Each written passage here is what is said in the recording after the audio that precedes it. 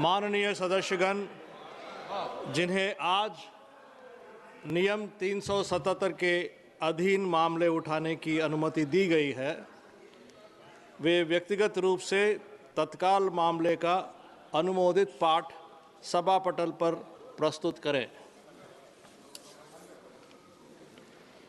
Item number 19, केंद्रीय budget पर सामान्य चर्चा। Doctor Shashi Tharoor ji. Thank you very much, Mr. Chairman. May I have your permission to speak seated? I am afraid I have a fracture on my foot. You are permitted, sir. Thank you, sir. Thank you for granting me the honor of voicing on behalf of the Indian National Congress my perspective on the Union budget presented by the Honourable Finance Minister, whom I'm glad to see in the chamber. Last year, when I was standing in this very place, I had remarked that the 2025 Finance Bill reminded me of the garage mechanic who said, "I couldn't fix your brake, so I made the horn louder." Looking at the budget this year, I'm saddened to observe that though the horn has been muted, that there hasn't been enough movement. For this budget too appears to be a squandered opportunity, equivalent to rearranging the airbags on a crashing car while assuring the passengers that the chassis is sturdy and they will feel better afterwards. This budget is praised for prudence, but prudence without vision or fairness is hollow. It ignores unemployment, it ignores rising living costs, and it ignores inequality, offering little to address the real struggles and aspirations of the Aam Aadmi. The government speaks endlessly of welfare, but its spending tells a very different story. Behind flashy announcements like chronic underutilization and administrative failure.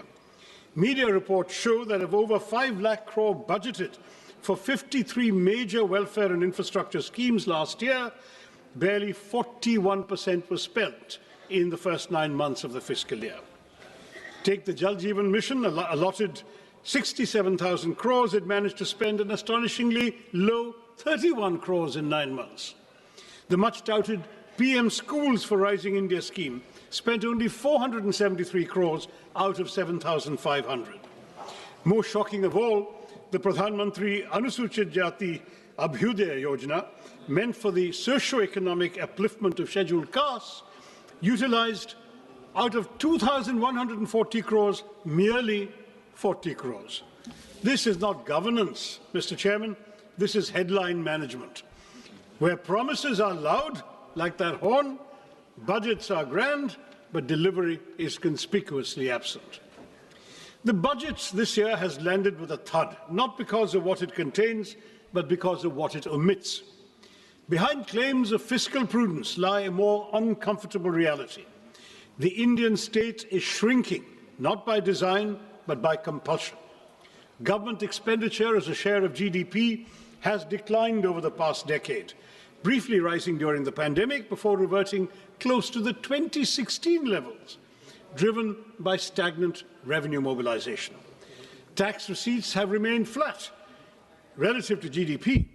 Disinvestment has underperformed, and non-tax revenues increasingly rely on extraordinary transfers such as Reserve Bank of India dividends, an unsustainable substitute for a stable revenue base. More troubling is the shift in the tax burden towards individuals, bearing a greater share of the tax burden than corporations, despite sharp post-pandemic profit growth. To elaborate further, in fiscal year 2017, corporate taxes were 3.2% of GDP, personal income tax was 2.3% of GDP.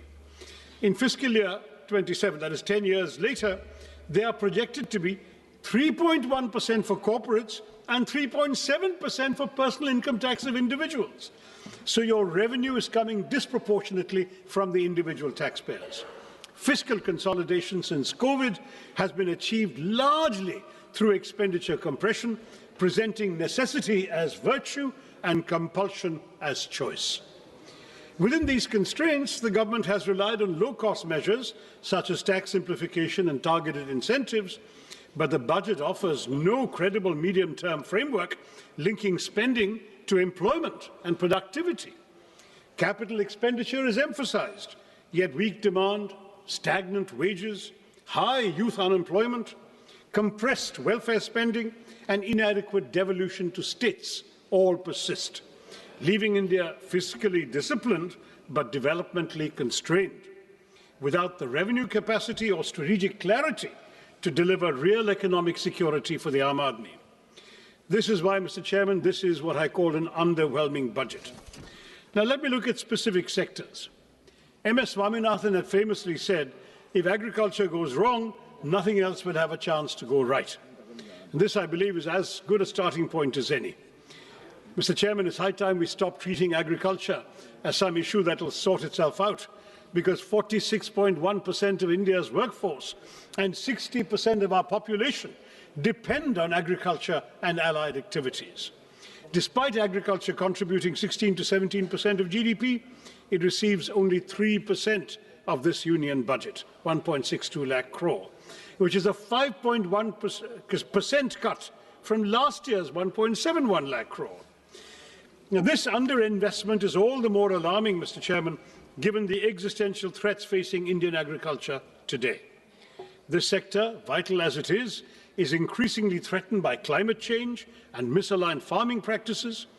Nearly two-thirds of the country are prone to drought, and the toll of weather-related disasters has been severe. Yet the Fasal Bima Yojana, meant to protect farmers, has failed. Flawed assessments and opaque settlements have reduced compensation to token amounts, 1 rupee, 3 rupees, 21 rupees, as your minister himself has acknowledged, turning protection into systemic injustice.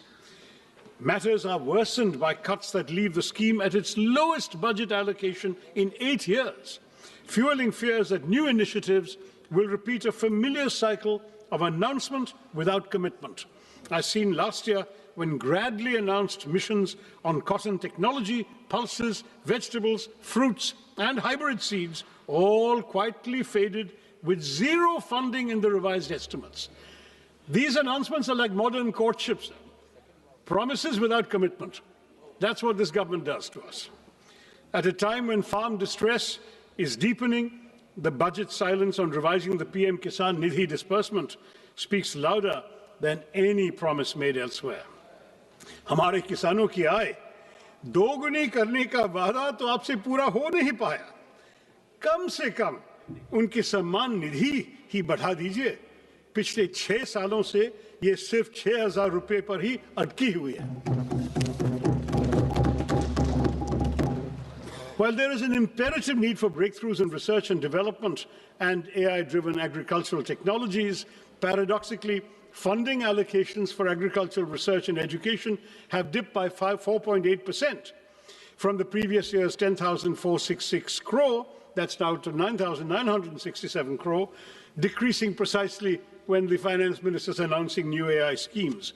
And frankly, Madam, touting a new AI app when the majority of our farmers can't afford fertilizers, harvesters, or tractors seems rather detached from reality, except of the virtual kind. Now, this budget speaks at length about crops from cashews to coconuts, yet ignores one of agriculture's most persistent concerns, pepper. Once hailed as black gold, the sector is now in distress in my state. In Kerala, which is one of the country's leading producers of pepper, output has fallen from 40,000 plus tons to 30,000 tons and is projected to decline by a further 28.7% in the foreseeable future. The uncomfortable truth, Mr. Chairman, is that our spice market faces such deep challenges today that if history repeated itself, the British might not even bother looting us for it. Next to unemployment. This House has had this conversation far too many times. We recite the same statistics, express the same concerns, and then move on, while unemployment quietly worsens. The data at the end of 2025 makes one thing unmistakably clear. Rural unemployment has stagnated at 3.9%, while urban unemployment continues to rise, ending at 6.7% in December. The crisis is now starting to concentrate where aspirations and frustrations are colliding in our cities. And yet even the centre's flagship responses have failed to rise to the moment. Under the Pradhan Mantri Kaushal Vikas Yojana, barely 41% of certified candidates secured placements. More than half of those jobs were concentrated in just 5 sectors. And of the 1,380 crores released, 278 crores remained unutilized. The Prime Minister Internship Scheme tells a similar story. Allocation 10,831 crores. Ministry spends 526 crores in the first 9 months. This pattern is recurrent, sir. In fiscal year 25, allocations were cut after large unspent balances, with actual spending at just 680 crores. So much for creating employment when we can't even spend the money allocated for the job of creating employment. And what of gig workers, the backbone of our new economy? There is no mention of them in the budget. Their welfare has been deprioritized at a time when unrest grows over the absence of clearly defined benefits, time-bound claims and appeals mechanisms, and mandatory disclosure of work hours, earnings and deductions. This silence further weakens the gig workers' access to social security in practice. Any discourse about the workers of our country stands incomplete without a discussion about Manrega, now replaced by the ambitious VB-G Act. It increased guaranteed work days from 100 to 125, introduced weekly wage payments, but at the same time it hollowed out the legal employment guarantee. While Manrega was demand-driven, fully centrally funded for unskilled wages, and rooted in decentralized planning, the new Act caps central funding through state-wise normative allocations, shifts 40% of the costs, the wage costs, to most states, and allows the scheme to be paused for up to 60 days during the peak agricultural seasons, shrinking the real window of guaranteed work. Once a state's allocation is exhausted, workers' statutory right to employment effectively ends. This converts an open-ended rights-based program into a budget-restricted, centrally rationed scheme where fiscal ceilings override legal entitlements. The VB-G scheme received a massive allocation of 95,000 crores in this budget, yet it has a major overlooked flaw that also needs to be addressed as soon as possible, Madam Minister. It attempts inclusion, but perhaps unintentionally drives technological exclusion. Manrega trusted the panchayats and gram sabhas to plan work based on local needs and community strengths. But the G Act mandates dashboards with GIS tools, PM Gati Shakti layers, central digital stacks. Local priorities are filtered through a Viksit Bharat National Rural Infrastructure Stack, making biometrics, geotagging, dashboards, and AI audits statutory requirements. Thus, for millions of tech workers, rural workers, one tech failure will mean exclusion without appeal and work without skill considerations. Now, when you have millions struggling to find work, Mr. Chairman, the least the government can do is to ensure that they move freely across the country to seek opportunities. But here too, Mr. Chairman, we see a pattern of neglect that is as consistent as it is shameful. Nowhere, I might add, is this neglect of connectivity clearer than in Kerala. Despite repeated demands for new railway lines to decongest existing routes, the state finds no mention in the Finance Minister's much-touted 7 high-speed railway corridor initiative. One is compelled to ask, does strategic connectivity end where political inconvenience begins? The consequences of this neglect are borne daily by passengers and railway staff alike in my state. Chronic overcrowding has pushed passenger capacity to dangerous limits. Sanitation has visibly deteriorated. Even basic facilities remain inadequate. It's telling, Mr. Chairman, that locomotive pilots entrusted with the safety of thousands are forced to work without assured access to toilets. For passengers, the experience is no better. Overcrowded coaches, unsanitary conditions, and a steady erosion of dignity that no glossy brochure can conceal. These failures are structural, they're not incidental. The railway sanction strength across categories stands at over 2 lakhs, yet only about 1.59 lakh employees are in service. This staffing deficit compromises safety, delays operations, and stretches frontline workers beyond reasonable limits. A railway system cannot run on announcements alone. Continued underinvestment in capacity, personnel, and basic human conditions risks turning the nation's lifeline into a symbol of administrative exhaustion. And it's not just railways, Mr. Chairman. We hear of national corridors and maritime ambitions, but Vizhinjam Port, India's gateway to global trade, our only port that can host the world's largest container ships, is treated as a local afterthought, with no central support announced for the road and rail connectivity that is hampering its potential as a world-class transshipment port. Similarly, while 20 new national waterways are to be operationalized, it remains unclear how many, if any, will benefit Kerala. Ship repair ecosystems are promised in Patna and Varanasi, but not in a state with 44 rivers and a rich inland waterway network.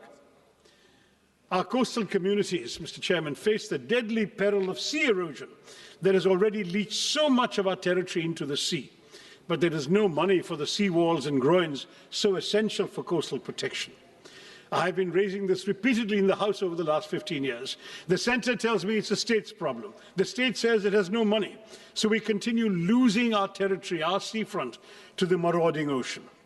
The lives and livelihoods of our fisherfolk, mostly living below the poverty line, are apparently of no concern to our budget makers either. And if maritime connectivity disappoints, Mr. Chairman, should we rely on the air? The regional connectivity scheme, which promised to give wings to the armed Nagrik, to lift aspirations off the ground, make the skies accessible to all, yet today, many of those promises lie grounded. Nearly a decade on, at least 11 airports launched under UDAN have seen flights taper off or disappear altogether.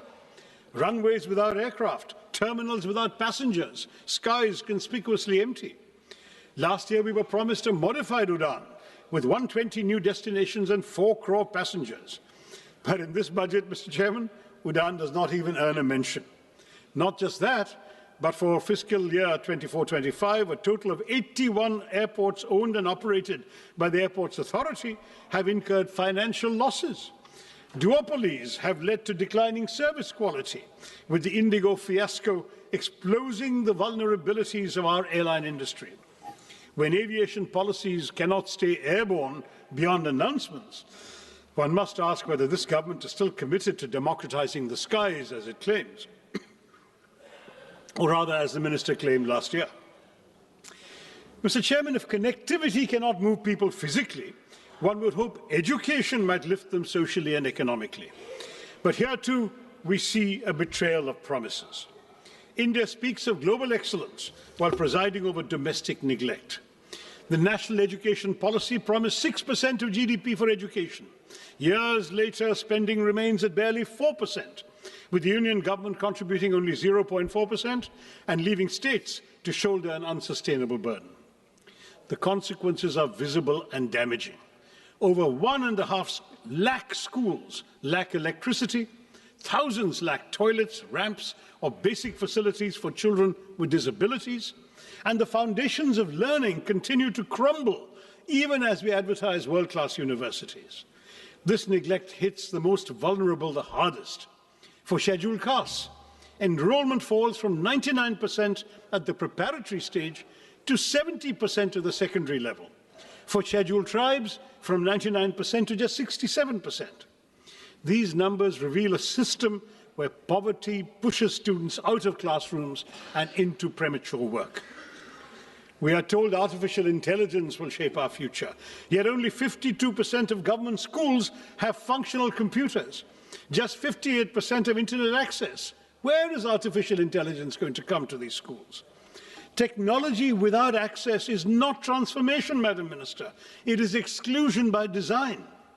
Continued underfunding paired with grand promises will not uplift our children. It will mortgage India's future at a discount.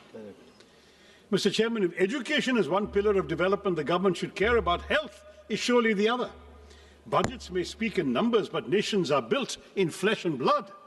And any budget serious about India's economic potential must invest in human capital, because healthcare is not charity, it is foresight. Yet public health spending remains below 2% of GDP, missing even the government's own promise of 2.5% after COVID. An allocation of over 1 lakh crore to the health ministry may sound impressive, but ambition must be measured in proportion, not in numbers. The consequences are now visible beyond government hospitals. Since 2019, over 600 private hospitals have exited the Ayushman Bharat Jan Arogya Yojana, revealing the fragility of coverage without delivery. Insurance that arrives late is merely distress deferred.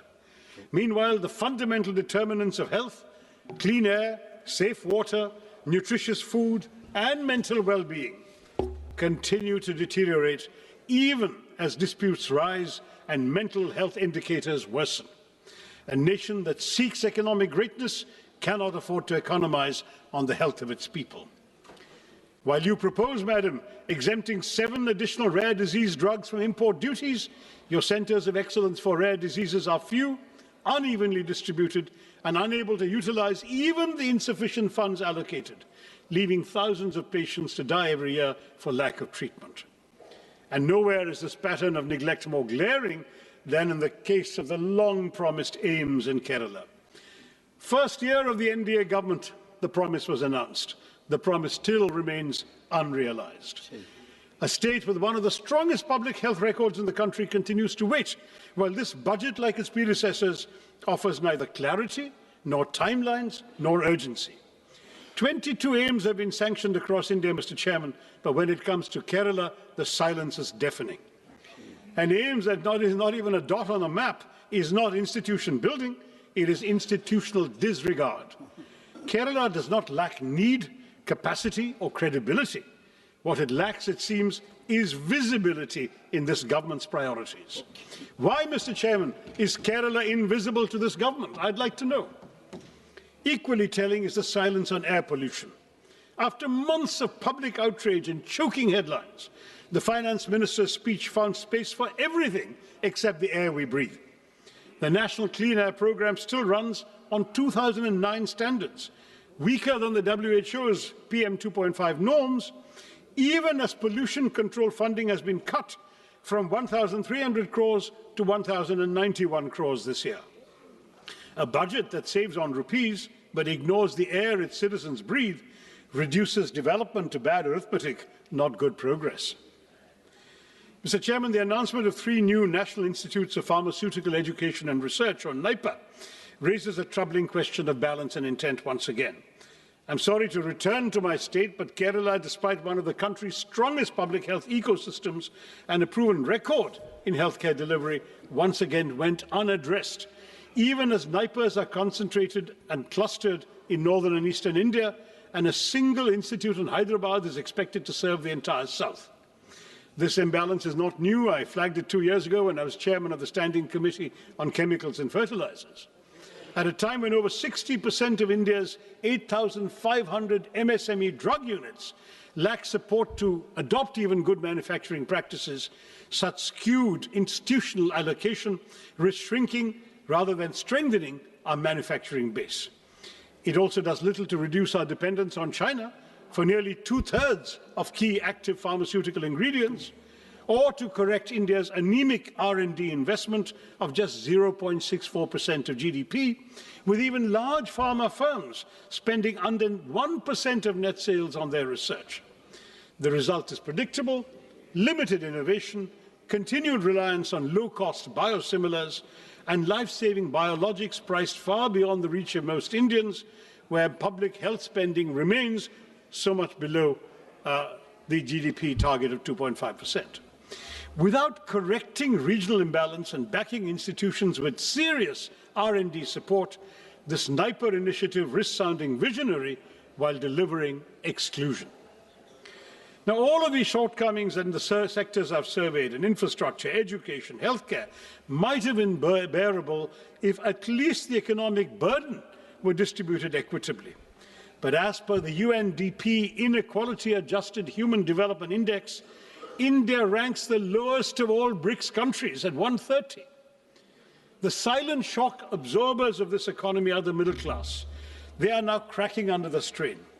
The symbols of success we see today, smartphones, cars, lifestyle assets, are only sustained by EMIs, Mr. Chairman, for the middle class, leaving the Aam Aadmi little room for health insurance, for savings or medical emergencies. Credit cards are once a luxury or a convenience. They've now become a lifeline. Defaults rose 28% last year to 6,742 crore rupees, not because Indian households are reckless, but because they're running out of room to breathe. With 2.9 lakh crore rupees in outstanding dues and 10.5 crore cards in circulation, borrowing has become the price of staying afloat.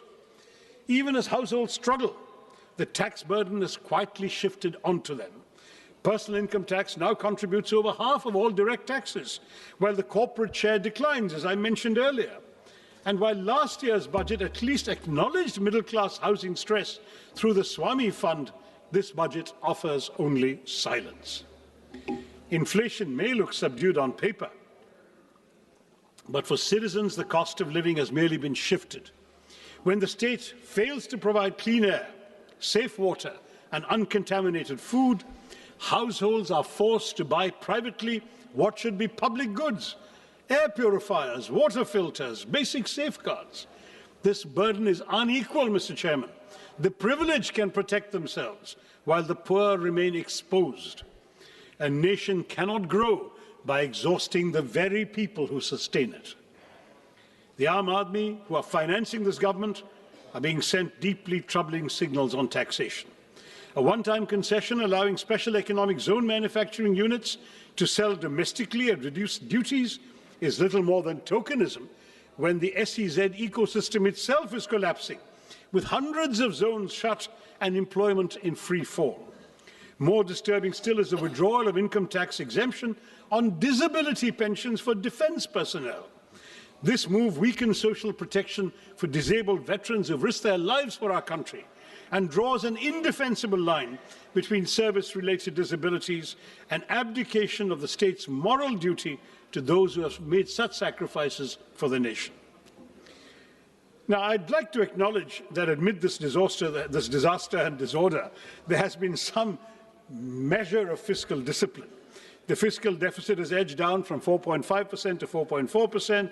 Minister speaks of a further reduction to 4.3%, and that sounds reassuring on paper. But I've been in this House long enough, Mr. Chairman, to remember when her predecessor, the late Arun Jaitley, as Finance Minister, set a target of 3.5%. We're nowhere near that benchmark today, yet we seem eager to applaud for settling at a much higher number. Perspective matters, sir, and without it, these figures lose their meaning, especially when they fail the only test that truly counts: whether the Aam Aadmi has more money in his pocket, whether he has wages that keep pace with prices, whether he or she has a life that is becoming easier.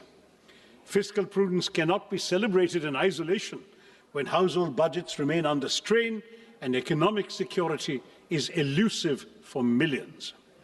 In this budget, the Union government has once again doubled down on an infrastructure-led growth strategy, raising capital expenditure to 12.2 lakh crores on the assumption that public capex will crowd in private investment and generate jobs.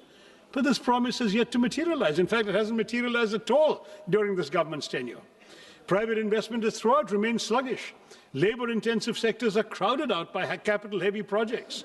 Welfare spending has been compressed, and key subsidies and social sector allocations fall short of stated goals. The burden has increasingly been pushed onto the states without adequate devolution of tax revenue. Meanwhile, unemployment, particularly amongst educated youth, remains distressingly high, and capacity utilization continues to remain below levels that would trigger a genuine private investment cycle. In this context, the capex-centric approach appears less like a strategy for inclusive growth and more like a gamble that ignores weak demand, joblessness, and the lived economic distress of the ordinary citizen. Mr. Chairman, no nation can develop on slogans or headlines alone. India's investment in research and development remains stuck at 0.6% of GDP, not only below advanced economies, but even below several emerging ones. China invests about 2.4%, Brazil even over 1%, the US 3.5%, South Korea 5% of GDP. A country that aspires to be a manufacturing and knowledge powerhouse cannot afford to treat research and development as an afterthought. I would urge the Minister to elevate R&D as a national priority. Now, on urban cities, on our cities, it should be pointed out that the hesitancy in innovation is reflected in the Smart Cities mission, which has become a reminder of unfulfilled promises. A decade after Smart Cities was announced, deadlines have been repeatedly extended from June 23 to December 25, no real change on the ground. Claims of 96% completion certainly ring hollow for somebody from Thiruvananthapuram or Warangal or Silvassa or Port Blair, because they're all incomplete. Large parts of the northeast continue to lag, leaving even the Parliamentary Standing Committee unconvinced. Instead of transforming urban life, the mission has largely polished a few elite enclaves, while basic services for millions remain untouched. I can't not mention the new interim trade agreement with the United States, sir, because that has just come out after the minister's speech. It looks less like a free trade agreement than a pre-committed purchase agreement that overturns every principle of reciprocity. How can we speak of a reciprocal tariff of 18% on one side and 0% on the other? At a time when India's total bilateral trade with the US stands at roughly $130 billion, and we have a trade surplus of only $45 billion, we have surprisingly promised to buy $500 billion worth of American goods over 5 years. This effectively converts a surplus into a long-term deficit by executive assurance rather than by market demand. No major economy has ever neutralized its own trade leverage in this manner. While the US continues to impose import tariffs of up to 18%, we have committed ourselves, apparently according to this joint statement that I've been seeing here, joint US-India statement, to impose tariffs up to 18% on Indian exports, and we to slash tariffs to near zero levels, open agriculture, dilute data localization, soften intellectual property safeguards, and even redirect strategic energy imports, especially away from Russia, to meet purchase targets. Now, this is not strategic balancing, it is economic preemption. Parliament has neither been told how farmers, MSMEs, and domestic industry will be protected, nor why India has voluntarily surrendered its negotiating power without securing proportional market access. Without securing proportional market access or policy space in return. I know the government will say, wait for the final agreement, it's coming in mid-March, but let them be aware these concerns exist right now, sir. Yes. The government's claim that India has secured a better deal than China, Vietnam, or other Asian economies does not withstand scrutiny.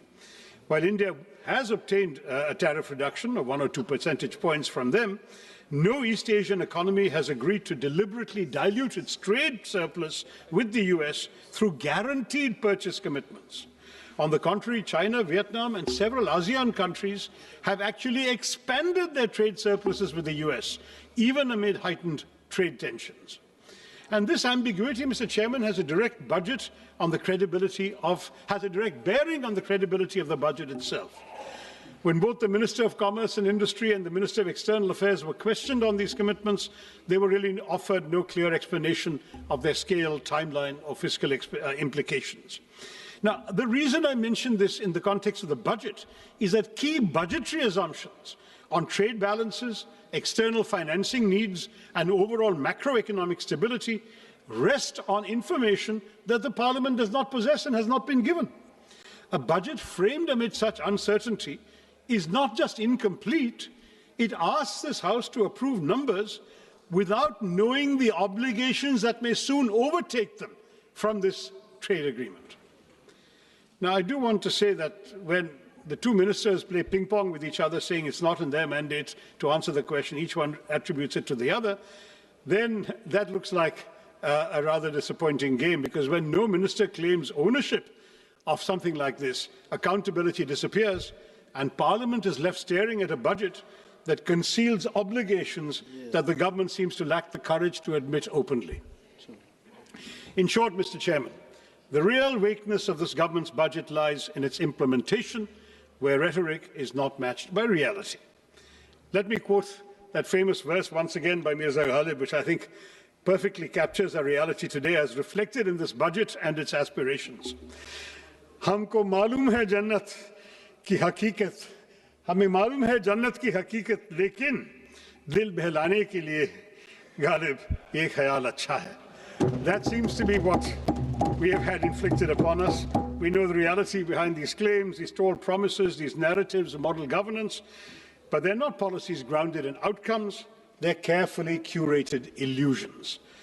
Glossy schemes, utopian projections, they might soothe the imagination, dil to behlata hai, but everyday life for the ordinary citizen of India has remained unchanged. Hope is repeatedly sold, but delivery remains perpetually deferred. Viksit Bharat by 2047 is an admirable ambition, safely more than 2 decades away. This budget offers no credible pathway to reach it. Instead of narrowing the gap, it widens it. Unemployment continues to rise. Poverty hardens. Jobs remain scarce. Wages remain stagnant. Small businesses, already gasping for relief, are smothered under layers of compliance, while informal workers, gig workers who sustain our economy with their labor are pushed further into invisibility and insecurity. Government promises railways, yet stations crumble. They speak of flight, yet Udan has flown away. Our pepper, once celebrated as black gold, withers under neglect. Our long coastline stretches endlessly, but is ignored when it comes to protecting it. Education is curtailed precisely when it should be expanded, while the rhetoric of world-class technology and AI grows louder. 1.5 lakh schools still function without electricity, yet Viksit Bharat is spoken of as if the lights are already on. When vision is severed from reality, it ceases to be aspiration and becomes merely an illusion. A truly Viksit Bharat will not be built on slogans, Mr. Chairman, not built on speeches or symbolism, but on delivery that reaches the last citizen of India. Turning promises into outcomes is not a favor. It is not a choice. It is our kartavya. It is your kartavya, may I say to the government. Thank you, Mr. Chairman, and Jai Hind. माननीय श्रीमती अपराजिता सारंगी जी।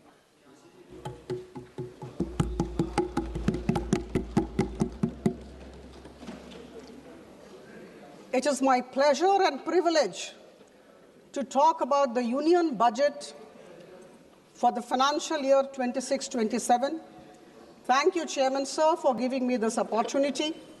At the outset, I commend Honorable Finance Minister, Madam Nirmala Sitharaman, for giving to this country of 1.4 billion people her 9th consecutive budget, a budget which reflects her commitment, the commitment of the government, the conviction of the government, and the consistency of the government. As I stand here to speak, I am reminded of a few words from Rigveda, the oldest of our Vedas. Sangachadhvam sangvadadhvam sangvo manansi janatam. हम साथ बोले, हम साथ चलें, हमारी भावना और हमारी सोच एक दिशा में हो. My dear colleagues, we are all moving towards one and only one goal in the country, and the goal is to make India Viksit Bharat by 2047.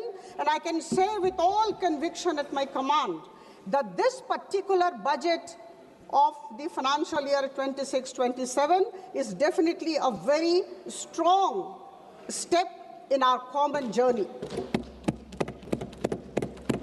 For the sake of clarity, I must say, my dear friends, that our Finance Minister, Madam Nirmala Sitharaman, framed the blueprint around 3 kartavyas. Number 1, to accelerate and sustain economic growth. Number 2, to fulfill the aspirations of the people and build their capacities. And number 3, to align with our core objective of Sabka Saath, Sabka Vikas. बंधुगण, यह ऐतिहासिक budget सिर्फ संख्याओं का संकलन नहीं है, यह विकसित भारत की यात्रा में हम सब के लिए एक माइलस्टोन है, एक निर्णायक मील का पत्थर है. यह हमारी आर्थिक स्थिरता, सुधार और हम सब के सामूहिक आत्मविश्वास का दस्तावेज है. My dear colleagues, this particular budget of the union government comes at a time when India is actually moving fast in its growth trajectory, and we must accept and acknowledge this. This is the first budget of the second quarter of 21st century, and that's why it's a very important budget for all of us, for all 1.4 billion Indians. Friends, we are aware of the fact that in 2014, we were the 10th largest economy, and at this juncture, our micro fundamentals are very strong. We are the 4th largest economy, bypassing Japan. We are going to be the 3rd largest economy, bypassing Germany very soon, and our forest reserves are very high. Our exports have gone beyond $800 billion, and I must say here, we have been all listening about inflation rate. The inflation at this juncture, December 25 figure, we are at 1.7%. And here while I say this, I must say that between 2011 and 2014, the average inflation of this country was 9.8%. I must say this, and I think all of us sitting in this house must appreciate this. Friends, the unemployment rate, all of us have been talking about the unemployment rate. It's declining every day, and at this juncture, it is 4.8%. We must realize this. हमारा देश वैश्विक निवेशकों, foreign investors के लिए एक भरोसेमंद गंतव्य की तरफ उभर के आया है, और हम सबको समझना होगा कि इस तरह की जो आर्थिक स्थिति है, जब विश्व में हमारी प्रशंसा हो रही है, हम मजबूत जमीन पर खड़े हैं, यह कोई संयोग नहीं है। यह हमारे अनुशासित वित्तीय प्रबंधन, संरचनात्मक सुधारों और स्पष्ट नीति का प्रमाण है। आदरणीय प्रधानमंत्री जी की सोच, की दूरदर्शिता और मार्गदर्शन को मैं नमन करती हूँ। The analysis of the budget of financial year 26-27 makes it abundantly clear that the Indian government has chosen the path of long-term growth. And this is not growth by impulse. This is not short-term stimulus. This is possible because of sustained, continuous investment in infrastructure, in institutions, in industrial capacity and upskilling. We must realize this. And these 4 things which I talked of are extremely important when a country aspires to become a developed nation. As was told by Honorable Madam Sitharaman in her speech, the expenditure today stands at 53.5 lakh crore. We must remember this. And the fiscal deficit stands at 4.3% of the GDP. My dear friends, we are in a very difficult global settings. I think all of us are aware of this. All my esteemed colleagues who are present in this house, it's an age of global uncertainty. And in this age of fractured global order, the government of India has decided to keep building. Charai veti, we must remember this.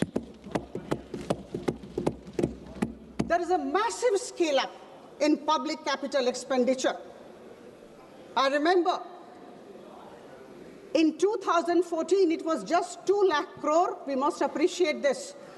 Rupees 2 lakh crore in 2014-15 has gone up to 11.2 lakh crore rupees in 2025-26. And now, with all pride, with all happiness as a citizen of the country, I can say that the public capital expenditure has gone up to 12.2 lakh crore rupees, which is 4.4% of the GDP, and it registers a 10% increase over the last year. And friends, we are aware of the fact that if the capital expenditure grows, then it definitely has a large multiplier effect on the economy. Urban transformation. Urban transformation is a very significant pillar of the budget. Madam Sitharaman talked about engines of growth. The cities, the big towns are today the engines of growth. And a wonderful concept was brought about and placed before all of us, the city economic region. City economic region, focusing on Tier 2 and Tier 3 cities, have been thought about by the government. Rupees 5,000 crore will be given to this city economic region, every city economic region, over a period of 5 years to build infrastructure. And we know what will happen. Less reduced pressure on the mega cities and fostering balanced development in the process.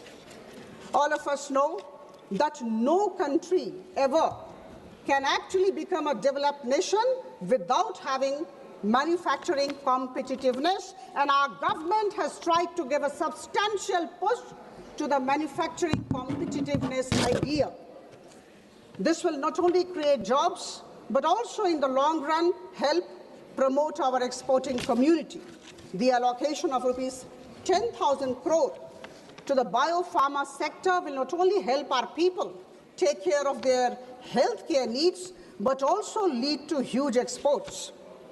Similarly, there was mention of many important areas which I think we must be talking about wherever we are. India has really advanced forward. There is focus on semiconductor mission 2.0, nuclear sector, rare earth corridors, data centers, and electronics components mission, with a whopping 40,000 crore as the allocation. And I'm sure these investments will lead to less import dependency and make India future ready. I think these are things that we are thinking about our country, and I underscore the fact that we are intending to become Viksit Bharat by 2047, and that is why we have to be future ready. The provision of 4,000 e-buses is definitely going to enhance regional connectivity. My dear friends, 20 new national waterways, expanded road networks, freight corridors, 7 high-speed rail corridors and multimodal logistics system. These are giant leap towards a more competitive, resilient, confident, and self-reliant Viksit Bharat by 2047.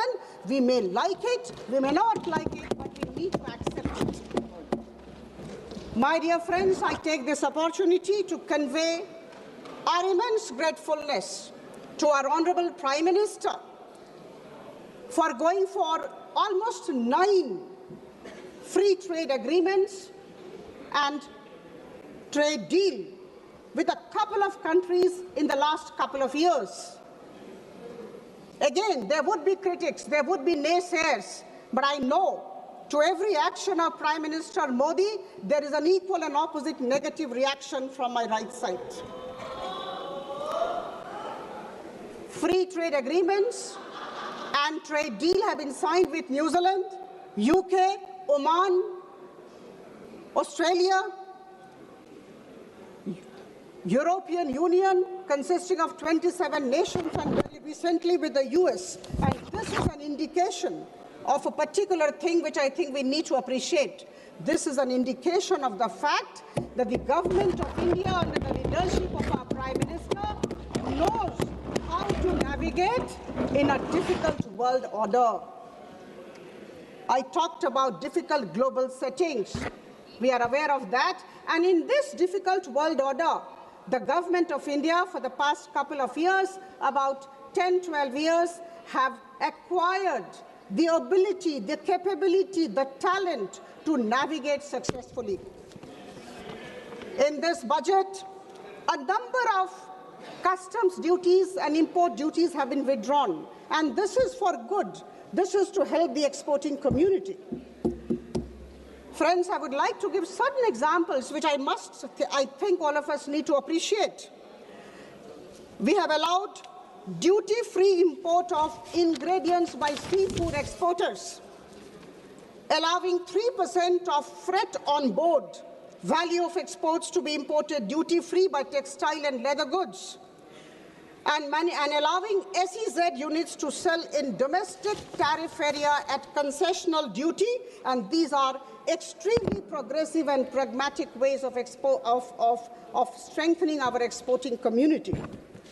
My dear friends, our Prime Minister and our Finance Minister have been talking all the while about the micro, small and medium enterprises.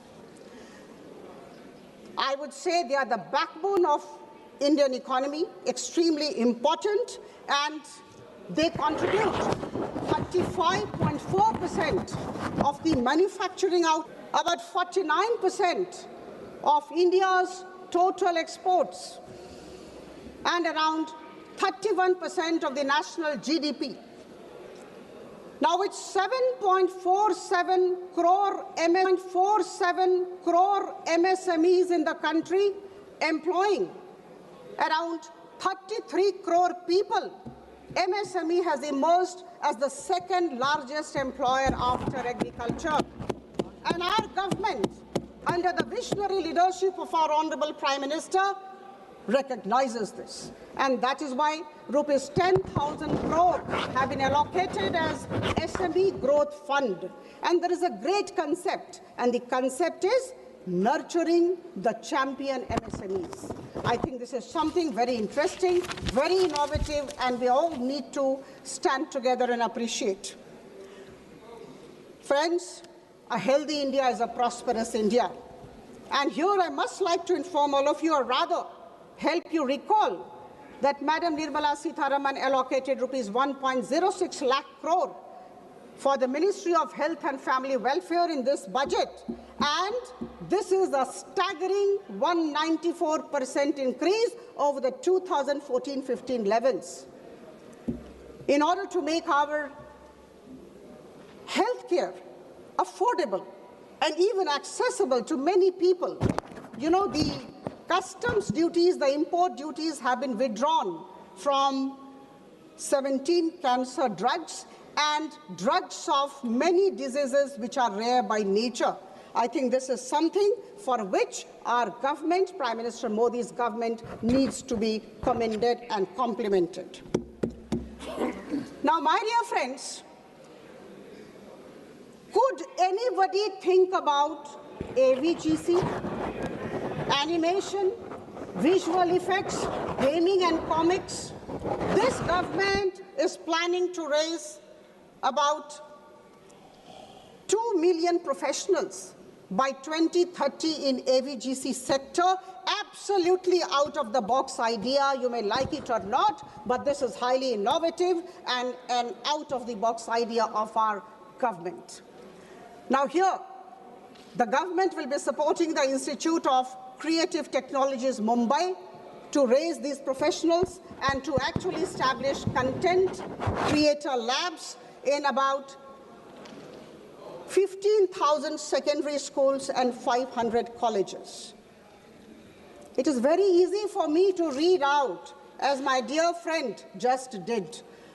When you are convinced about what your government is doing, you know, you need not read out from the papers. I know what our government is doing and how my government is ensuring that India moves forward. I don't have to look into papers for data and statistics. We are convinced that the government is moving forward, and this confidence is coming out when we speak about the government's good works. Friends, there is a very interesting thing. Ma'am, kindly address the chair. Yeah, thank you. To ensure sustained economic growth, and also at the same time to keep fiscal deficit in check, is an interesting phenomenon. It's a challenge. And I'm extremely happy to inform the House that we recognize, we appreciate that this government has been doing that. Our growth momentum has been sustained, and at the same time, fiscal deficit is low, 4.3%, as I told earlier. This is a challenge which has been taken on by the government. The budget of financial year 26-27 is definitely pragmatic, pro-people, and balanced in nature. हमें सशक्त, आत्मनिर्भर और विकसित भारत बनाना है। बंधुगण, आदरणीय प्रधानमंत्री जी की सोच, उनके दिग्दर्शन, उनकी सकारात्मकता के सामने हम सब नतमस्तक हैं। मैं नमन करती हूं और उनके लिए दो पंक्तियां। मैं सोच भी बदलता हूं, मैं नजरिया भी बदलता हूं, मंजिल जाने तक का जरिया भी बदलता हूं।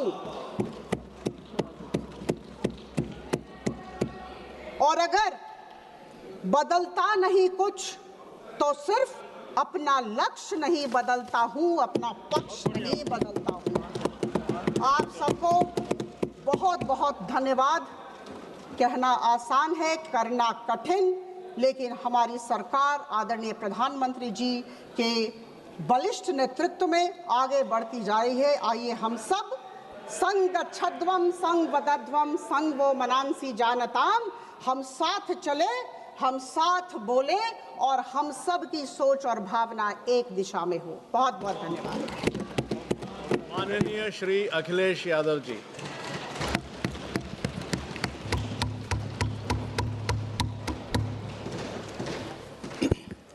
मैं सबसे पहले सभापति महोदय आपका मैं धन्यवाद देता हूं कि मुझे आपने बजट पे बोलने का समय दिया है। मैं तीसरा सदस्य इस पे बोल रहा हूं।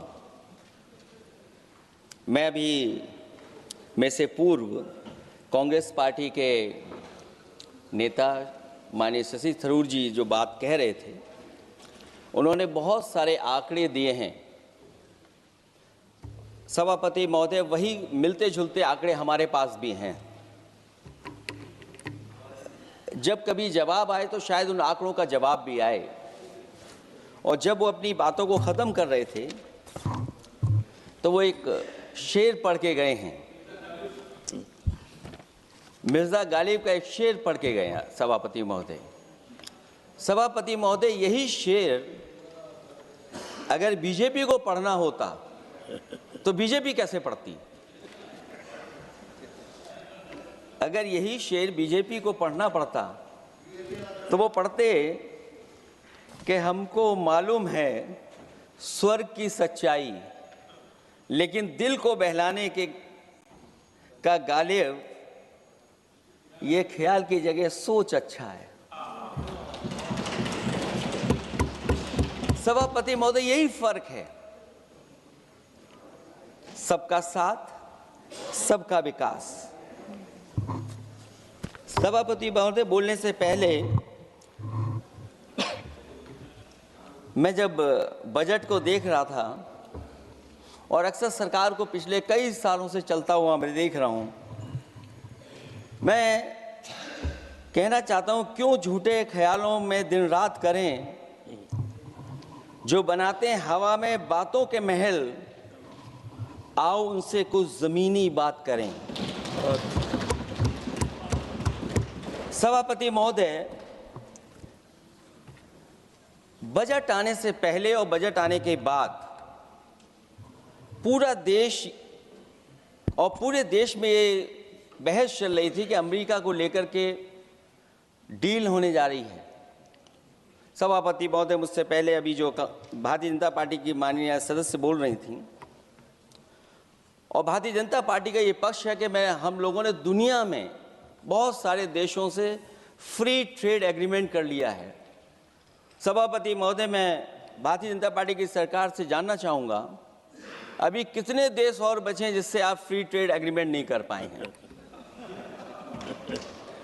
कुछ ऐसे भी देश बचे होंगे शायद जिनसे आपकी इच्छा होगी कि हम फ्री ट्रेड एग्रीमेंट कर लें। और सभापति महोदय, का फ्री ट्रेड एग्रीमेंट हो भी जाते हैं। जो लोग कभी रुपए के बारे में बहुत चिंता करते थे, कभी कभी उम्र से, कभी कभी दूसरे लोगों की उससे जोड़ देते थे, इतने सब फ्री ट्रेड एग्रीमेंट होने के बाद और अमेरिका से डील नहीं ढील हुई है, उसके बाद हमारा रुपया कहाँ पहुंचेगा? और अगर यही डील होनी थी तो 11 महीने इंतजार क्यों कराया? अगर यही डील होनी थी सभापति महोदय, तो 11 महीने किस बात का इंतजार था? हमारे कारोबारियों को या हमारे जितने भी उद्योग से जुड़े लोग हैं, उनके साथ ये परेशानी क्यों? बजट पर सबसे पहला सवाल यही है कि डील पहले बनी है बजट।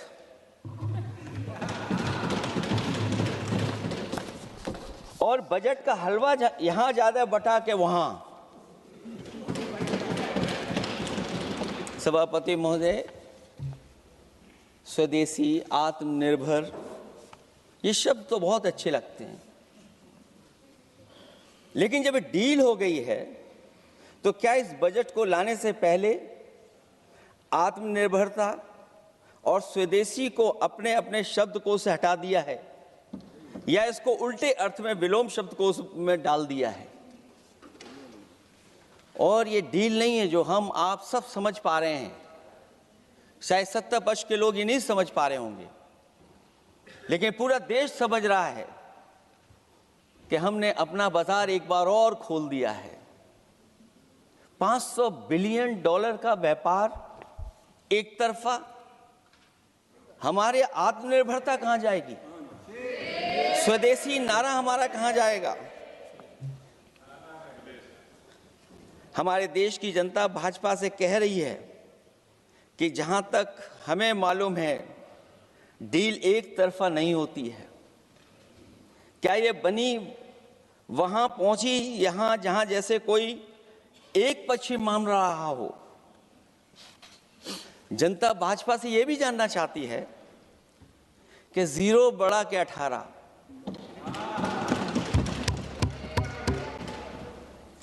सभापति महोदय, भाजपा का समझौता गणित क्या यह है कि 18 0 के बराबर है? क्या 18 हमारा 0 के बराबर है? देश के किसानों, दुकानों, उद्योगों को बचाने के लिए खोखले शब्दों के अलावा भाजपा के पास कोई और सुरक्षा कवच या संरक्षण योजना है कि नहीं है? इसलिए मैं सभापति महोदय कहना चाहता हूं, ये बजट दिशाहीन है। इस बजट में कोई विजन नहीं है कि 2047 तक हमारा देश विकसित भारत बन जाएगा। और हम जैसे लोगों को, समाजवादियों को तो सरकार से पहले ही उम्मीद नहीं थी, और जिस सरकार से उम्मीद ना हो उसकी बजट से क्या उम्मीद होगी? इस बजट में पीडीए के लिए कुछ भी नहीं है। कोई योजना दलित, पिछड़ा, महिला, गरीब, अल्पसंख्यक या नवयुवक के विकास के लिए नहीं लाई गई है। ऐसा लग रहा है कि सरकार ने इनके बारे में सोचना ही छोड़ दिया है। और अगर जीडीपी हमारी 7% है और नॉमिनल जीडीपी की ग्रोथ केवल 8% है, जो कि लगभग 12% होनी चाहिए थी, इसके कारण लोगों के हाथ में कम पैसा है। और कारण यह भी लगता है कि हमारा प्राइवेट इन्वेस्टमेंट नहीं आ पा रहा है। जो लोग ये कहते हैं कि हम प्रति व्यक्ति आय बढ़ा रहे हैं, जो आंकड़े हमारे पास हैं, जो जानकारी हमारे पास है, वो आंकड़ा यही कहता है कि $3000 के लगभग प्रति व्यक्ति आय हमारी है। और अगर हम दुनिया से जब इतना ही जुड़ गए हैं तो 2025 की जो रैंकिंग है, हमारा स्थान 144वां है, 144th है। तो जहां हम इतना 10, 11, 12 साल से हम इतने बजट ला रहे हैं, क्या हमारे पर कैपिटा इनकम लोगों की नहीं बढ़ पाई? और सदन में, इसी सदन में कई बार ये पूछा गया कि जो लोग राशन प्राप्त कर रहे हैं, गरीबी रेखा से नीचे हैं, कम से कम उनकी पर कैपिटा इनकम क्या, ये तो बताना ही चाहिए सरकार को। और पिछड़ेपन को दूर करने के लिए कोई विजन नहीं दिखता इस बजट में। जैसे जब बजट आता है तो बजट में ढूंढते हैं हम लोग कि हमारे स्टेट के लिए क्या और खास नया आया होगा। उत्तर प्रदेश जैसा प्रदेश जहां पर डबल इंजन की सरकार को बहुत कुछ कहा जाता है कि डबल इंजन की सरकार है, हम विकास भी डबल करेंगे।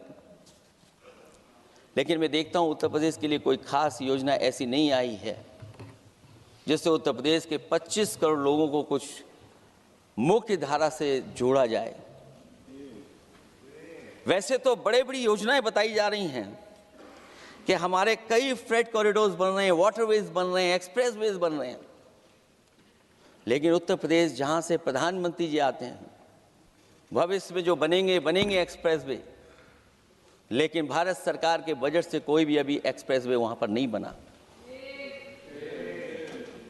अगर कोई बना हो, नया बन रहा हो, बड़ा बन रहा हो तो बताएं।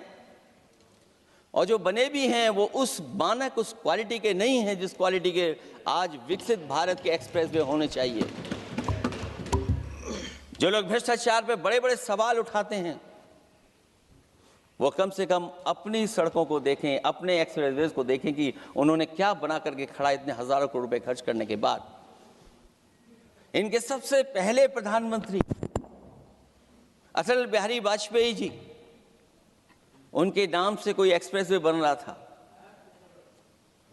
सभापति महोदय, हम लोगों ने अखबारों में पढ़ा, कई लोग स्टेटमेंट भी देते हैं कि हम एक्सप्रेसवे बना रहे हैं।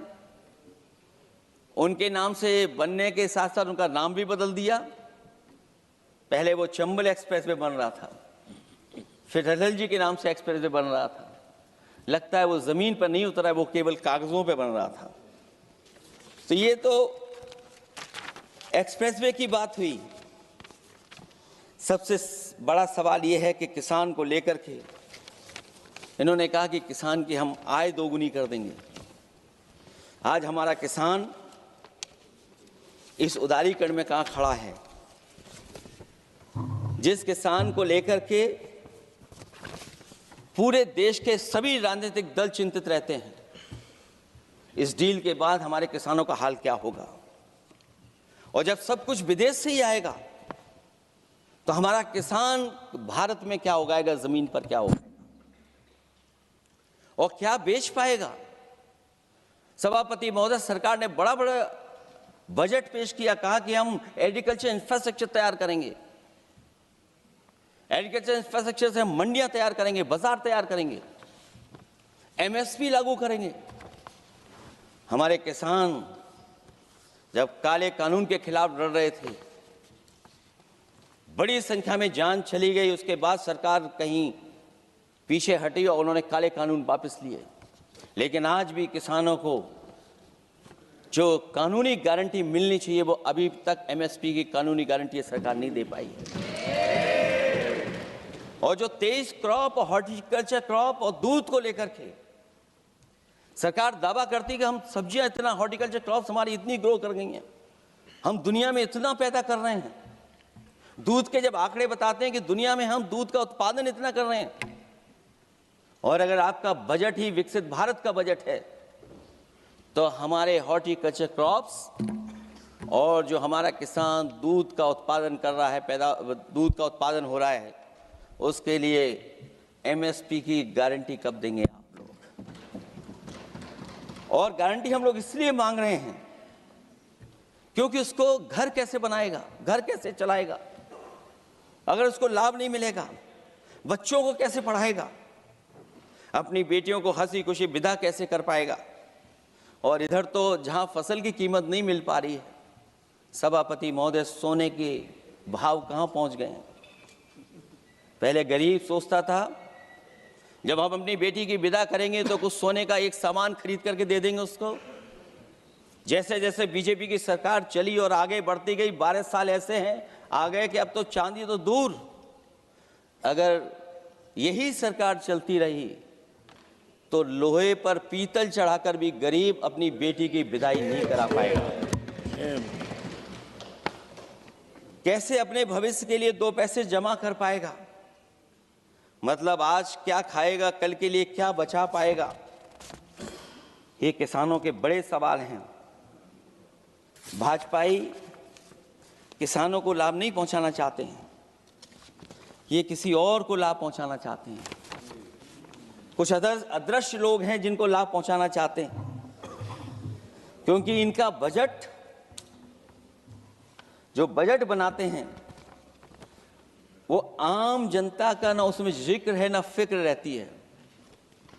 और अगर फिक्र होती उनको तो किसान की खाद समय पर मिल जाती उन्हें, उनको बीज समय पर मिल जाता, सस्ती बिजली उपलब्ध हो जाती, सिंचाई या सिंचाई मुफ्त हो जाती थी। और मुझे याद है सभापति महोदय, समाजवादी सरकार में हम लोगों ने किसानों की सिंचाई मुफ्त करने के भी फैसले लिए। कीटनाशक दवाइयां कितनी महंगी हैं और सरकार ने किसानों को अपने हाल पे छोड़ दिया। मंडियों पे कहीं कोई खरीद नहीं है, और अगर खरीद हुई है तो सरकार बताए कि धान, आलू या गेहूं की खरीद में तो मिल जाती है उसको कीमत, लेकिन धान और आलू जैसी फसलों पर कोई सरकार कीमत नहीं दे पा रही है। महंगाई बेतहाशा बढ़ने पर भी इस बजट में जनता को टैक्स में न छूट देना टैक्स शोषण है। अमीरों के काम कारोबार और घूमने फिरने पर 10 तरह की छूटें दी गई हैं, लेकिन बेकारी बेरोजगारी से जूझ रहे लोगों की उम्मीदों की थाली खाली है। मध्यम वर्ग अपने आप को ठगा महसूस कर रहा है। शोषित, वंचित, गरीब व्यक्ति जहां था वैसे भी नीचे जाता दिख रहा है। इस बजट ने उसके चादर में पैबंद लगाने की जगह उसे और चिथड़ा कर दिया है, क्योंकि सामाजिक सुरक्षा केवल शब्दों की औपचारिकता रह गई है। किसान, मजदूर, श्रमिक, कारोबारी, छोटा दुकानदार अपने लिए मिली राहत को दूरबीन से देखकर ढूंढ रहा है, और इसीलिए भाजपा का हर बजट 1/20 का बजट मानते हैं, क्योंकि वो 5% लोगों के लिए ही होता है। अच्छे बजट की होती हैं 3 पहचान: गरीब की तरक्की, खुशहाली और मुस्कान। शायद इस बजट ने तीनों चीजों को छीनने का काम किया गरीबों से। दूसरा विषय, स्वास्थ्य को लेकर के बहुत हमारा गरीब समय समय पर परेशान रहता है। स्वास्थ्य को लेकर के जो ठोस कदम सरकार को उठाने चाहिए वो सभापति महोदय सरकार नहीं उठाती दिख रही है, और जितना भी स्वास्थ्य सेवाएं हैं वो ठप होती चली जा रही हैं। मैं उत्तर प्रदेश की बता सकता हूं, मुझे याद है सभापति महोदय, पहला जो भारत सरकार और प्रदेश सरकार को मिलकर के पहला हॉस्पिटल, मेडिकल कॉलेज शाहजहांपुर का बना था, जिस समय भारतीय जनता पार्टी के उस समय के स्वास्थ्य मंत्री और मैंने मिलकर के उसका उद्घाटन किया था। उसके बाद जो प्रचार में तो ये बहुत आगे हैं, प्रचार में तो ये कहते हैं कि हर डिस्ट्रिक्ट में हर हॉस्पिटल, हर डिस्ट्रिक्ट में एक हॉस्पिटल या मेडिकल कॉलेज, लेकिन सच्चाई तो ये है कि इन हॉस्पिटलों में इलाज नहीं है, दवाई नहीं है, ऑपरेशन के लिए कहाँ जाना पड़ता है, भटकना पड़ता है। और जिस तरीके से अभी जिन लोगों ने इंश्योरेंस या LIC में किस्त दी होगी वो जानते होंगे कि महंगाई कम नहीं हुई है, महंगाई बढ़ी है, किस्तें बढ़ गई हैं।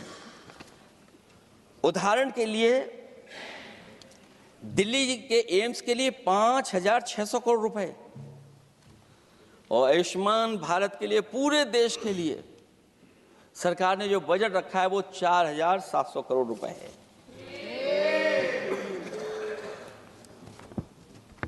सुनते हैं पहले उपवन में हर ऋतु में बहार गाती थी, कलियों का तो कहना ही क्या, मिट्टी में खुशबू आती थी। ये भी ज्ञात हमें उपवन में कुछ ऐसे भौरे आए थे, सारा चमन कर दिया मरघट, अपने साथ जहर लाए थे। लेकिन अगर चमन वाले ही भौरों के रंग ढंग अपनाएं, माली तुम ही फैसला कर दो, हम किसको दोषी ठहराएं।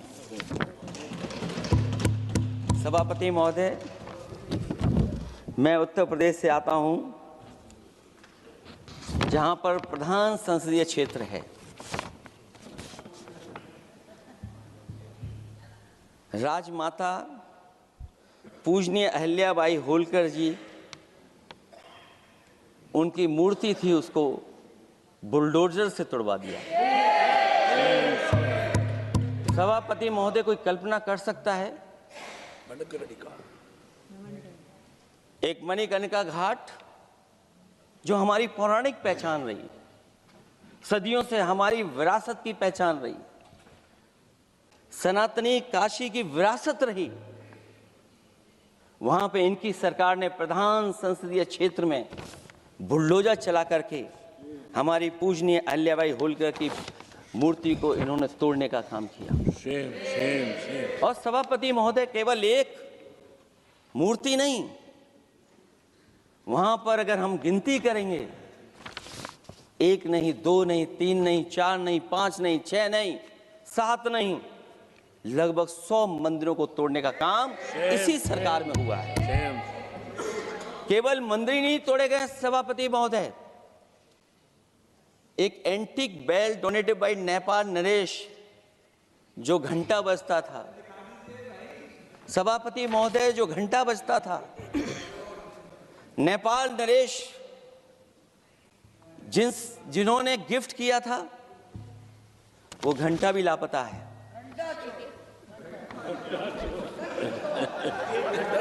केवल घंटा ही लापता नहीं है,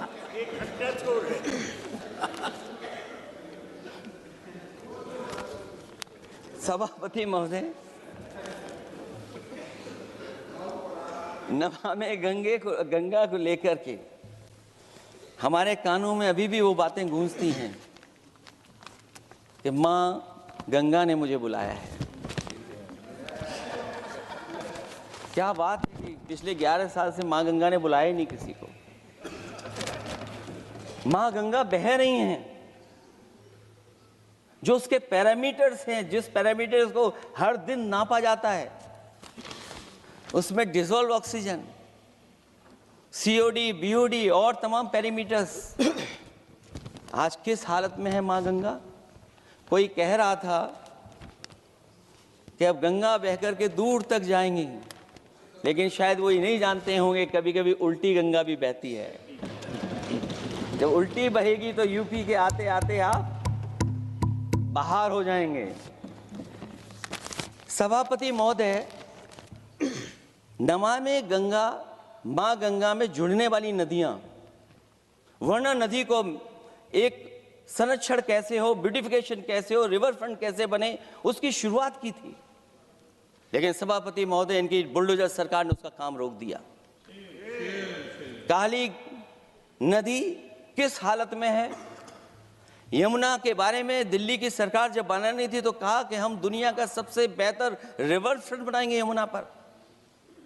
इसी राजधानी में कहा गया। आज बताइए यमुना की हालत क्या है। और अगर यमुना दिल्ली में गंदी हो रही है तो ये बह करके जब यूपी जाती है तो मथुरा में भी गंदी है। और थोड़ा बहुत साफ गंगा इसलिए हो जाती है क्योंकि जब चंबल का पानी उसमें जुड़ता है, थोड़ी बहुत यमुना साफ हो जाती है। उसके बाद यमुना में भी कोई सफाई का सरकार ने इंतजाम नहीं किया। और आज भी मैं कहता हूं, देश का सबसे अच्छा रिवर फ्रंट अगर कहीं बना है तो लखनऊ में बना है, गोमती रिवर फ्रंट। जो लोग ये कहते हो कि दूसरा रिवर फ्रंट अच्छा है, मैं उनसे कहूंगा कभी लखनऊ के रिवर फ्रंट पर भी घूम करके आइए, तब आपको मालूम पड़ेगा कि रिवर फ्रंट क्या होता है। 26 जनवरी इसी वर्ष मैंने एक प्रतिष्ठित अखबार को पढ़ा और उसमें देखा मैंने कि high uranium in India's ground water samples लिए गए हैं। एक्सपर्ट्स वार्न कर रहे हैं कि सेवरल हेल्थ रिस्क हैं उससे। Lead pollution alarming in 69 rivers in India contaminated, rivers are contaminated. हमारे पानी में पेस्टिसाइड है, इंडस्ट्रियल वेस्ट है, अनसेफ है ड्रिंकिंग के लिए। हमारी नदियों में मरकरी है, डेंजरस लेवल। और जितनी भी हमारी वाटर बॉडीज हैं इंडस्ट्रियल टाउन्स के आसपास, सब में टॉक्सिक है, मरकरी है, बड़े पैमाने पे डेंजरस है पानी वहां का। और कई जगह इंडस्ट्री का सीधा सीधा वेस्ट जा रहा है। आर्सेनिक लेवल का सोच ही नहीं सकते हम लोग, जो मानक है उससे कई गुना ज्यादा है। ये तो हमारे देश का पानी है जो नदियों में बह रहा है, जो अंडरग्राउंड वाटर बन रहा है हमारा। ठीक ही कहा हमारे माननीय सदस्य ने कि जो संपन्न हैं, प्रिविलेज्ड हैं, वो लोग तो पानी साफ करने की मशीन खरीद सकते हैं। हमारा गरीब क्या खरीदेगा? गरीब की हेल्थ को कितनी परेशानी और रिस्क है। यहां तक कि अंतर्राष्ट्रीय प्लेटफॉर्म पर हमारे देश को भी सुनना पड़ा एक प्रतिष्ठित चैनल पर कि आपके देश में इन्वेस्टमेंट क्यों आएगा, क्योंकि वहां आ ही नहीं सकता है, क्योंकि आपकी हवा खराब है।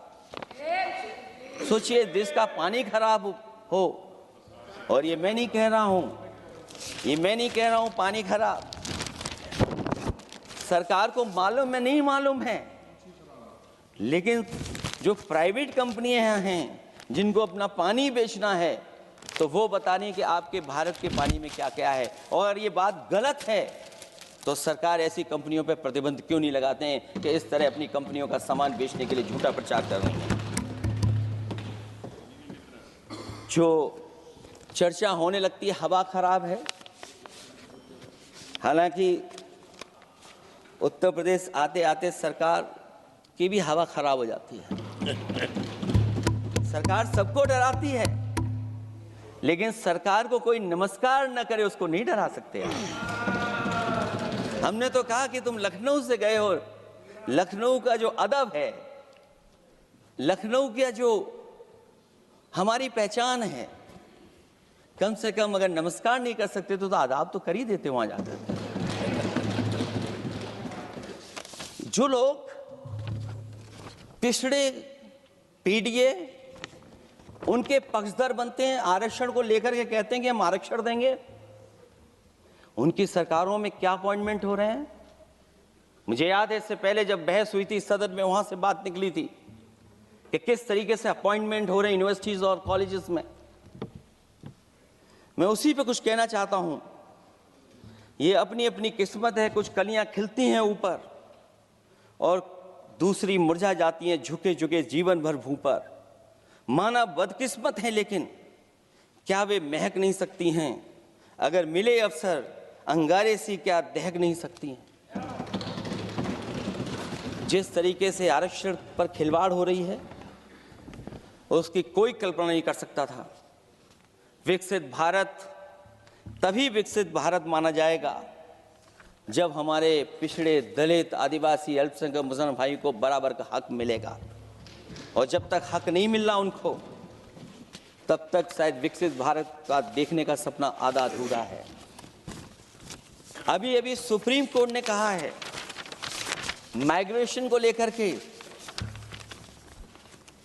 सुप्रीम कोर्ट ने 16 जनवरी को एक फैसला पलट दिया।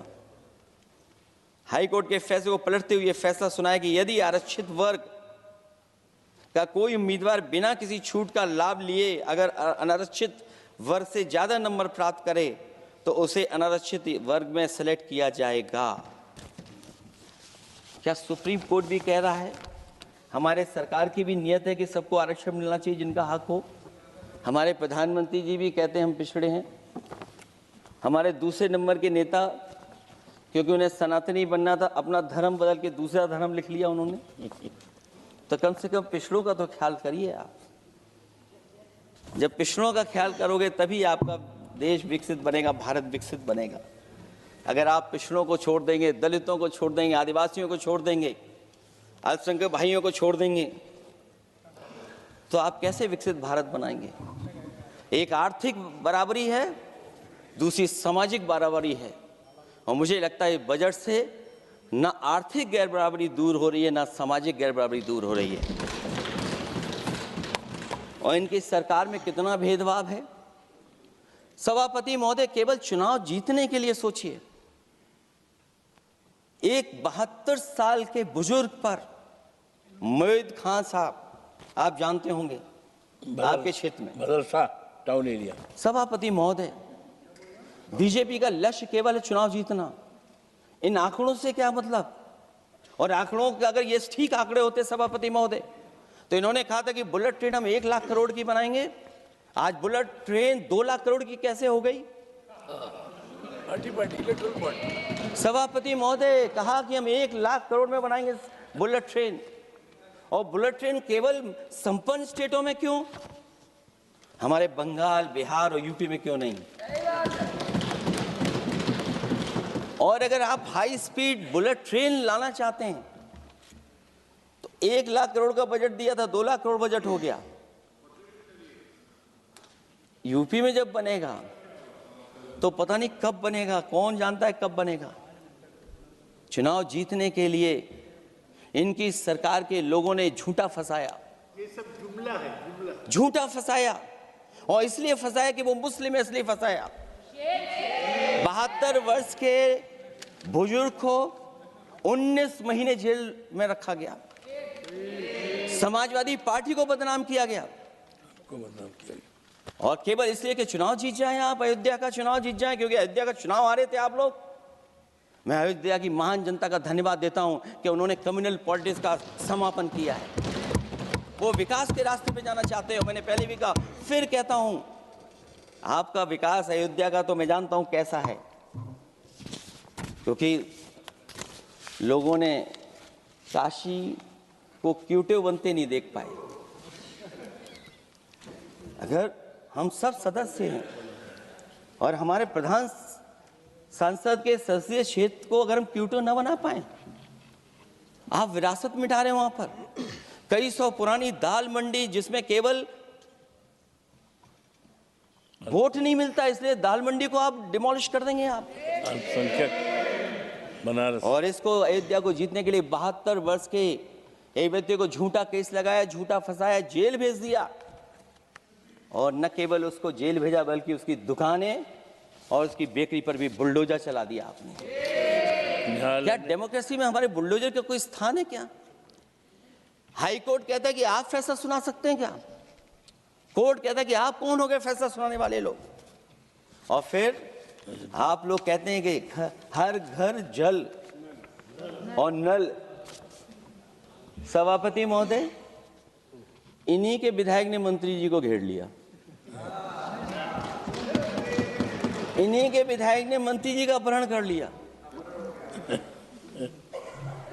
और ये कहते हैं कि हम तो, हमारे कोई अराजकता नहीं है। ये कहते हैं इन्वेस्टमेंट लाएंगे, हम एमओयू साइन करेंगे। सभापति महोदय, देश के प्रधानमंत्री, देश के सबसे बड़े उद्योगपति उत्तर प्रदेश पहुंचे थे, एमओयू साइन किए गए, लाखों करोड़ के एमओयू साइन हुए। और एमओयू साइन होने के बाद जमीन पर कितना उतरा ये बताए सरकार। एमओयू के बाद सरकार बताए कितना जमीन पर उतरा है। इन्होंने जब कश्मीर का 370 हटा रहे थे सभापति महोदय, हाँ ना, बजट ही है ये एमओयू में, क्योंकि इंसेंटिव अगर नहीं देंगे तो कौन आपका इन्वेस्टमेंट लाएगा? ये राज्य का विषय नहीं है सभापति, राज्य से प्रधानमंत्री आते हैं। और आपने ये कहा कि प्रधानमंत्री के क्षेत्र में, हमने देश में कहा कि हमने 1000 किलोमीटर मेट्रो बिछाई है। आपने देश के प्रधानमंत्री के क्षेत्र में क्यों नहीं मेट्रो बिछाई? क्यों नहीं बिछाई आपने? आपने देश के प्रधानमंत्री के क्षेत्र को एक्सप्रेस वे से क्यों नहीं जोड़ा आपने? क्योंकि आपके पास बजट नहीं है। अटल बिहारी वाजपेयी जी के आपने नाम से एक्सप्रेस वे क्यों नहीं बनाया, बताइए आप? ये बजट नहीं है आपके पास।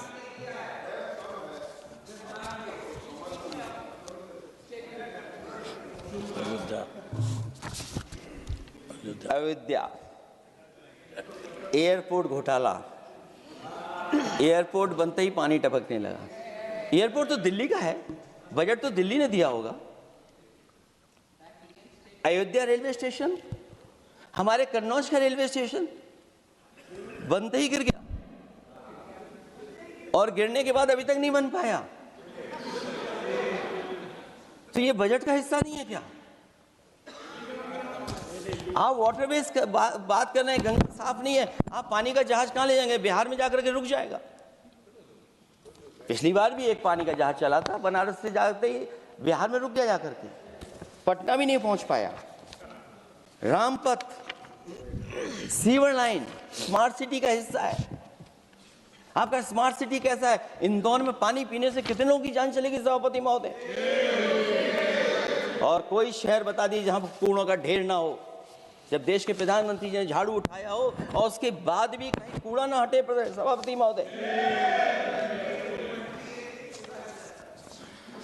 भजन संध्या स्थल घोटाला हुआ, अंतर्राष्ट्रीय मीडिया सेंटर बनाया, उसमें भी पानी गिर रहा है। लाइट सजावट की चाइनीज आई हैं। हमारे देश का कारोबार कैसे उलझा दिया आपने? चीन और अमेरिका और थोड़ा बहुत रशिया, विदेश नीति तो असफल हुई है, लेकिन हमारा बाजार को भी पूरा बेच दिया। और चीन के सवाल पर सभापति महोदय, चीन हमारी जमीन पर भी निगाहें रखे हुए है और हमारे बाजार पे भी। इसलिए जो सरकार फैसला ले बड़ी सावधानी से ले। मैं कितनी बातें बताऊं, वहां पर सेना जमीन ले लिया, जमीनें जाने कहां चली गई हैं। इसलिए सभापति महोदय, ये बजट दिशाहीन है। ये 2047 में हमारा विकसित भारत तो नहीं बनेगा। और जिस तरीके से बेरोजगारी बढ़ी है, बेरोजगारी को लेकर के जो चिंता रही, हमेशा रहती थी, और जो सरकार ने बड़े बड़े फैसले भी लिए थे, जानकारी दी थी कि हम बेरोजगारी ऐसे दूर कर लेंगे। मेक इन इंडिया का जो सपना दिखाया था, आखिरकार मेक इन इंडिया का सपना कहाँ पूरा हो पा रहा है? मेक इन इंडिया का जो शेर था वो जंग खा रहा है सभापति महोदय। जो योजना लेकर के आए थे, एम्प्लॉयमेंट लिंक्ड इंसेंटिव्स, सरकार बताए कि हमें कितना उसमें लाभ पहुंचा है। 2024-2025 के बजट में इन योजनाओं के लिए 33,000 करोड़ रुपए आवंटित किए गए थे, लेकिन खर्च कितना हुआ? 1,700 करोड़ रुपया केवल। एक आपने पिछली बार सपना दिखाया था कि इंटर्नशिप की योजना, इंटर्नशिप वाली योजना जो घोषित की, जिसके लिए 10,000 करोड़ रुपए आवंटित किए थे आपने, लेकिन उसमें खर्च कितना हुआ है? 500 करोड़ रुपया। और जो लक्ष्य रखा था आपने रखा था 5 साल में 1 करोड़ लोगों को, लेकिन इसमें आए कितने? 1,65,000 लोगों ने फॉर्म भरा, ऑफर दिया उन्होंने, लेकिन फाइनली जिसमें ऑफर जिसका सिलेक्ट हुआ वो केवल 16,000 लोगों को काम पहुंचा है। सोचिए, हमारा देश इतना बड़ा, जहां करोड़ों को आप इस योजना से जोड़ना चाहते थे, केवल 16,000 लोग जाएंगे उसमें। ये आपको बेरोजगारी खत्म करने की योजना है आपकी?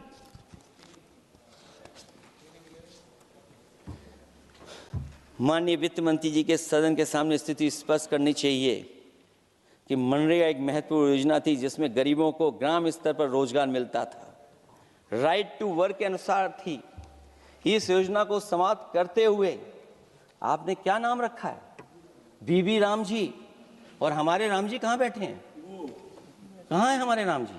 पीछे बैठे, जिन्हें बचपन से हम देखते आए राम जी। ये हमारी खुशकिस्मती है कि राम जी सदन में बैठे हैं, लेकिन आप राम जी का अपमान कर रहे हैं। आपको उनको यहाँ नहीं बैठा सकते, आपको यहाँ बैठाना चाहिए नंबर 2 पर। अगर आप सच्चे मायने में सभापति महोदय बीपी राम जी, आप कृपया देखिए, वित्त मंत्री राम जी को ही नहीं जानती हैं। अखिलेश जी, हे भगवान, अखिलेश जी, आप कृपया बजट पे आ जाइए। आप कृपया बजट पे आ जाइए अखिलेश जी। सभापति महोदय, बजट पे आइए, बजट पे आइए। एक मिनट क्या बोले? फिर बोलना दोबारा। नहीं, आप बजट क्या बोलिए? नहीं, सभापति जी बोलिए। नहीं, सभापति महोदय, नहीं, जिन्होंने गोली चलाई वो आपका राम मंदिर बना रहे हैं। सभापति महोदय, जिन्होंने गोली चलवाई वो राम मंदिर बनवा रहे हैं। अगर कुछ पता ना हो तो जाकर के पूछ लेना, पता कर लेना। आधी अधूरी जानकारी के साथ मत आया करो यहाँ पर। अब आप बताइए सभापति महोदय, बीवी राम जी नाम बदल दिया आपने। यूपी जैसा बड़ा स्टेट, उसको क्या मिलेगा अब, जहां पर 1,000 ग्राम सभाएं अर्बन हो गई हैं। जब 1,000 ग्राम सभाएं अर्बन हो गई हैं और 40% व्यय प्रदेश सरकारों पर डाल दिया गया है, ये स्कीम कैसे चलेगी आपकी? मैंने पहले ही कहा था कि एमएसपी की लीगल गारंटी मिलनी चाहिए। और जिस तरीके से किसान आत्महत्या कर रहा है, एनसीआरबी के आंकड़े सरकार के पास होंगे कि किसान कितनी आत्महत्या कर रहा है। जिन्होंने ये कहा कि 2022 तक हम दोगुनी आय कर देंगे। आप बताइए, आलू की पैदावार की क्या आय दोगुनी हो गई?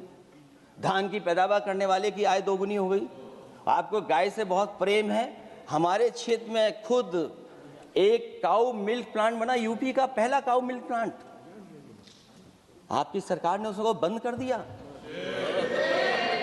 आप कहते गाय की सेवा करो, लेकिन पहला यूपी का काऊ मिल्क प्लांट वो आपसे बंद हो गया। अगर शायद हम ऊंट के मिल्क की चॉकलेट बना रहे होते उस प्लांट से, तो वो प्लांट चलता रहता। आय दोगुनी कितनी हुई है बताएं सरकार? मत्स्य पालन और पशुधन विकास की तरफ सरकार का कोई ध्यान नहीं है। सरकार का कहना है कि वित्त अच्छी हुई है, लेकिन क्या कारण है कि एफडीआई में लगातार कमी आ रही है? विदेशी इन्वेस्टर्स क्यों बाहर ले जा रहे हैं?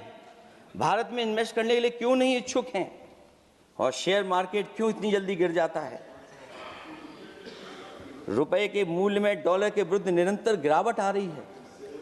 और इसके बाद सभापति महोदय, इस डील और ढील के बाद हमारा रुपया कहां होगा, ये सरकार जरूर बताए हमें। मैन्युफैक्चरिंग में कोई सुधार नहीं हो रहा है। अभी भी हम जीडीपी के 15% पर मैन्युफैक्चरिंग पर निर्भर हैं, जबकि मैन्युफैक्चरिंग के शेयर मेक इंडिया के अनुसार अभी तक 25% होना चाहिए था। इससे स्पष्ट लगता है कि मेक इन इंडिया, आत्मनिर्भर भारत और पीएलआई योजना सफल नहीं हो पाई हैं, और उसी का परिणाम है कि आज हमारे नौजवानों को रोजगार और नौकरी नहीं मिल पा रही है। सरकार उद्योगपतियों के साथ खड़ी है। सरकार द्वारा लेबर कोड्स लाए गए हैं, जिन लेबर रिफॉर्म्स के रूप में दर्शाया जा रहा है वो लेबर कोड एम्प्लॉयर के हित में है, लेबर के पक्ष में नहीं है और मजदूरों के नहीं है। अब अधिकांश उद्योगों द्वारा लेबर को कोई भी नौकरी से निकाला जा सकता है। इतना तानाशाही होगी कि जब चाहेंगे तब निकाल देंगे। उनके 8 घंटे से अधिक काम कराया जा सकता है। परमानेंट एम्प्लॉयमेंट की बजाय कॉन्ट्रैक्चुअल एम्प्लॉयमेंट की व्यवस्था की है सरकार ने। सोचिए, यही सरकार है कि सबका साथ सबका विकास। एयर पॉल्यूशन को लेकर के मैं पहले ही कह चुका हूँ, और शहरी विकास तो इनका मैंने क्यूटो को मैं देखा है, इसलिए उस क्यूटो के बारे में मैं ज़्यादा नहीं कहना चाहता हूँ। अंत में मैं इतना ही कहूँगा कि स्वास्थ्य और शिक्षा के केवल 10% और 14.2% बजट बढ़ाया गया है, जबकि पिछले वर्ष का पूरा बजट इन दोनों मदों में खर्च ही नहीं किया गया है। आखिरकार सरकार बताएगी खर्च क्यों नहीं हुआ, आखिर क्या कारण है, किसकी वजह से खर्च नहीं हुआ है? जल जीवन मिशन में 50,000 करोड़ रुपए खर्च नहीं हो पाए हैं, और प्रधानमंत्री आवास योजना में 40,000 करोड़ रुपए। और हमारे देश के प्रधानमंत्री ने गांव गोद लिया था, वो लगता है उस गांव को अनाथ छोड़ दिया है प्रधानमंत्री जी ने। वो गांव ही अनाथ छोड़ दिया है। आरबीआई के डेटा के अनुसार इनकम में जो नीचे 80% हैं, उनकी इनकम का शेयर 36% से घट करके 32% हो गया है, और हर वर्ष में रियल वेजेस 2% कम हो रही हैं। आखिरकार इसका कारण क्या है? मुझे उम्मीद है सरकार बताएगी कि इसका कारण क्या है कि जिसकी वजह से लगातार गिरावट होती जा रही है। मैं रैंकिंग में नहीं जाना चाहता हूं कि हमारी रैंकिंग कहां है, गैर बराबरी की रैंकिंग में हम कहां पहुंच गए हैं, हम कितना नीचे पहुंच गए हैं।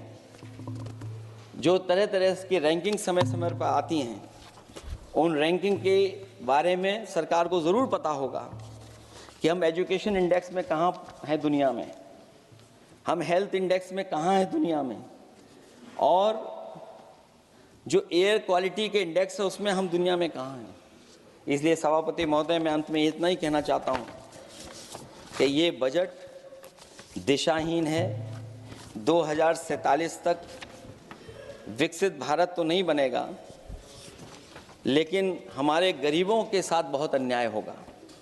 जिस तरह एआई पे बात की गई है, एआई अगर अच्छाई और भलाई के लिए हो तो अच्छी बात है, लेकिन पता नहीं भारतीय जनता पार्टी पे कितना रिसोर्सेज हैं कि एआई और जितना भी हमारा वो है जो बजट है, वो सबसे ज़्यादा खर्च वो करते हैं दूसरों को बदनाम करने के लिए। इसलिए इन्हीं शब्दों के साथ मैं सभापति महोदय का धन्यवाद देता हूं। मैं उम्मीद करता हूं कि सरकार इस बजट को गरीबों की तरफ मोड़ेगी, पीडीए के लोगों की तरफ मोड़ेगी, जिससे वो भी मुख्य धारा में खड़े हो सकें। बहुत बहुत धन्यवाद। माननीय सदस्यगण, अभी हम केंद्रीय बजट पर सामान्य चर्चा में हैं। अगला माननीय स्पीकर माननीय श्री अभिषेक बनर्जी जी।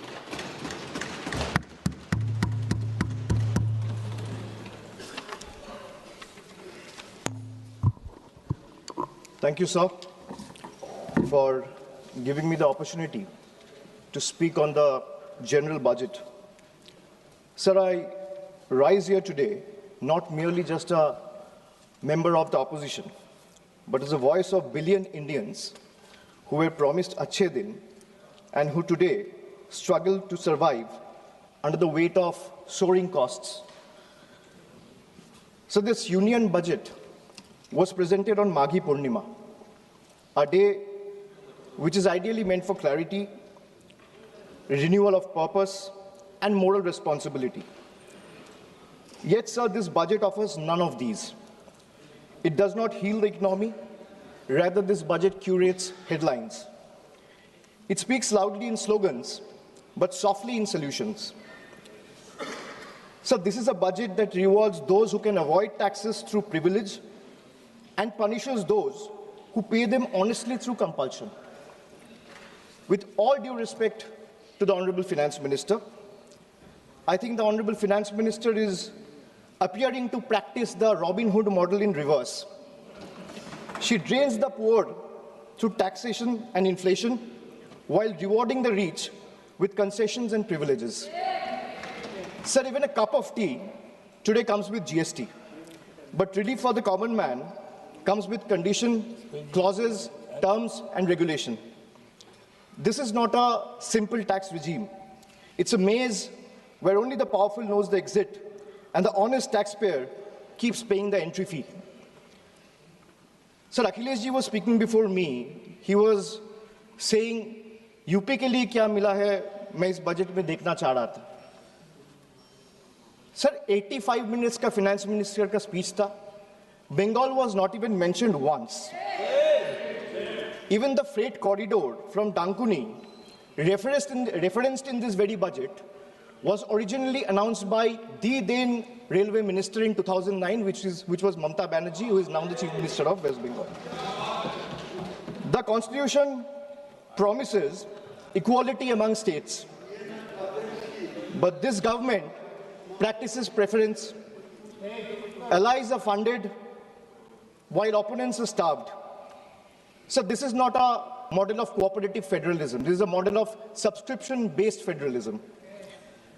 So the budget and the manner in which the government chooses to function forces us to confront a truth that we as citizens have been avoiding for too long.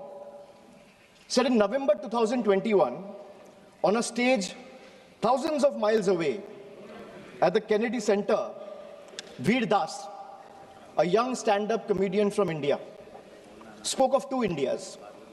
Many laughed, some were offended, few paused to listen. But what he offered was not comedy. It was a warning, a prophecy, a mirror held up to a nation standing at the edge of its own contradictions.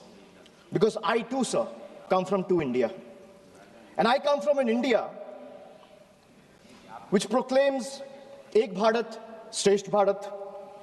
And I also come from an India where mother tongue becomes a marker of suspicion, where speaking Bengali makes you a Bangladeshi and eating fish makes you a Mughal. Sir, I come from a part of India that gave birth to revolutionaries and wrote courage in blood. And I also represent an India where saying Joy Bangla or singing Amar Sonar Bangla is enough to strip you and brand you a labeled Ghuspetia. Sir, I come from an India that thunders Sabka Saath, Sabka Vikas from every podium. And I come from an India where West Bengal's rightful dues to the tune of 1,96,000 crores are frozen in cold bureaucratic silence. Sir, what is withheld is not just money. What is withheld is dignity. What is withheld is constitutional promise that every Indian, every state stands equal before the union. This is not governance or federalism, sir. This is a message that you stand in line or you'll be made to pay the price. And that is the tragedy of our time. India has two faces, but that one India is being asked to kneel before the other is the truth that we all are facing today. Sir, I come from an India where the finance minister proudly declares with absolute confidence that India is the fastest growing economy in the world. And I come from another India where Bengal, after contributing 6.5 lakh crores in taxes in just last 7 years, is systematically denied its rightful share.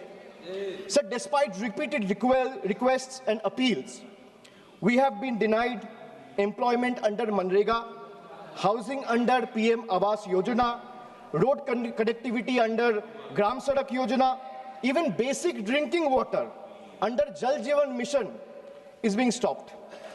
So I come from an India that boasts of maximum governance, minimum government.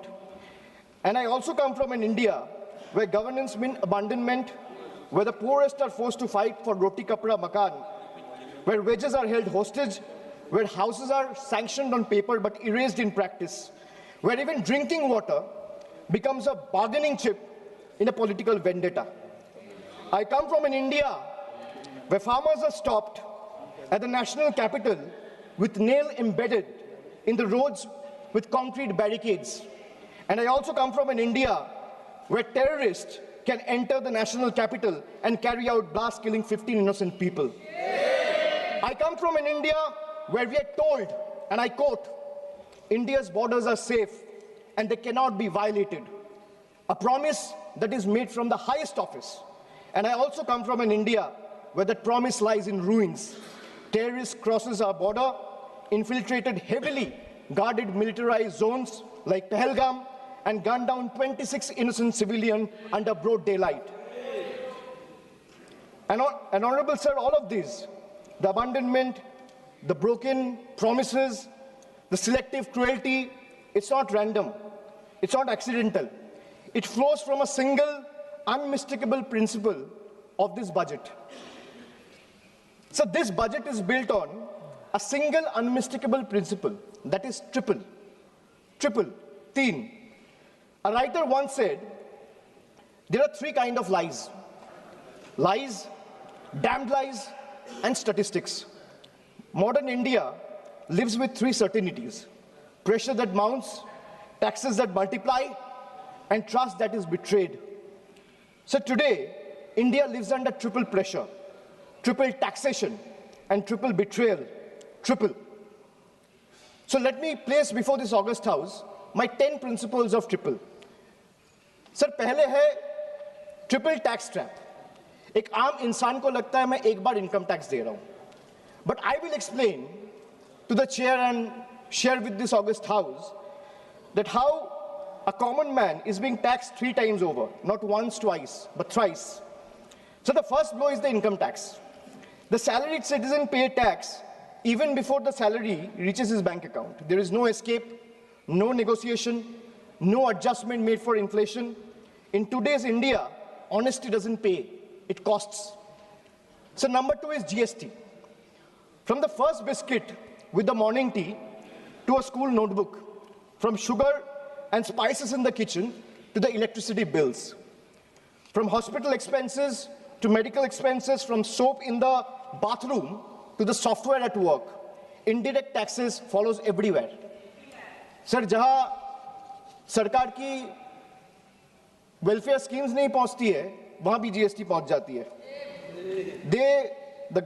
The government celebrates record GST revenue, but this number do not reflect growth or prosperity. They reflect a system squeezing revenue from consumption, often from necessity, not choice. So third tax is inflation, the most silent tax of all. The tax that rises without permission and collects without responsibility. It's a slow leak in the common man's wallet. For the middle class, inflation feels like the salary comes on time, but it doesn't last the month. The same grocery list costs more, the same school fees feel heavier, and the same electricity bill shocks more than even before. Nothing extra is being bought, yet money disappears faster. It quietly eats into savings meant for children's education, family travel, medical emergency, or old age. Sir, I come from an India that proudly calls itself a Vishwa Guru. And I also come from an India that is teaching the world how to extract triple tax out of a single citizen. So my triple number 2, triple pain of proving your existence. So let us be honest. Voting today is no longer considered enough. Having one's name on the electoral rolls for decades is no longer enough. Even service to the nation is no longer enough. You may be a decorated soldier, a Nobel laureate, a sitting High Court justice, or even a member of this august house, and still you have been asked to prove that you belong. This strikes the heart of Article 326 of the Constitution, which guarantees adult citizens the right to vote. Sir, in Bengal alone, 150 lives have been lost in the last couple of months, and nearly 1 crore people are today being treated as suspects. If electoral rolls are so unreliable that every citizen must continually reprove their legitimacy, then by that same logic, sir, the legitimacy of this very house, formed on the basis of this very electoral rolls, is itself questionable. Yes. So my triple number 3, and I'll talk of 3 betrayal. First betrayal is where the global crude oil prices crash. Indian citizen sees no benefit. Instead, the common man is generally offered ethanol mixed petrol at a premium, paying extra for a policy experiment he neither demanded nor benefits from. My second betrayal, the government boasts of bullet trains, which Akhileshji has also mentioned. While fancy trains make the headlines, only 4% of the network is safeguarded with Kavach, leaving ordinary travelers exposed to risk. Third betrayal. So the ordinary Indian doesn't ask for any miracle. They ask for clean air to breathe, clean water to drink, safe roads to return home, and affordable health care while life falters. Even these simple hopes remain uncertain. An ordinary citizen pays income tax to buy a vehicle. Or for example, an ordinary citizen pays income tax to earn, a road tax to buy a vehicle, and toll tax to drive it on the road, often broken, unsafe, and unfinished. So 3 payments on 1 journey. अगर एक इंसान income tax दे रहा है, तो एक गाड़ी को सड़क पे चलाने के लिए सर उसको 3 बार टैक्स देना पड़ता है. एक है इनकम टैक्स, दूसरा है रोड टैक्स, तीसरा है toll tax. That is why I said 3 betrayals. So now I'll come to triple bonanzas for the rich. So this budget reveals a clear pattern. First, a triple bonanza for the elites and a triple lock on the poor. So top 10% of this country now corner 57% of nation's income and 65% of its wealth, while the bottom half survives on just 6.4%. In this economy, money earns money, but survival earns nothing. Second, so if you look at taxation and support, foreign cloud giants are handed tax holidays, while Indian MSME, the very backbone of employment, are left empty-handed. Sir, relief exists on paper, but in actual distress exists on the ground.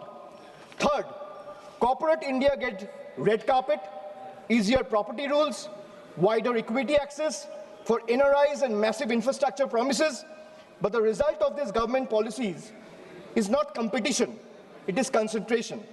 Oligopolies flourish, entry barriers rise, and ordinary entrepreneurs are kept outside the gate, watching cronies grow richer with the union's support. Sir, I come from an India where wealth is applauded as a virtue. And I also come from an India where survival itself is treated as ambition. I come from an India where policy quietly opens the gates for the powerful. And I also come from an India that stand outside those gates with hands folded, backs bent, hearts heavy, and eyes raised, hoping that one day these gates will open for them too. Now my 555, farmers. So the budget completes a cycle of betrayal. Every day, nearly 30 farmers dies by suicide. Not because they failed, but because policy failed them. 5 years after the historic farmers' movement, which saw 700 lives lost, the union government has still refused to legalize MSP. Promises were made at protest sites, assurances were echoed in parliament, but delivery never followed. And now, adding salt to the injury, the government has now announced a trade deal with the United States that will open Indian markets to heavily subsidized American farm produce. The deal may benefit American farmers, but it will depress prices, destroy competitiveness, and further marginalize Indian farmers who struggle without MSP protection. So this is not a trade policy. This is an abandonment of our Annadata. Sir, I have a tweet right in front of me, which I want to show or place before you. Sir, Secretary Brooke Rollins, who is the Agricultural Secretary of the United States, she said, and this is 5 days back, on the day when the trade deal was announced, she's clearly saying, new US-India deal will export more American farm products to India's massive market. In 2024, America's agricultural trade deficit with India was 1.3 billion. India's growing population is an important market for American agricultural products, and today's deal will go a long way to reduce that deficit.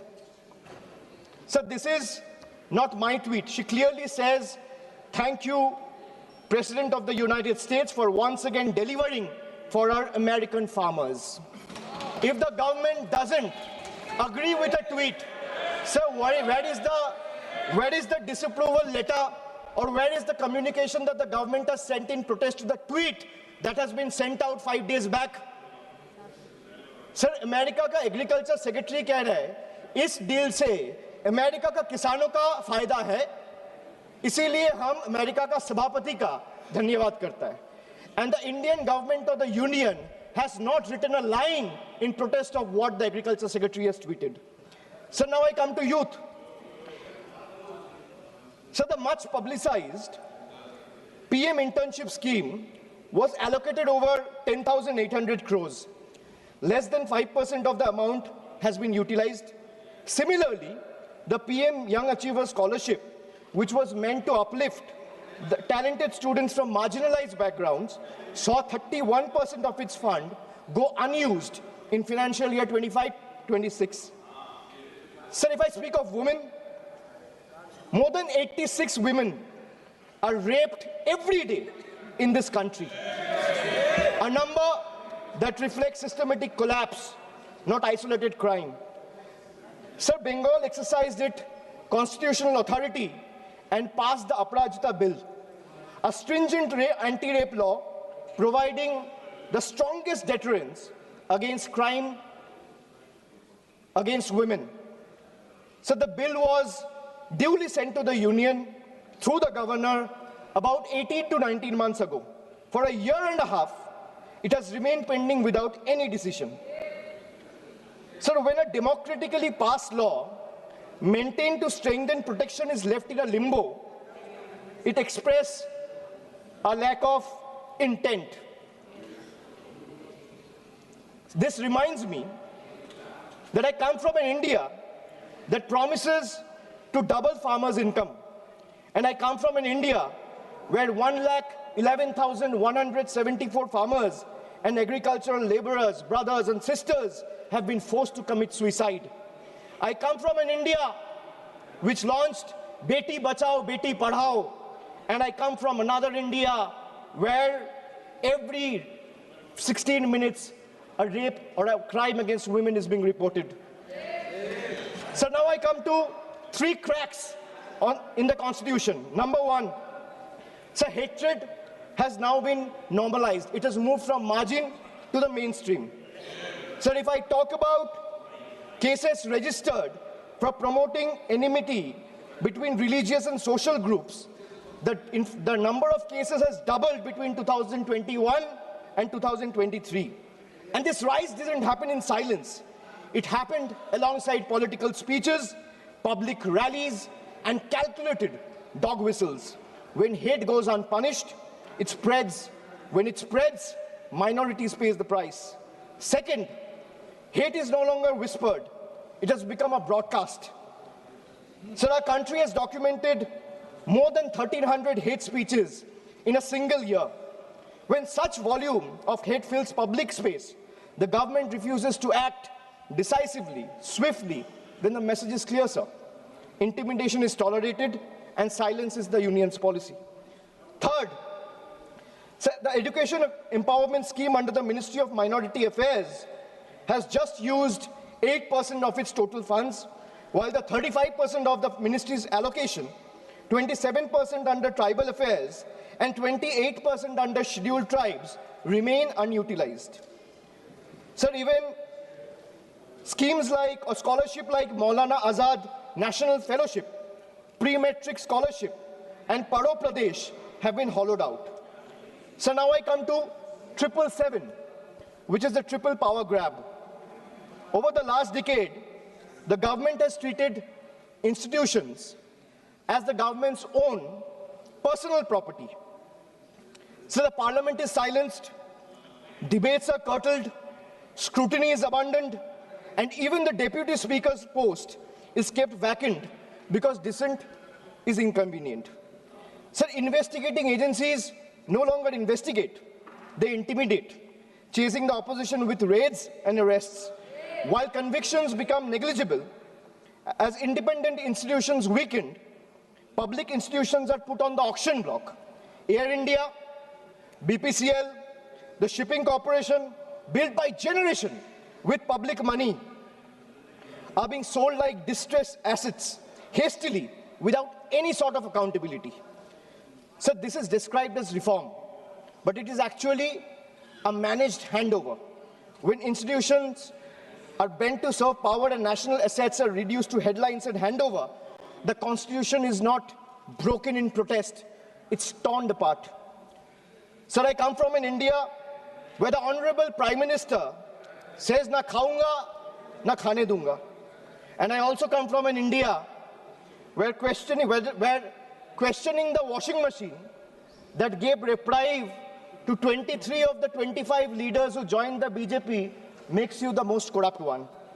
So now I come to triple jumla on finances.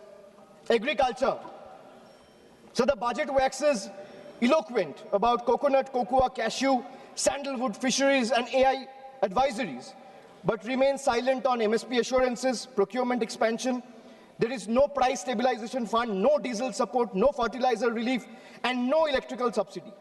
This is diversification without security, and it leaves the majority of Indian farmers, trapped in distress. Sir, even the PM Kisan scheme has been stuck at 6,000 rupees since December 2018. Despite soaring input costs and record diesel prices, sir, in actual, if we see, real terms, farmers are earning less each year. A rupee in 2018 is not a rupee in 2026. Sir, if I speak of healthcare, the government spends less than 0.26% of the GDP. And they might have questions on my source of information. If the need be, I will place all the sources before the table by 8 p.m. tonight. The government spends 0.26% of GDP on public health even today. The national health policy promised 2.5% of GDP. What we get instead is postponement, excuses, and under-allocation. In a country where illness is still the fastest road to poverty, this budget chooses flyover over first aid, optics over oxygen, and announcement over actual care. So if I speak of infrastructure, the smart city mission promised transformation in 100 cities with over 2 lakh crore. Yet a decade later, what we have is half-dug roads and half-built homes. Instead of finishing the job, This budget announces new economic regions. Sir, under the Jal Jeevan Mission, funds were cut by 74%, forcing states to pick up the bill. In higher education, 55,000 crore is spent on management, but 2.68 crore on infrastructure, not even enough to build a world-class lab. So now I come to my 999, the triple truth trap. And what I mean by truth is, the accountability on the government, sir, primarily rests on three pillars. One is the RTI Act. But when I speak of transparency, it diluted the RTI Act by expanding personal information as a ground for refusal. Sir, if you speak of PM cares, the PMO claims it lies outside the purview of RTI because it's a private fund. A fund that is created by public authority in a public office with the money of the people is being claimed as a private fund. There's no accountability. Sir, NFHS and NCRB data has been frozen because welfare still runs on census 2011. Sir, if I am to summarize the budget from the perspective of three stalwarts, B.R. Ambedkar warned us. What is the moral verdict of the budget? If we were to look at it from the perspective of Dr. Ambedkar, Gandhi ji, or Swami Vivekananda, Dr. Ambedkar warned us that democracy is not just institutions. It is a constitutional morality. Gandhi ji taught us economics divorced from ethics is violence. Swami Vivekananda reminded us that a nation cannot rise by crushing the weakest. Well, this budget violates all three. In today's India, sir, tax does not follow income. Tax follows life. आज के भारत में tax कमाई के पीछे नहीं, जिंदगी के पीछे है, चलता है sir. I will give you a small example. A baby is born, his milk and diapers are taxed. He grows, his education is taxed. He studies, his books, pencil and mobile data are taxed. He starts earning, his income is taxed. He saves for future, his savings are taxed. He spends to survive, his survival is taxed. He goes to work, his fuel is taxed. He falls sick, his illness is taxed. He grows old, pension and healthcare are also taxed. And Honorable Speaker, even after his death, the family still pays tax. बच्चा पैदा होता है, दूध और diaper पर tax, पढ़ाई शुरू होती है, शिक्षा पर टैक्स, किताबें, notebook, pen, pencil, mobile data सब पर टैक्स, कमाई शुरू होता है, इनकम पर टैक्स, सर बचत करता है, बचत के ऊपर टैक्स, जीने के लिए खर्च करता है, खर्च पे टैक्स, काम पर जाता है, पेट्रोल डीजल पर टैक्स, बीमार पड़ता है, इलाज और दवाई पर टैक्स, बुढ़ापा आता है, पेंशन और इलाज पे टैक्स, और मौत के बाद भी सर शोक सभा में अगरबत्ती जलाने के लिए भी परिवार को टैक्स देना पड़ता है. This summarizes the budget.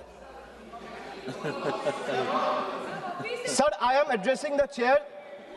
I'm sure the finance minister will have a reply ready. When she is given the opportunity to speak, she can quote me, and if I am misleading the house, she can take my name and then place her arguments. Sir, from a baby's first milk to a citizen's final farewell, this government taxes life at every step. जन्म से लेके अंतिम संस्कार तक हर कदम पर tax. ये reform नहीं sir, ये लाइफ टाइम टैक्स ट्रैप है. Sir, now I come to 1010, मेरा लास्ट ट्रिपल. मैंने 9 ट्रिपल का बात किया, अब 10वां कर रहा हूं.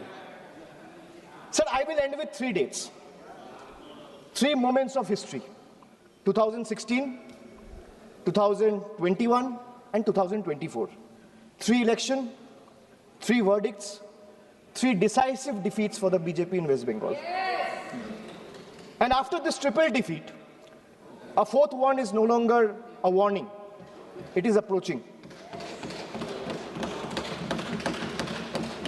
Sir, मैं ज़्यादा घुमाऊंगा नहीं. Let me come straight. Sir, the government want to punish Bengal. Let them proceed. We won't bow. You want to freeze our funds? We will persist. मैं क्यों कह रहा हूं persist? क्योंकि पीएम आवास से लेके, सड़क से लेके, मनरेगा से लेके सारे पैसे बंगाल के पिछले 5 साल से ये सरकार ने रोक के रखा है।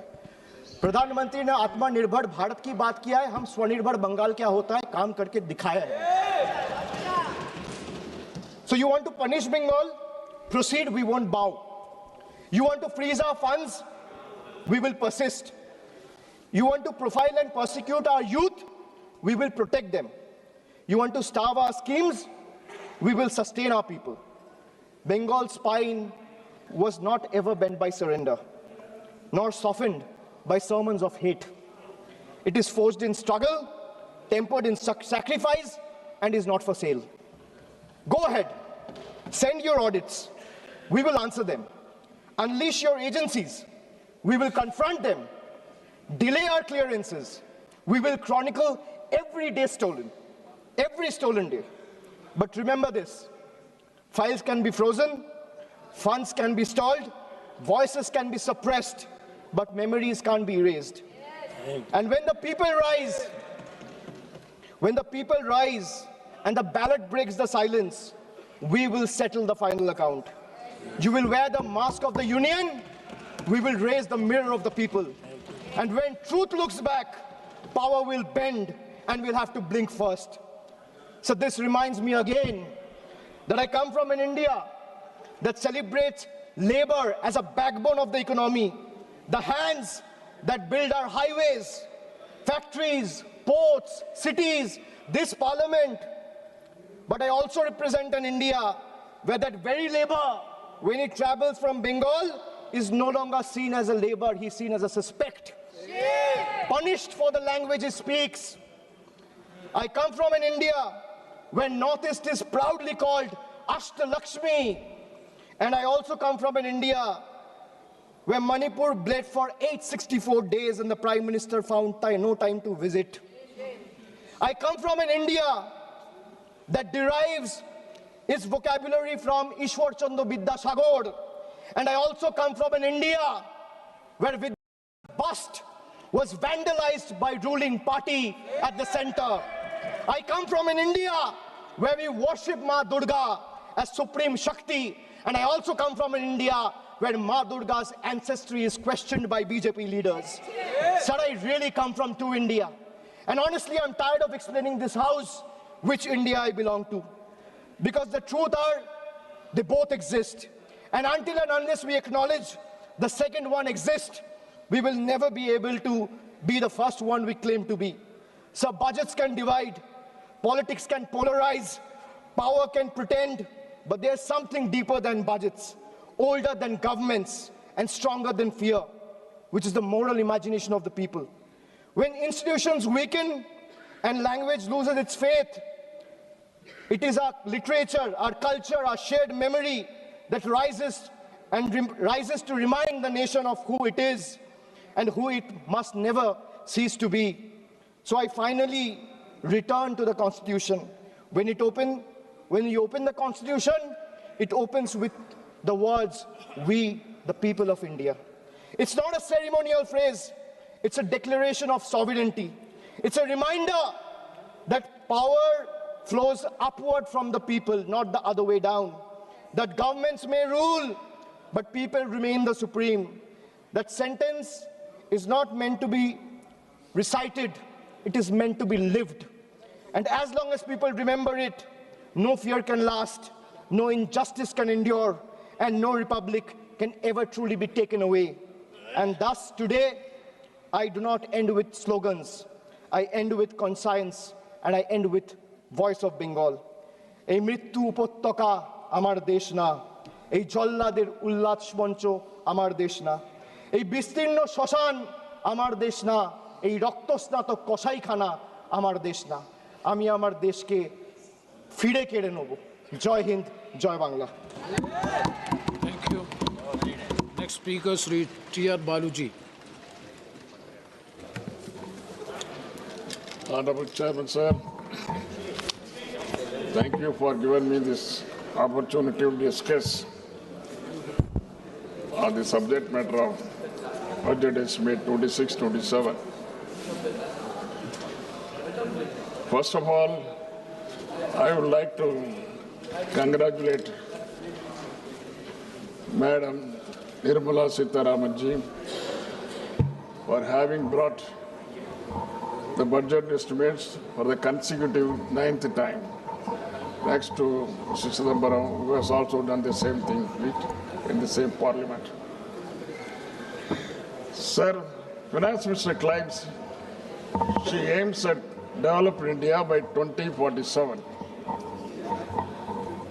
India has programmed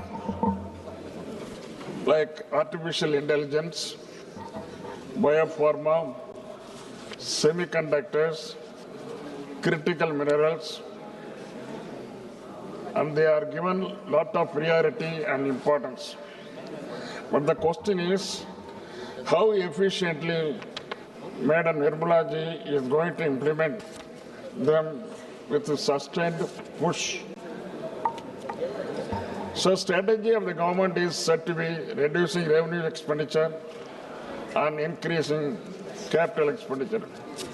It is also claimed that revenue expenditure has fallen by 11% in the last 10 years.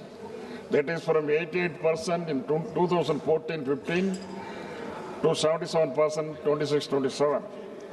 It is also stated that reduction of the revenue expenditure included 7% of subsidies. But what is the reality? Well, usual practice is reduction of subsidies in the budget estimate, and in the next 6 months we come up with additional demands for subsidies through supplementary demands. That is what I have also mentioned in the last supplementary demands in 25-26. Within 6 months, things became haywire. Now, at the end of the current fiscal year, you are saying that the revenue receipts shortfall is around 78,086 crores. Decrease in revenue expenditure is 1,05,503 crores. The fall in capital expenditure is 1,44,376 crores. It's a very huge fall. It gives no hope of credibility. Budget 26-27. Expenditure estimated is 53.43 lakhs crores. Expenditure proposed in 25-26 was 50.65 lakhs crores. Now FM is asking 3 lakh crores more in upcoming fiscal year. Usually the government used to announce big schemes in the budget, but even after several months, no progress is a result. Last year, 15th August, Employment Linked Incentive, ELI, scheme was announced, and the incentive to labor and industry to provide additional 3.5 lakhs crores, 5 crores jobs, with the outlay of 99,446 crores was launched, but the scheme has not taken off. Another non-starter is Research and Development Innovation, RDI scheme, announced with the effect from 1/7/25 and was said to be implemented with a corpus of 1 lakh crore, and provision of 20,000 crores was made in 25-26 budget. But no progress has been achieved in this effort. Also, this was also properly responded by the Honorable Minister during his reply in the Lok Sabha. Coconut production in Tamil Nadu. Tamil Nadu is the second largest coconut production state. 12 lakh acres are under cocoa cultivation, next to paddy. Besides Pollachi, Pattukotai, Tiruchi, Dindigul, and others, southern districts are major coconut producing districts. It has got high export potential to an extent of 3,500 crores per year. The production has fallen because of the root diseases, but Government of India has not taken care, and the root diseases still remain. Economic survey pointed out that the agricultural growth has slowed down to 3.5% in 25-26 from 4.4%, nearly 1.1% fall. The tariff and trade agreement unilaterally announced by USA bound to open floodgates to import of agricultural products into India. This will be disastrous for our farmers and farm sector. The Finance Minister has said in her speech that rich value crops like coconut, cocoa, sandalwood, cashews, etc. will be given special support. But the allocation was just 350 crores only. The farmers' organization are condemning this announcement of government is nothing but a naive rhetoric. Banana is another crop that requires special attention and support from Government of India. Tamil Nadu is #1 in banana cultivation and exports around 4,000 crores every year. Government of India should come forward to give special intensive to banana cultivation to boost exports. Union government has been giving stepmotherly treatment to Tamil Nadu, and there has been no special scheme or financial allocation so far. Even the prestigious projects like Setu Samudram, which were implemented by UPA, has been shelved on political grounds. UPA government had gifted 69 large projects and very important projects in all sectors during 2004 and 2014. The last of the schemes included the Tamil as Semmozhi, Chennai port as to Madurai elevated bridge of 21 kilometers, abolition of Senva to protect textile industry, new railway station, new railway division at Salem, Thiruvarur Central University, IEM at Trichy, Indian Maritime University at Chennai, etc. On the contrary, it lasts 12 years. For the past 12 years, one project has come, that is Aims Madurai. Not yet taken up. Aims Madurai is still under the ground. It has not yet been taken up. Tamil Nadu CM had also stated during UPA, Tamil Nadu was allotted 11% of plan expenditure, and now Tamil Nadu is given 0 only. Government of India is not funding Metro Rail Project number 2, Samagra Shiksha Fund to the tune of 3,548 crores, not yet released. Madurai and Coimbatore Metro, which has been provided 21,000 crores, and project submitted to the Central Union Government has not given approval. But at the same time, small towns like Agra, Bhubaneswar, Navi Mumbai, and Indore have been permitted. Jal Jeevan Fund, rupees 3,112 crores had not been released. Railway schemes, 289.73 crores to Thiruvananthapuram, Kanyakumari not released so far for the land acquisition. Further, to purchase 931 hectares of land, funds have not been provided. CM Tamil Nadu has also urged that the devolution from the divisible pool from taxes should be increased to 50%, but it has fallen on deaf ears of the union government, and at present 41% is retained. I also urge the Government of India that cess and other taxes which are not being shared with the state should be abolished immediately, or they should be brought under the divisible pool. Such anti-federal attitude and exploitation must be ended. What happened to the promises made by the Honorable Prime Minister of India? 2 lakhs jobs per year. What has happened? 15 lakhs per family. What has happened? Nobody, it's all dumbfounded. For this question, always for the past 10 years, Government of India, the people of Government of India representing the Government of India, they are keeping lukewarm position only. Much talked about MSP not implemented. Double the agriculture income not implemented. And Dr. Swaminathan's recommendations have become only slogans to every election. People of the industry, business, the middle class, and even the ordinary men on the street have expressed dissatisfaction and said your budget is nothing but rhetoric of a sloganeering government with little use to the common mass. Before I conclude, how are you going to arrest the jet speed depreciation of rupee against US dollar? It is already around 92 per dollar. Prime Minister has lauded this budget as a historic. There is proverb in Tamil, Kakaki Tanpunjam Pungunji. It means to a crow, its offspring is golden. Thank you very much. Thank you very much. Next speaker, Sri B. Nagaraju.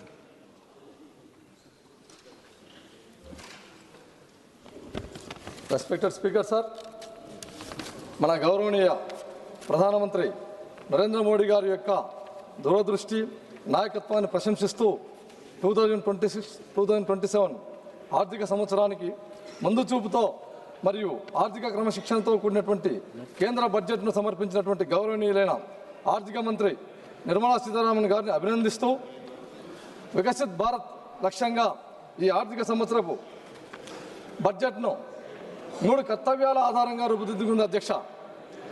అందులో భాగంగా మొదటి అంశం వచ్చేసి ఆర్థిక వృద్ధిని వేగవంతం చేయడం, రెండవ అంశం వచ్చేసి సామర్థ్యాన్ని పెంపొందించడం, మూడవ అంశం సమగ్రాభివృద్ధిని నిర్ధారించడం. ఈ 3 అంశాల ఆధారంగా ఇది స్పష్టమైన మ్యాక్రో ఆర్థిక దిశను నిర్దేశిస్తూ ఉంది అధ్యక్ష. ఇకపోతే ఈ బడ్జెట్లో ముఖ్యంగా అధ్యక్ష నాన్ డెబిట్ రిసిప్ట్స్ కోసం 36.5 లక్షల కోట్ల రూపాయలను మరియు మొత్తం వ్యయంను 53.5 lakhs కోట్లను అంచనా వేయబడింది అధ్యక్ష. మూలధన వ్యయం వచ్చేసి 12.2 లక్షల కోట్లకు పెంచబడింది అధ్యక్ష, ఎన్నడూ లేని విధంగా. అంతేగాక ఇది వచ్చేసి ముఖ్యంగా ఈ బడ్జెట్లో మౌలిక వసతుల మరియు ఆధారిత వృద్ధికి ప్రభుత్వం యొక్క కట్టుబాటును చూపిస్తూ ఉంది అధ్యక్ష. ఇకపోతే ఆర్థిక లోటు వచ్చేసి జీడిపిలో 4.3% తగ్గించబడింది. రుణం మరియు జీడిపి నిష్పత్తి 55.6%కి తగ్గేలా అంచనా వేయబడింది అధ్యక్ష.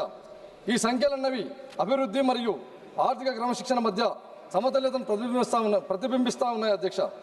ఇకపోతే అధ్యక్ష ప్రతిపక్షాలు ఇంతసేపు వారి యొక్క స్పీచ్లో ఎంతసేపు ఉన్నా కూడా గవర్నమెంట్ మీద నిందలు మోపుతూ బడ్జెట్ మీద ఇది చేస్తామని ఇది సరికాదు అధ్యక్ష. ఎందుకంటే భారత్ అనేది తయారీ రంగంలో మేక్ ఇన్ ఇండియాలో ఎస్పెషల్లీ వ్యూహాత్మక రంగాలకు పెద్దపీట వేయబడింది అధ్యక్ష. అందులో భాగంగా బయోఫార్మా శక్తి కోసం 10,000 కోట్ల రూపాయలను మరియు ఎలక్ట్రానిక్స్ భాగాల తయారీకి 40,000 కోట్ల రూపాయలను, కార్బన్ క్యాప్చర్ సాంకేతికలకు 20,000 కోట్ల రూపాయలను మరియు ఛాంపియన్ ఎస్ఎంఈల కింద 10,000 కోట్ల రూపాయల నిధిని ఈ బడ్జెట్లో ఏర్పాటు చేశారు అధ్యక్ష. ఇకపోతే అధ్యక్ష ఇప్పుడున్నటువంటి ఆధునిక యుగంలో పాశ్చాత్య దేశాలతో పోటీ పడుతూ టెక్నాలజీని ఇప్పుడున్నటువంటి ప్రజలకు అవసరాల కోసం ఏ రోజుకి ఆ రోజు పోటీ పడుతూ ఈ బడ్జెట్లో 7 హైస్పీడ్ రైలు కారిడార్లను ప్రతిపాదించబడ్డాయి అధ్యక్ష. అంతేగాక 20 జాతీయ జల మార్గాలు అభివృద్ధి చేయబడుతున్నాయి అధ్యక్ష. మూలధన వ్యయం కింద చరిత్రాత్మక స్థాయిలో ఎన్నడూ లేని విధంగా ఉపయోగిస్తూ ఉన్నారు అధ్యక్ష. ఇకపోతే ఇది సాధారణ బడ్జెట్ కాదు అధ్యక్ష, ఇది నిర్మాణాత్మక సంస్కరణల బడ్జెట్గా భావిస్తున్నాను అధ్యక్ష. సరఫరా గొలుసులను మరియు బలోపేతం చేయడమే కాకుండా ఎగుమతులను పెంపొందించడం మరియు సూక్ష్మ మరియు మధ్య తరహా పరిశ్రమలను ప్రోత్సహించడంలో భాగంగా రైతులకు మద్దతు ధర ఇవ్వడంలో మరియు భారతదేశాన్ని గ్లోబల్ పోటీలో ముందుకు తీసుకెళ్లడంలో భాగంగా ముఖ్య ఉద్దేశంగా ఈ బడ్జెట్ను రూపొందించారని తెలియజేస్తా ఉన్నాను అధ్యక్ష. ఇప్పుడు ముఖ్యంగా మా ఆంధ్ర రాష్ట్రానికి ఈ బడ్జెట్ ఆంధ్ర రాష్ట్రానికి ఎలా ప్రయోజనం చేకూర్చిందో ప్రత్యేకంగా 2 విషయాల్లో ప్రస్తావించదలుచుకున్నాను అధ్యక్ష. 16వ ఆర్థిక సంఘం సిఫార్సుల మేరకు ఆంధ్రప్రదేశ్ రాష్ట్రానికి 64,320 కోట్ల రూపాయలను కేటాయించబడ్డాయి అధ్యక్ష. విభజిత ఆంధ్రప్రదేశ్లో రాష్ట్ర వాటా 4.21%గా పెరిగింది. ఇది రాష్ట్ర అభివృద్ధి అవసరాలను గుర్తించిన నిర్ణయంగా భావిస్తున్నాం అధ్యక్ష. ఎందుకంటే ఈ విషయంలో మేము గౌరవ నిర్మలా సీతారామన్ మేడం గారికి మరొకసారి ధన్యవాదాలు తెలియజేస్తున్నాను అధ్యక్ష. ఎందుకంటే ఈ విషయంలో dedicated rare earth permanent magnet కారిడార్ల ప్రకటన మరియు ఆంధ్రప్రదేశ్కు చారిత్రాత్మక అవకాశం కల్పించినటువంటి అవకాశం మరియు ఖనిజ సంపద ఉన్నటువంటి రాష్ట్రంగా మేము తవ్వకాల దశను దాటి విలువ ఆధారిత పరిశ్రమల వైపు అడుగులు వేస్తూ ప్రాసెసింగ్ మరియు పరిశోధన ఆధునిక తయారీ వైపు ముందుకు సాగుతున్న విధంగా పనిచేస్తూ ఉంది అధ్యక్ష. ఈ బడ్జెట్ అన్నది ఏపీలో వచ్చేసి అధ్యక్ష మాకు తీర ప్రాంతం అనేది సుదీర్ఘంగా ఉంది అధ్యక్ష. అందులో భాగంగా మత్స్య మరియు ఎగుమతులకు క్లస్టర్లకు మద్దతు ఎంతో ప్రయోజనం చేకూర్చే విధంగా ఈ బడ్జెట్ రూపొందించారు అధ్యక్ష. అంతేగాక డ్యూటీ ఫ్రీ దిగుమతుల పరిమితిని 1% నుంచి 3% వరకు పెంచడం వలన వ్యయం భారం తగ్గుతుంది అధ్యక్ష. అందులో భాగంగా భారతదేశ ఈజెడ్లో చేపల వేటకు ఇచ్చినటువంటి మద్దతు మా మత్స్యకారులకు ఆదాయం పెంపుకు దోహదపడుతుంది అధ్యక్ష. ఇకపోతే అధ్యక్ష, ట్రైబల్ ఏరియాలో భాగంగా అరకులోయలో సస్టైనబుల్ మౌంటైన్ ట్రైల్స్ను మరియు పులికాట్ సరస్సు యొక్క పరిసరాల్లో ఈ పక్షి వీక్షణ మార్గాలను ఆంధ్రప్రదేశ్కు పర్యావరణ పరంగా పర్యాటక పరంగా కేంద్రంగా నిలబడుతున్నాయి అధ్యక్ష. ఇవి కాక ఉపాధి అవకాశాలను పెంచడమే కాకుండా గిరిజన ప్రాంతాలకు మద్దతు ఇస్తూ ఉన్నట్టుగా ఈ బడ్జెట్లో కేటాయించారు అధ్యక్ష. ఇకపోతే ముఖ్యంగా అధ్యక్ష, 600 కోట్లతో నైపుణ్య మరియు రూపాంతర పైలట్ కార్యక్రమంలో భాగంగా ఆంధ్రప్రదేశ్ ఎంపిక చేయడం చాలా గర్వంగా ఉంది అధ్యక్ష. ఎందుకంటే యువతకు పెద్ద అవకాశంగా మారుతా ఉంది అధ్యక్ష. ఇది మా యువత ఉద్యోగార్థులనే కాకుండా ఉద్యోగ సృష్టికర్తలుగా మార్చే దిశగా ఇది సహాయపడుతుందని తెలియజేస్తా ఉన్నాను అధ్యక్ష. ఇకపోతే అధ్యక్ష, మా ఆంధ్రప్రదేశ్కు ముఖ్యంగా ఈ బుల్లెట్ ట్రైన్లో భాగంగా హైదరాబాద్ టు చెన్నై టు బెంగళూరు ఈ హై స్పీడ్ కారిడార్లు అనేటివి మా రాష్ట్రానికి చాలా చాలా ఉపయోగంగా ఉన్నాయి అధ్యక్ష. ఎందుకంటే ఈ హైదరాబాద్ టు చెన్నై అనే కార్యక్రమంలో భాగంగా మా అమరావతి అనేది టచ్ అవుతుంది అధ్యక్ష. ముఖ్యంగా ఈ బెంగళూరు టు హైదరాబాద్ అనే కార్యక్రమంలో మా సొంత పార్లమెంట్ అనేటువంటి కర్నూలు ముఖ్యంగా ఉంది కాబట్టి చాలా చాలా గర్వంగా ఉంది అధ్యక్ష. అంతేగాక ముఖ్యంగా ఈ బడ్జెట్లో అధ్యక్ష మాకు ఆంధ్రప్రదేశ్ జీవనాధారమైనటువంటి పోలవరం జీవనాడు లాంటిది అధ్యక్ష. అది 2027 కల్లా కంప్లీట్ చేయాలనే కృతనిశ్చయంతో ఉన్నటువంటి ఆంధ్రప్రదేశ్ ప్రభుత్వానికి ఈ జలవనరుల శాఖకు ముఖ్యంగా అత్యధికంగా నిధులు కేటాయించేందుకు చాలా చాలా మరొకసారి ధన్యవాదాలు తెలియజేస్తా ఉన్నాను అధ్యక్ష. అంతేగాక అమరావతి నిర్మాణం అనేది మాకు స్టేట్ క్యాపిటల్ చాలా ఇంపార్టెంట్ అధ్యక్ష. ఆ స్టేట్ క్యాపిటల్ నిర్మాణంలో భాగంగా అర్బన్ డెవలప్మెంట్ అథారిటీకి పట్టణాభివృద్ధి శాఖ కూడా నిధులు పుష్కలంగా కేటాయించినందుకు నిర్మలా సీతారామన్ మేడం గారికి మరొకసారి ధన్యవాదాలు తెలియజేస్తా ఉన్నాను అధ్యక్ష.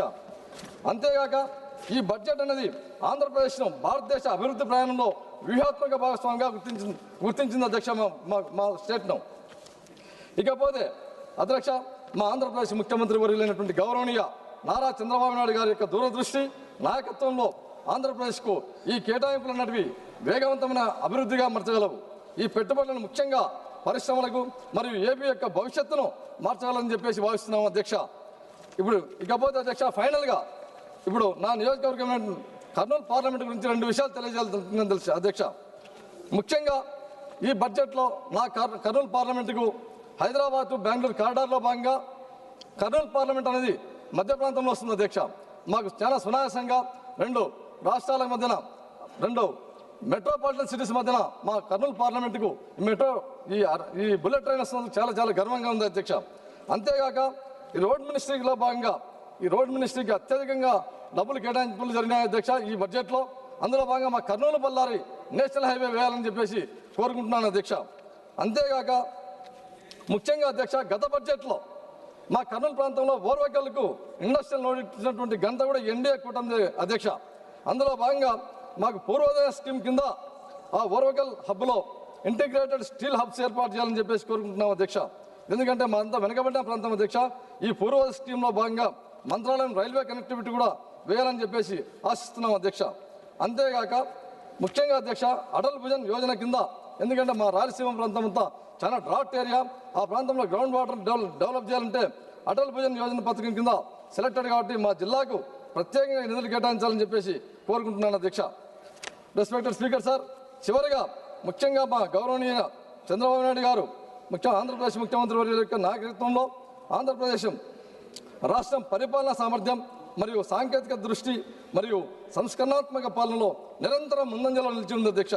అలాగే ప్రధానమంత్రి నరేంద్ర మోడీ గారి యొక్క నాయకత్వంలోని కేంద్ర ప్రభుత్వం మరియు రాష్ట్ర ప్రభుత్వాల మధ్య సమన్వయం ఉన్నప్పుడు డబుల్ ఇంజన్ సర్కార్ ప్రజలకు స్పష్టమైన ఫలితాలని అందిస్తుందని చెప్పేసి తెలియజేసుకుంటూ, నాకు ఈ అవకాశం ఇచ్చినటువంటి స్పీకర్ గారికి మరియు నా కర్నూలు పార్లమెంట్ ప్రజలందరి తరఫున ధన్యవాదాలు తెలియజేస్తూ నా ప్రసంగాన్ని ముగిస్తున్నాను అధ్యక్ష. నమస్కారం అధ్యక్ష. Thank you very much. Next speaker, Sri Anil Desai ji.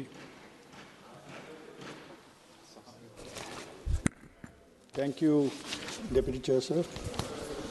Sir, Honorable Finance Minister Srimati Nirmala Sitharaman presented the Union Budget 26-27 in this House on auspicious day of Maghi Purnima.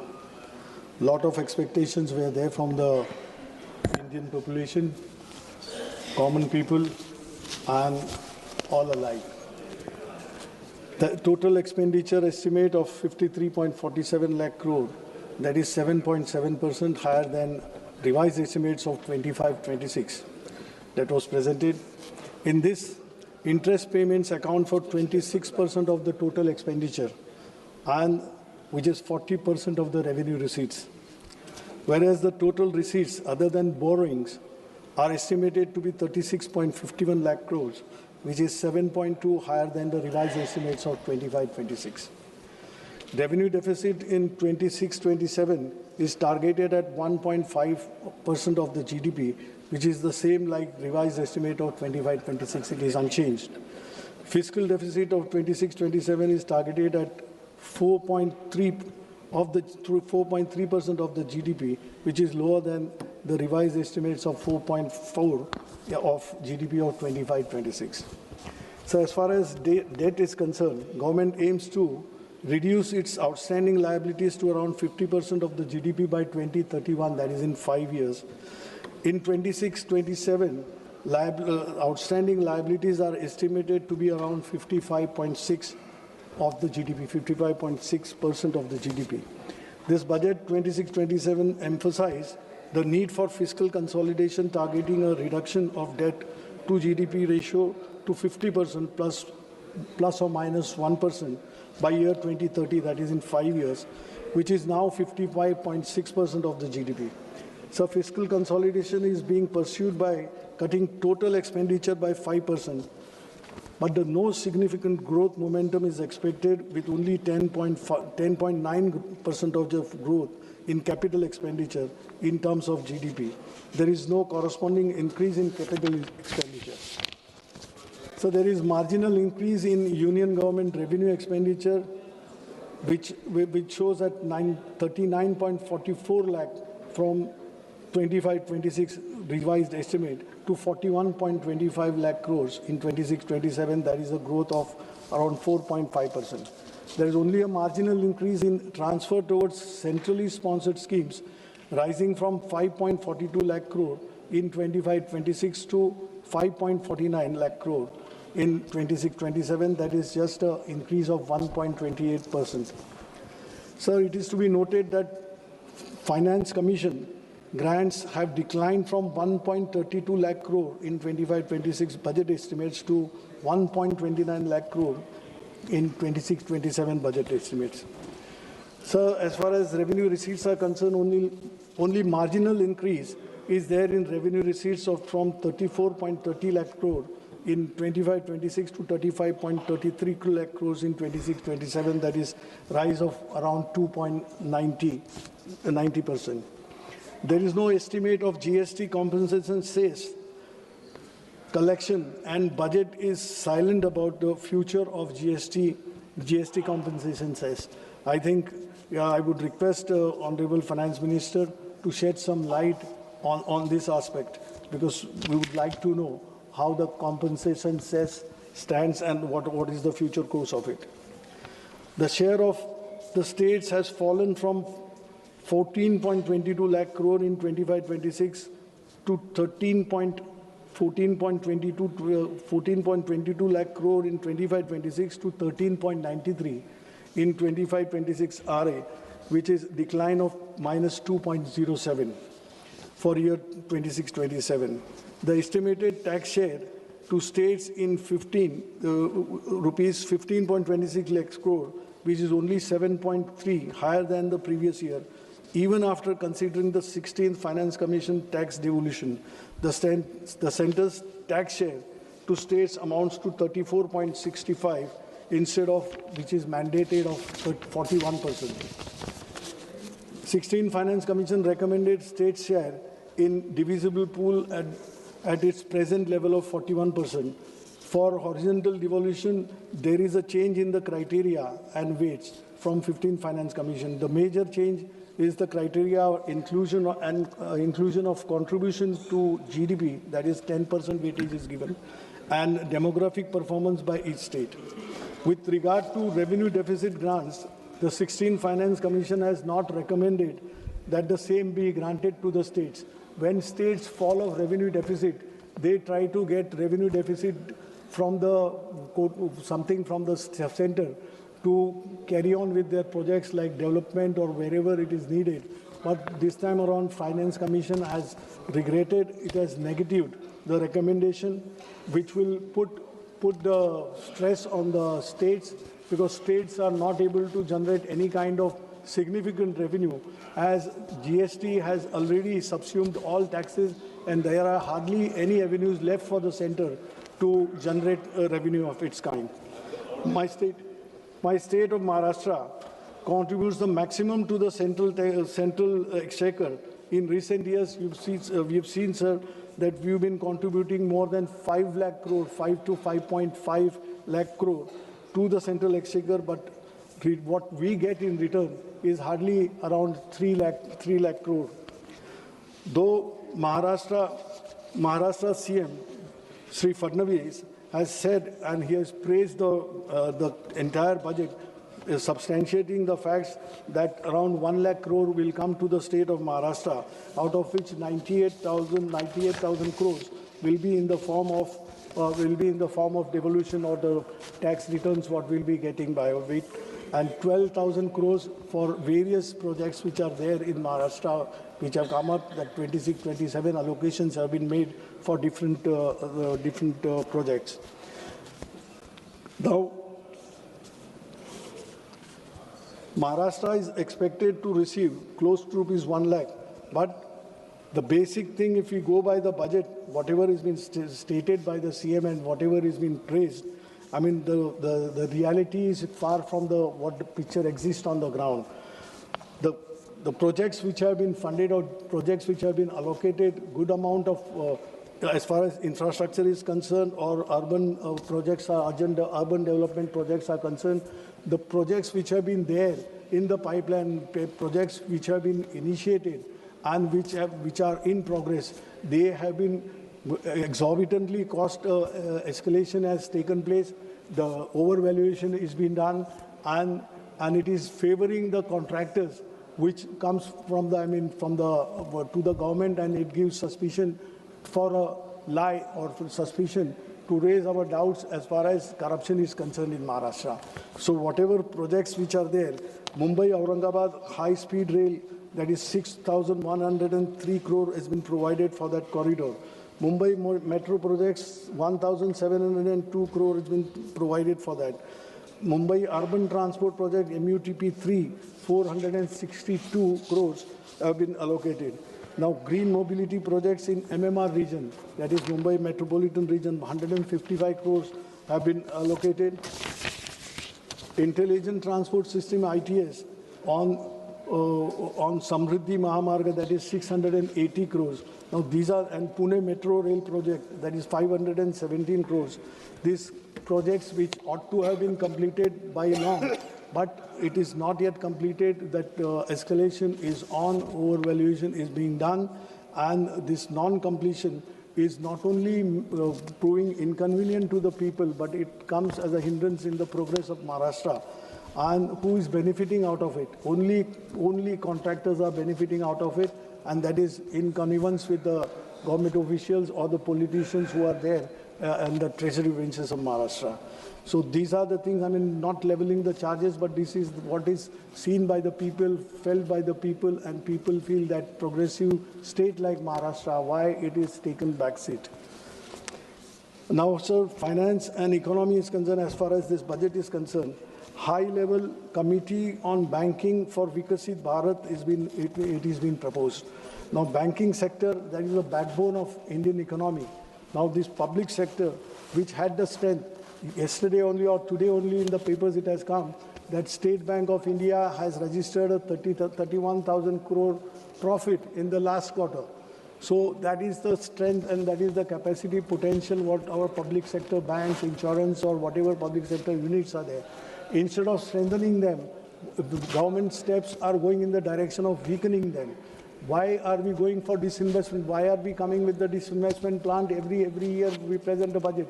Last year's, I think 75 to 80,000 crores were meant to be recovered in the revenue was to be received by way of disinvestment. But what has happened? Not even 40,000 crores came our way. And today, banks like IDBI, which is just, IDBI employees are worried that why it is being thought or why it is being put on the panel that it will be privatized. Private banks are not going for the people, they are not going for the employment, they are not going to help you. Now in the banks, instead of having where the potential is so large, when you have good profits, banks which were shouldering the responsibility of addressing the unemployment issue in the country, now they are not, because government has tied their hands. Whenever we talk to managements, they are saying we are not getting clearance from the finance ministry. So if this be the case, where would the people go? When we call that brain drain is happening day in, day out from India, where the youth would go if they are not finding, despite having good qualifications, they are not having any chances to get employment into banks or public sector, this thing where they would make their future. If that is so, they have no alternative but to leave the country. And this is a sad situation when we talk of creating employment. On one side, wherever employment opportunity, capacity is there, employment is not given. Even this is happening in case of insurance companies also. Insurance companies who were doubted that one day all three general insurance companies were to be made one, or they were to be, by way of disinvestment, they were to be decided. But now that, their solvency ratio and everything which has come up with the employees' hard work, now the government's stance is, fortunately, it has changed. But these are the things, which we need to look.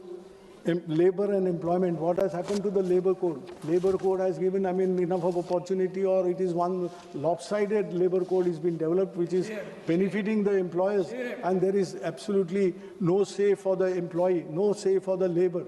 Today, what is the situation? When we have started saying that gig economy, why it has come? In this gig economy, people who are working, those poor who are working there, they are slogging day in, day out, all 24/7. Who are they? They are engineers, they are chartered accountants, they are lawyers. They are not getting that kind of employment. Self-profession is easy to say that you can give jobs to others. You have the capacity to give jobs to others, but when the question comes of sustenance, the job is required for the people who have gained some kind of qualification, which is not so. Where policy is going wrong, government needs to think over this and really think for the youth of the people. Now, skill training, many things are coming up, but where where the things are going. So 2 minutes. Education. Now, government, with the new national education, new education policy, it has a lot of flaws. What about the teachers? What about the students? There is a wide gap between urban and rural teaching, rural institutions, where you don't get teachers, and teachers also are facing that problem is not yet addressed, that TET, Teachers Education Eligibility Test. Those who joined as a teacher long back when this law wasn't there, even they are made to appear for that TET, Teachers Education Test. So this flaw should be removed so that a society is built, because teachers we look up to, that they educate the society.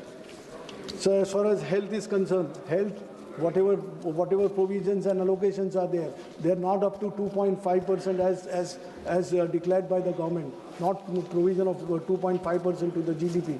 Now, what is the situation in the state, my state of Maharashtra? If you see the plight of the government hospitals, no one would dare to go, no doctors, there is no medicine, patients are lying there are no beds for patients to accommodate on the beds, they are lying on the corridors. And this kind of things which is happening not only in rural areas in the city like Mumbai also. Now, please try to conclude. One. And agriculture, we are giving a 10,000 crore credit line. Everything is spelled out. Everything is there on the paper. But what is the reality? The suicides which are becoming suicides has become a pattern. By the day, numbers are increasing in the state of Maharashtra. What is happening? Why it is happening? Pradhan Mantri Fasal Bima Yojana, really is it working? It is on the paper. Why, when a farmer is paid a claim of rupees 3 and 6, you can imagine how that working is, what the formula is, who has formulated that, and what is the agency is doing, what are the people doing. And a poor farmer his dreams are finished. he has nothing to look up to. And they are finishing their lives because there is nothing, no tomorrow for them. So, and last but not the least, the main is Manrega. Now it is renamed as VBG Ramji. But what is the basic character of this scheme itself is changed. Now it is the government, if needed, the central government was funding 90% of it, 100% of it. But now if it is needed by the state would request the guarantee of days. We've shown that it is 100 it is extended from 100 to 125 days. What is the use of it? You have changed the character, killing the Manrega, killing the poor labor in the country. Yes, and thank you. To conclude, I'm just concluding, I would say that when we think that robots and AIs will be the future of tomorrow, Viksit Bharat, but see, government should ensure that people who are living human beings in India, they are taken care of before the AIs rule over. Thank you. Thank you very much. Next speaker, Sri Dileshwar Kameti. Please. Dileshwar Kameti.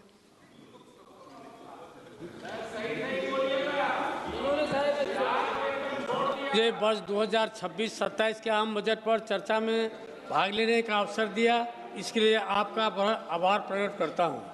माननीय प्रधानमंत्री श्री नरेंद्र मोदी जी एवं बिहार के लोकप्रिय मुख्यमंत्री श्री नीतीश कुमार जी को हार्दिक बधाई एवं धन्यवाद देता हूं कि उनकी अगुवाई में एनडीए ने बिहार विधानसभा चुनाव 2025 में ऐतिहासिक विजय प्राप्त कर प्रचंड बहुमत से सरकार बनाने का काम किया।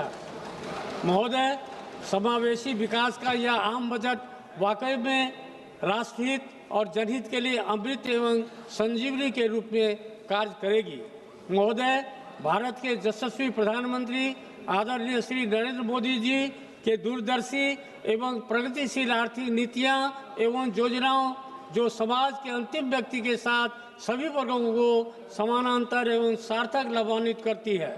इसके लिए मैं आदरणीय प्रधानमंत्री जी का एवं माननीय वित्त मंत्री जी का हार्दिक आभार व्यक्त करता हूं। महोदय, यह बजट भारत के किसानों, युवाओं एवं महिलाओं तथा सभी वर्गों के उत्थान तथा विकास के लिए है, किंतु हमारे साथी को यह सब दिखाई नहीं पड़ता है। न जाने उन्हें यह क्यों नहीं दिखाई पड़ता है, उनके चश्मे में इस तरह दिखाई क्यों नहीं पड़ रहा है। महोदय, रोजगार, कौशल प्रशिक्षण और अन्य अवसरों की सुविधा उपलब्ध कराने के लिए माननीय प्रधानमंत्री जी की योजनाएं जो विकसित भारत बनाने में एक महत्वपूर्ण कदम है। महोदय, प्रधानमंत्री जी ने किसान भाइयों के लिए कृषि में उत्पादकता और अनुकूलनीयता को प्राथमिकता देते हुए परिवर्तनकारी राष्ट्रीय सहकारिता नीति जैसी योजनाओं को कार्यान्वित किया है। महोदय, प्रधानमंत्री जी ने भारत के युवाओं के भविष्य को उज्जवल बनाने के लिए रोजगार और प्रशिक्षण को प्राथमिकता देते हुए रोजगार पाने वाले विनिर्माण क्षेत्र में रोजगार सृजन एवं नियोक्ताओं की सहायता जैसी योजनाएं शामिल किया है। महोदय, भारतीय अर्थव्यवस्था की विकास यात्रा को विकसित भारत के लक्ष्य प्राप्त करने के लिए समावेशिता के मार्गदर्शन प्रेरणा से ईंधन के रूप में हमारे सुधार का उपयोग कर कृषि, एमएसए, एमई, निवेश और निर्यात जैसी 4 शक्तियां इंजन गति प्रदान कर रही है। यह बजट कृषि क्षेत्र समावेशी, संतुलित, उच्चतर समृद्धि और उत्पादकता की ओर अग्रसर है। युवाओं का सशक्तिकरण हमारी समृद्धि युवाओं को पर्याप्त रूप से साधन संपन्न करने और सशक्त बनाने पर निर्भर करती है।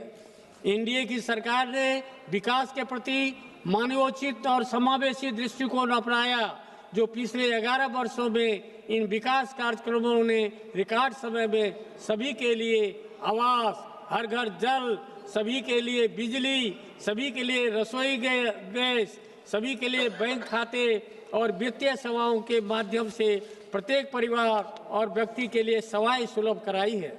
वहीं करोड़ लोगों को मुफ्त राशन उपलब्ध कराकर गरीबी की चिंता समाप्त कर दी है और रोजगार का सृजन हुआ है। साथ ही सरकार सर्वांगीण, सर्वस्पर्शी और सर्वसमावेशी विकास के दृष्टिकोण से कार्य कर रही है। इसमें सभी जातियों और सभी स्तरों के लोग शामिल हैं। हम 2047 तक भारत को विकसित भारत बनाने के लिए कार्य कर रहे हैं। इस लक्ष्य को प्राप्त करने के लिए हमें लोगों की क्षमता में वृद्धि करनी होगी और उन्हें सशक्त बनाना होगा। गरीब महिलाएं, युवा और अन्नदाता, उनकी आवश्यकताएं, उनकी आकांक्षाएं और उनका कल्याण हमारी सर्वोच्च प्राथमिकता है। देश की प्रगति होती है जब वे प्रगति करते हैं। महोदय, मैं अपने संसदीय क्षेत्र सुपौल सहित बिहार के सभी किसान भाइयों के हित से संबंधित मुख्य अति आवश्यक मांगों के लिए आग्रह करता हूं। वर्ष 2008 के प्रलयकारी बाढ़ की तबाही के बाद कोसी क्षेत्र के किसान भाइयों ने बहुत ही कष्ट सहन कर मखाना के साथ मक्का एवं जूट की खेती करना शुरू किया। मैं माननीय प्रधानमंत्री जी का आभार व्यक्त करता हूं कि आपके द्वारा मखान बोर्ड की स्थापना की गई है। महोदय, मेरे संसदीय क्षेत्र सुपौल के साथ बिहार के सीमावर्ती कोसी एवं मिथिला क्षेत्र में देश के कोने कोने से मखाना के साथ मक्का एवं जूट की खरीदारी हेतु व्यापारियों का आना जाना लगा रहता है, जिसके लिए बड़े स्तर पर व्यापार केंद्र अति आवश्यक एवं अपेक्षित है, जिसमें चौड़ी सड़क, रेलवे का कंटेनर डिपो, देश के सभी महानगरों के साथ रेल कनेक्टिविटी, भारी वाहन पार्किंग, उच्च क्षमता का भंडार, कोल्ड स्टोरेज, राष्ट्रीयकृत बैंक, भोजनालय, शौचालय के साथ अतिथि गृह का निर्माण हो, जिससे किसानों एवं व्यापारियों के लिए मूलभूत सुविधाएं प्राप्त हो सके। महोदय, मेरे संसदीय क्षेत्र सुपौल एवं बिहार के कोसी मिथिला वासियों के लिए एक केंद्रीय कृषि अनुसंधान महाविद्यालय की स्थापना जनहित में अत्यंत ही आवश्यक एवं उपेक्षित है, जिसमें कृषि एवं किसान कल्याण संबंधी सभी विषयों का पठन पाठन हो सके। आग्रह है कि मेरे संसदीय क्षेत्र सुपौल में केंद्रीय कृषि अनुसंधान महाविद्यालय की स्थापना की जाए। रेलवे बनी बिहार के विकास की धुरी है। 2019 से 2014 रेलवे बजट में औसतम 1132 करोड़ बजट था, जबकि 2026-27 में रेलवे बजट बढ़कर 10,370 करोड़ हुआ।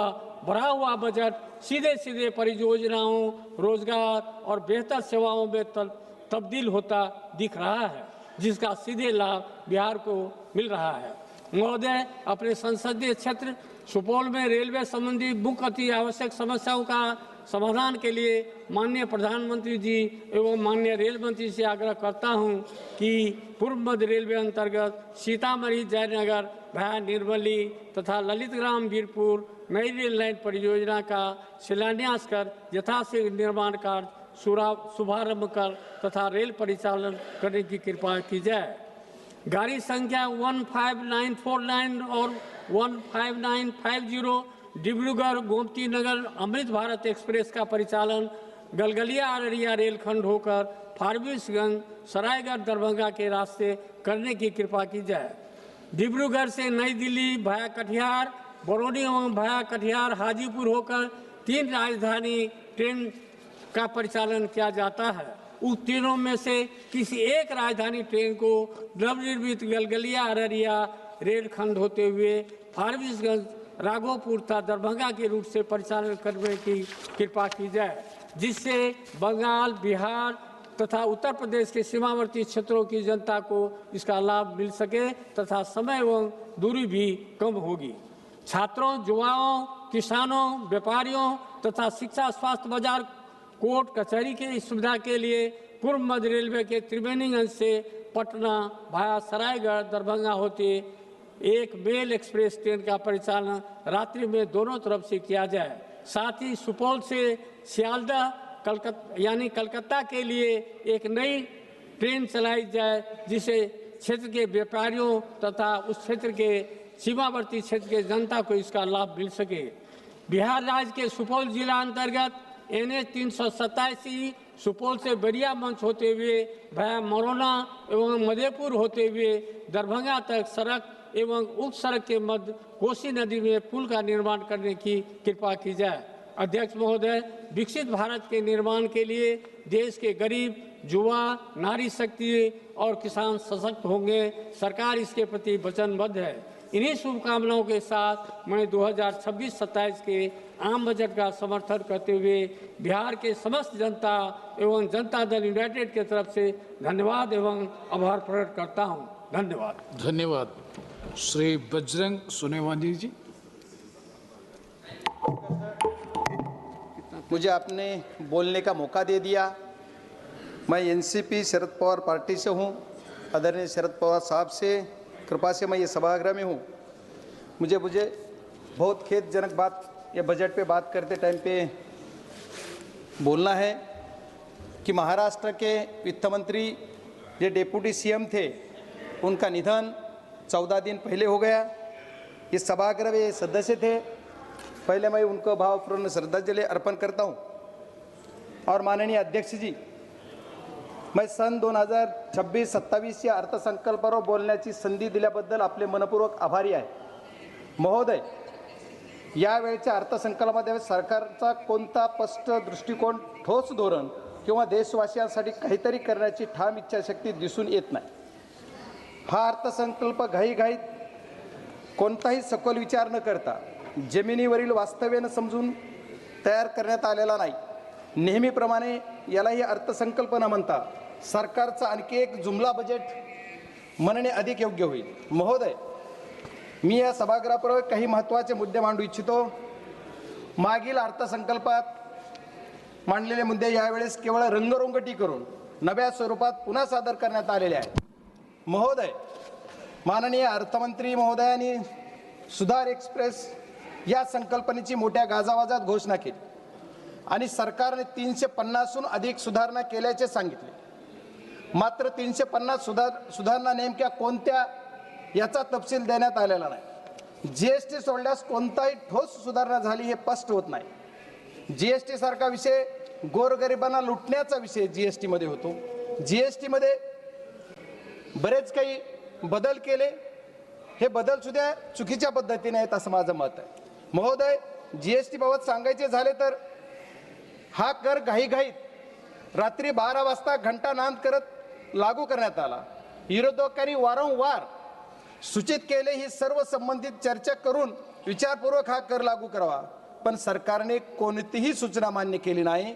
आज सरकार स्वतःच्या चुकीच्या निर्णयामुळे निर्णय झालेल्या अडचणी दुरुस्त करण्याचा प्रयत्न सुधार एक्सप्रेस या नावाखाली करत आहे। माझा सरकारला थेट प्रश्न आहे की तुमच्या चुकीच्या जीएसटी धोरणामुळे ज्या व्यापाऱ्यांचं, उद्योजकांचं आणि सामान्य नागरिकांचं नुकसान झालं त्या सर्व लोकांना सरकार नुकसान भरपाई देणार आहे का? महोदय, एमएसएमई क्षेत्रासाठी दरवर्षी आश्वासने दिली जातात, पण वास्तव असे आहे की काही सरकारच्या काळात लघु मध्यम उद्योग दिवसेंदिवस अडचणीत सापडत आहेत। अनेक छोट्या उद्योग बंद पडण्याच्या मार्गावर आहेत। त्यांना वाचवण्यासाठी सरकारकडे कोणते स्पष्ट धोरण नाही। सरकार याच्यासाठी कुठलेही पावले उचलत नाही, त्याच्यामुळे उद्योजक अडचणीत येत आहेत।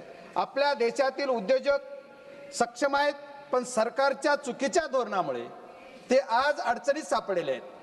उत्पादन क्षमता असूनही बाजार व्यवस्थेसाठी ठोस धोरण नसल्यामुळे देशाची उत्पादकता कमी होत आहे आणि परिणाम भारत हा फक्त एक मोठा उपभोक्ता देश होत आहे आणि याचा फायदा परदेशी देश घेत आहेत। हीच सरकारची नीती आणि नियत म्हणावी लागेल।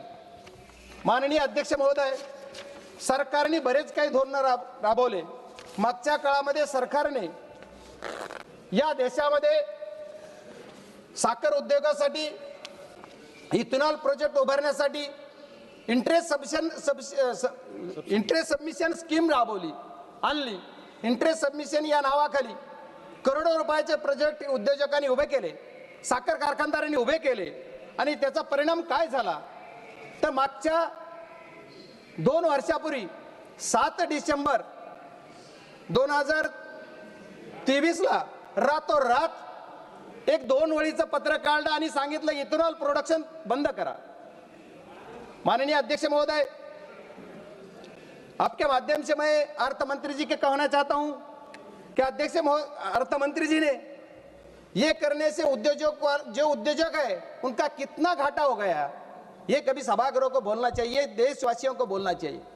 परिणाम क्या हो गया तो ये देश के जो किसान है, किसान का जो माल पैसा मिलने वाला था, किसान का पैसा उनको कम मिल गया क्योंकि ये रातों रात बंद कर दिया। ये बहुत बड़ी बात है।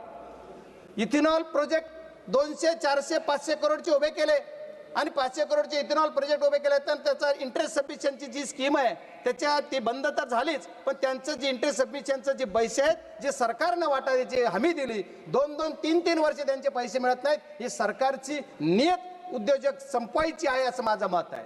त्याच्यामुळे सरकारने त्याच्यावर सुद्धा काहीतरी ठोस पाऊल उचलला पाहिजे. एवढंच नाही तर किसान जे ऊसाचे शेतकरी आहेत, ऊस उत्पादक शेतकऱ्यांसाठी साखरला MSP लागू करायची.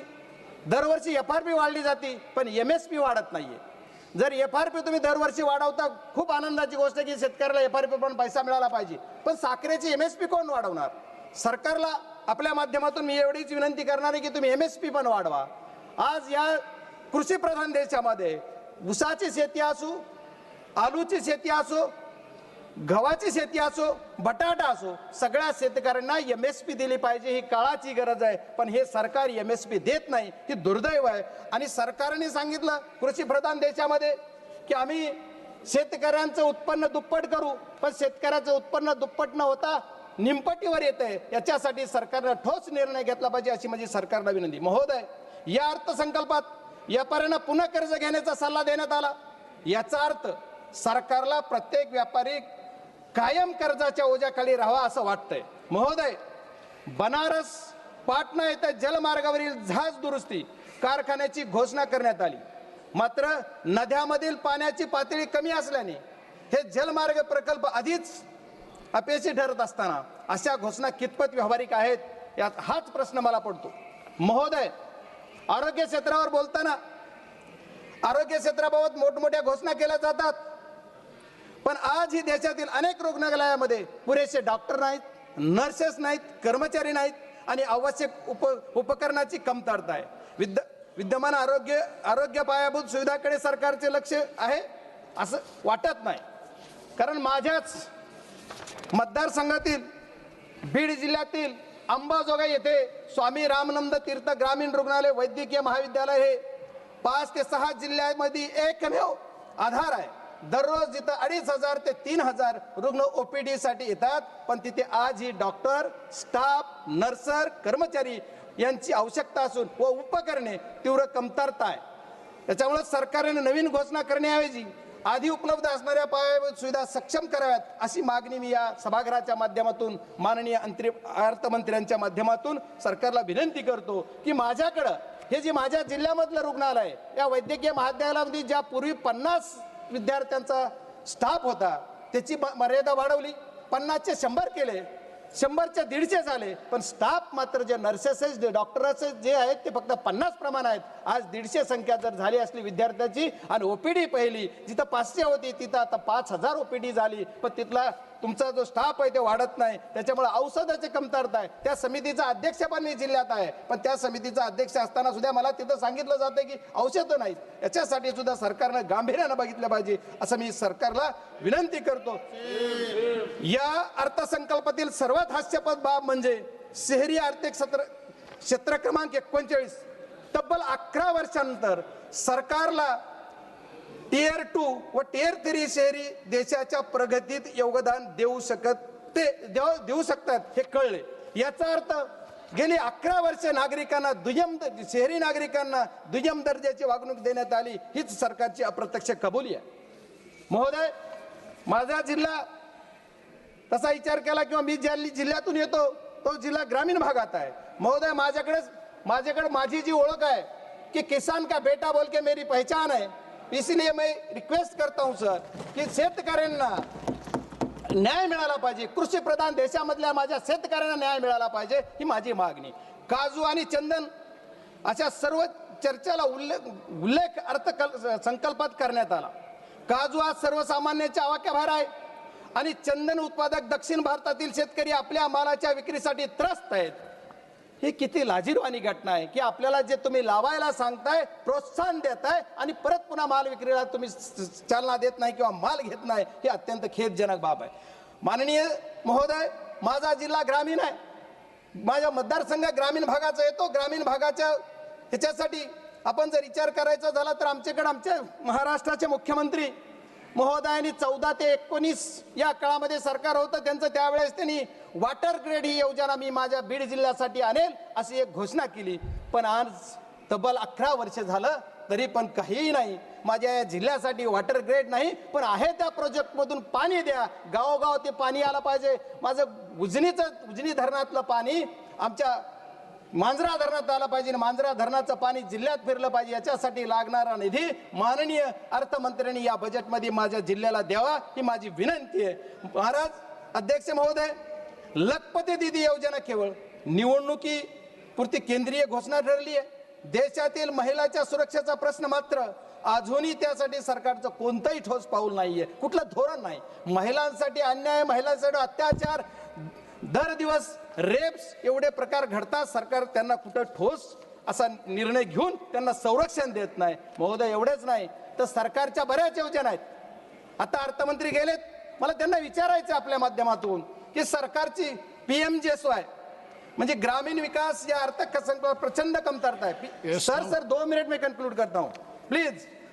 PMGSY नावाची योजना जी सरकारची आहे, या PMGSY योजनेचा टप्पा 3 एकाही कामाला मंजुरी नाही. आज 2 वर्ष मी खासदार होऊन झाले, एकाही कामाला मंजुरी नाही. 1 single work no sanction. Sir इसलिए मैं कहता हूं कि सब जल्द से जल्द ये देना चाहिए. सर सरकार की और एक घोषणा है, हर घर घर जल और नल. ये योजना के अंदर 50 करोड़ रुपया पिछले बजट में से खर्चा नहीं हुआ और मेरे जिले के अंदर 1 रुपया ही नहीं दिया. सर क्यों? अगर 50,000 करोड़ तुम्हारा लैप्स होता है और मुझे 1 रुपया ही नहीं मिलता, ये खेदजनक बात है. क्योंकि अपोजिशन वाला MP है बोल के नहीं दिया है क्या? ऐसा मेरा सवाल सरकार से, मेरा रिक्वेस्ट है सर. सर 2 मिनट मेरा समय है मेरे पार्टी का, उतना दे दीजिए प्लीज. और सर मेरे जिले के अंदर टेक्नोलॉजी पे आप बोल रहे 21 भारत, अभी क्या क्या करना है? भारत 1 नंबर पे लाना है, कौन से टाइप पे लाना है सर? ये टेक्नोलॉजी के क्षेत्र में मेरे अर्थ संकल्प है, इसमें मेरा जो जिला है, जिले के अंदर sir 2 minute sir please 2 minute. मैं जो मेरे 400 गांव खेड़े हैं वहां अभी भी BSNL का टावर नहीं है और दूसरे कौन से के कंपनी का टावर नहीं. बस सरकार से रिक्वेस्ट करूंगा कि मेरे जिले के अंदर वो देना चाहिए. रेल के बारे में बहुत जिक्र किया सर, रेल बुलेट ट्रेन ले लिया, बुलेट ट्रेन 1000 करोड़ 1 लाख करोड़ का बजट 2 लाख करोड़ कर दिया. क्यों? और मेरे इधर कुछ क्या किया है? हमारे महाराष्ट्र के अंदर खाली अर्बन के लिए सरकार चलती है, रूरल के लिए क्यों नहीं है? मेरे जिले के अंदर जो मेरा एक सेकंड, मेरे जिले के अंदर एक ही प्रोजेक्ट की मांग थी मेरी, और सरकार से, अर्थमंत्री से मेरे रिक्वेस्ट है, मेरा जो धाराशिव से लेके बीड़ से लेकर संभाजीनगर का रेल मार्ग, इसी के लिए कुछ ना कुछ बजट की तरतूद होना चाहिए. और ये गरीब के किसान के बेटा के जो मतदार संघ है उसी के लिए अर्थमंत्री दे देंगे. Sir last second, last sir, या अर्थसंकल्पात देशाच्या, मी लास्ट बोल रहा हूं, शेवटी एवढंच म्हणेन की या अर्थसंकल्पात देशातील जनतेला पूर्णपणे निराश करणारा आहे. जुन्या घोषणाचे मिश्रण करून घाईघाईत तयार करण्यात आलेला आहे. अर्थसंकल्प आम्हाला या गोष्टीतून काहीच मिळणार नाही. मी माझ्या सर एक लफ्ज खाली एक सरकार के लिए धन्यवाद अध्यक्ष महोदय. धन्यवाद अध्यक्ष महोदय. मैं आज आपका धन्यवाद देता हूं, आपने मुझे बजट पे बोलने का मौका दिया है. अध्यक्ष महोदय, तथ्यों के साथ खड़ा हुआ हूं, सुर्खियों के साथ नहीं. सरकार के अपने ऑडिट खाते, बजट, व्यक्तित्वों और संसदीय उत्तरों के साथ जब इन्हें एक साथ पढ़ा जाता है तो एक पैटर्न साफ दिखता है कि घोषणाएं आगे दौड़ती हैं, नतीजे पीछे रह जाते हैं और जवाबदेही सदे हुए शब्दों की ओट में गायब हो जाती है. अध्यक्ष महोदय, यूनियन बजट 2025-26 में आकर समाप्त होते होते हम सरकार ने फ्लैगशिप स्कीमें, बड़ी बड़ी हेडलाइंस एलोकेशन के जरिए बार बार बेचने की कोशिश करी. पिछले कितने बजटों को चेक करेंगे तो हर बार कुछ न कुछ बजट में नया आता है, पर कोई कंपैरेटिव उसका कोई चार्ट नए पार्लियामेंट में कभी पेश हो पाता है कि क्या स्कीमें लॉन्च हुई और उनका आज पब्लिक एट लार्ज में, फील्ड में उनका क्या इम्पैक्ट रहा है. लेकिन मैं आपको एक स्टार्टिंग शुरुआत करनी चाहूँगा PM पोषण स्कीम के साथ में.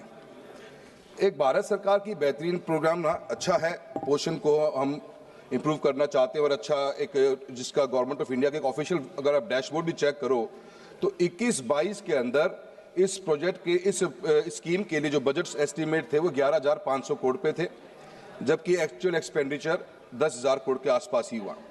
फिर 23-24 में ये 11,600 करोड़ बढ़ा दिया गया, एक्चुअल एक्सपेंडिचर 8,400 करोड़ हुआ.